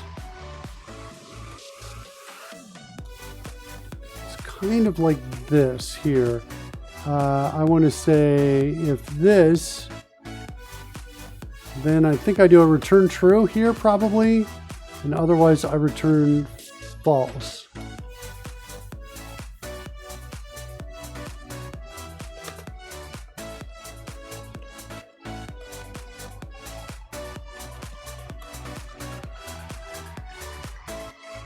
Did I get that right? What was this paren looking at here? This should be that, I think. And then this and there. I think that's it.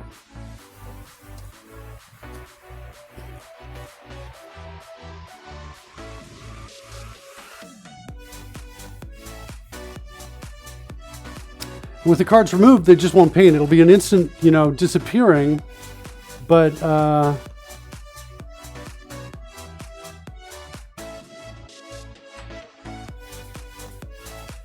think that'll work.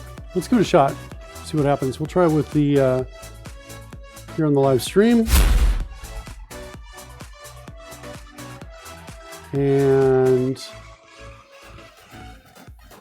come over here.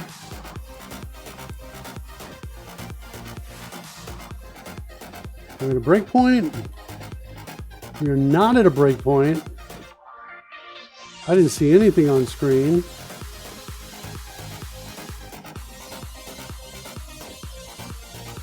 That's working.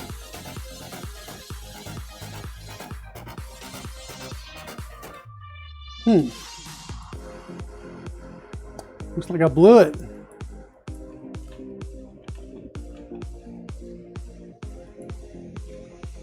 See if I can figure this out. I think this will be the last thing I do today.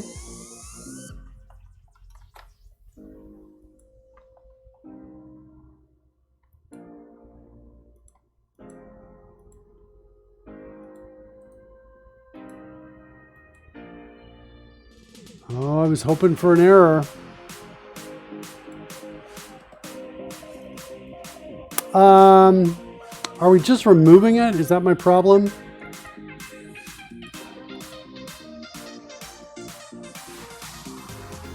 And nothing's coming in.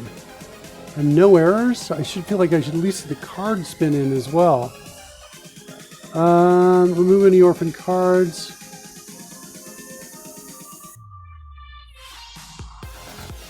Oh, hold on.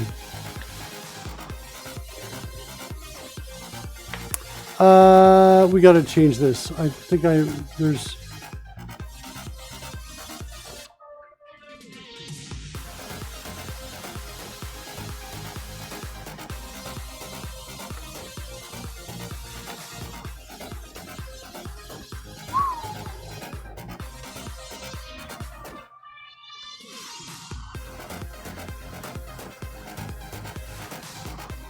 So if it's a different character ID, I don't care about it. We're going to return true because we want to keep it. If the character ID is equal to character ID and we haven't found it, though, we haven't found it. I want to remove it. No, wait. I think the problem is my logic here. Hold on.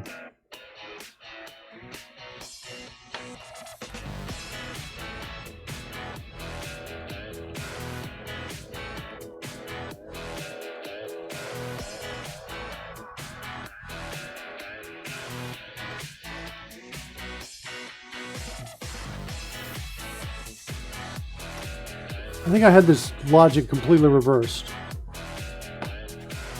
That's what I think is going on. Let's try again on the live stream.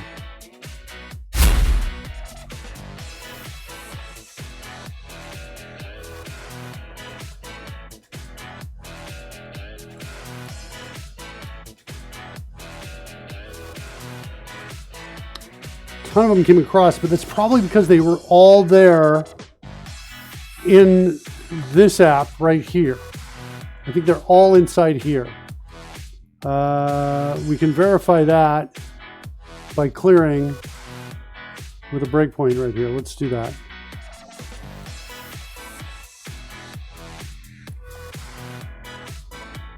What's in hands? One hand. Come on. Only, oh yeah, 8 cards. They're all the 8 cards. Secret save penalty -1. Okay, so let's clear it. And now do that and run it. But do we see everything going away? We don't see the cards disappear. It might have something to do with our deserialization on the other side. In other words, it may need at least one card to be able to correctly show it. Let's try adding one more here. See what happens. Come on, give me at least one card. There we go. Okay, so I think it's the deserialization on the other side. It's not able to totally take everything away. Okay, not bad though. We're getting definitely closer to what I want where I want the cards to be when the player's choosing them, showing all the cards that are there. Come in here, let's give another one to me. There you go. Got to get some positioning issues, Z order issues. Those are minor issues. Give me a second, -2. We should be able to see that. There it is right there.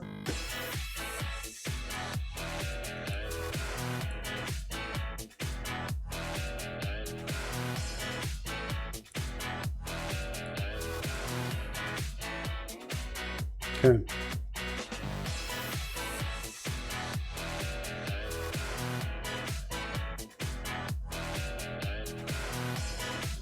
Okay. That's a show, guys. Thanks so much, everybody, for hanging out with us today. Get raid going. See who else is streaming.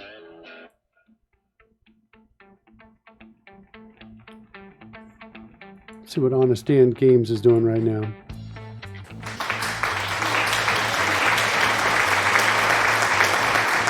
Good enough for me. We'll send you over there. Thanks, Coding Gorilla. Thanks, everybody. We'll see you maybe tomorrow, maybe Saturday, maybe Tuesday for sure, if not by then. Thanks so much, everybody. Talk to you later.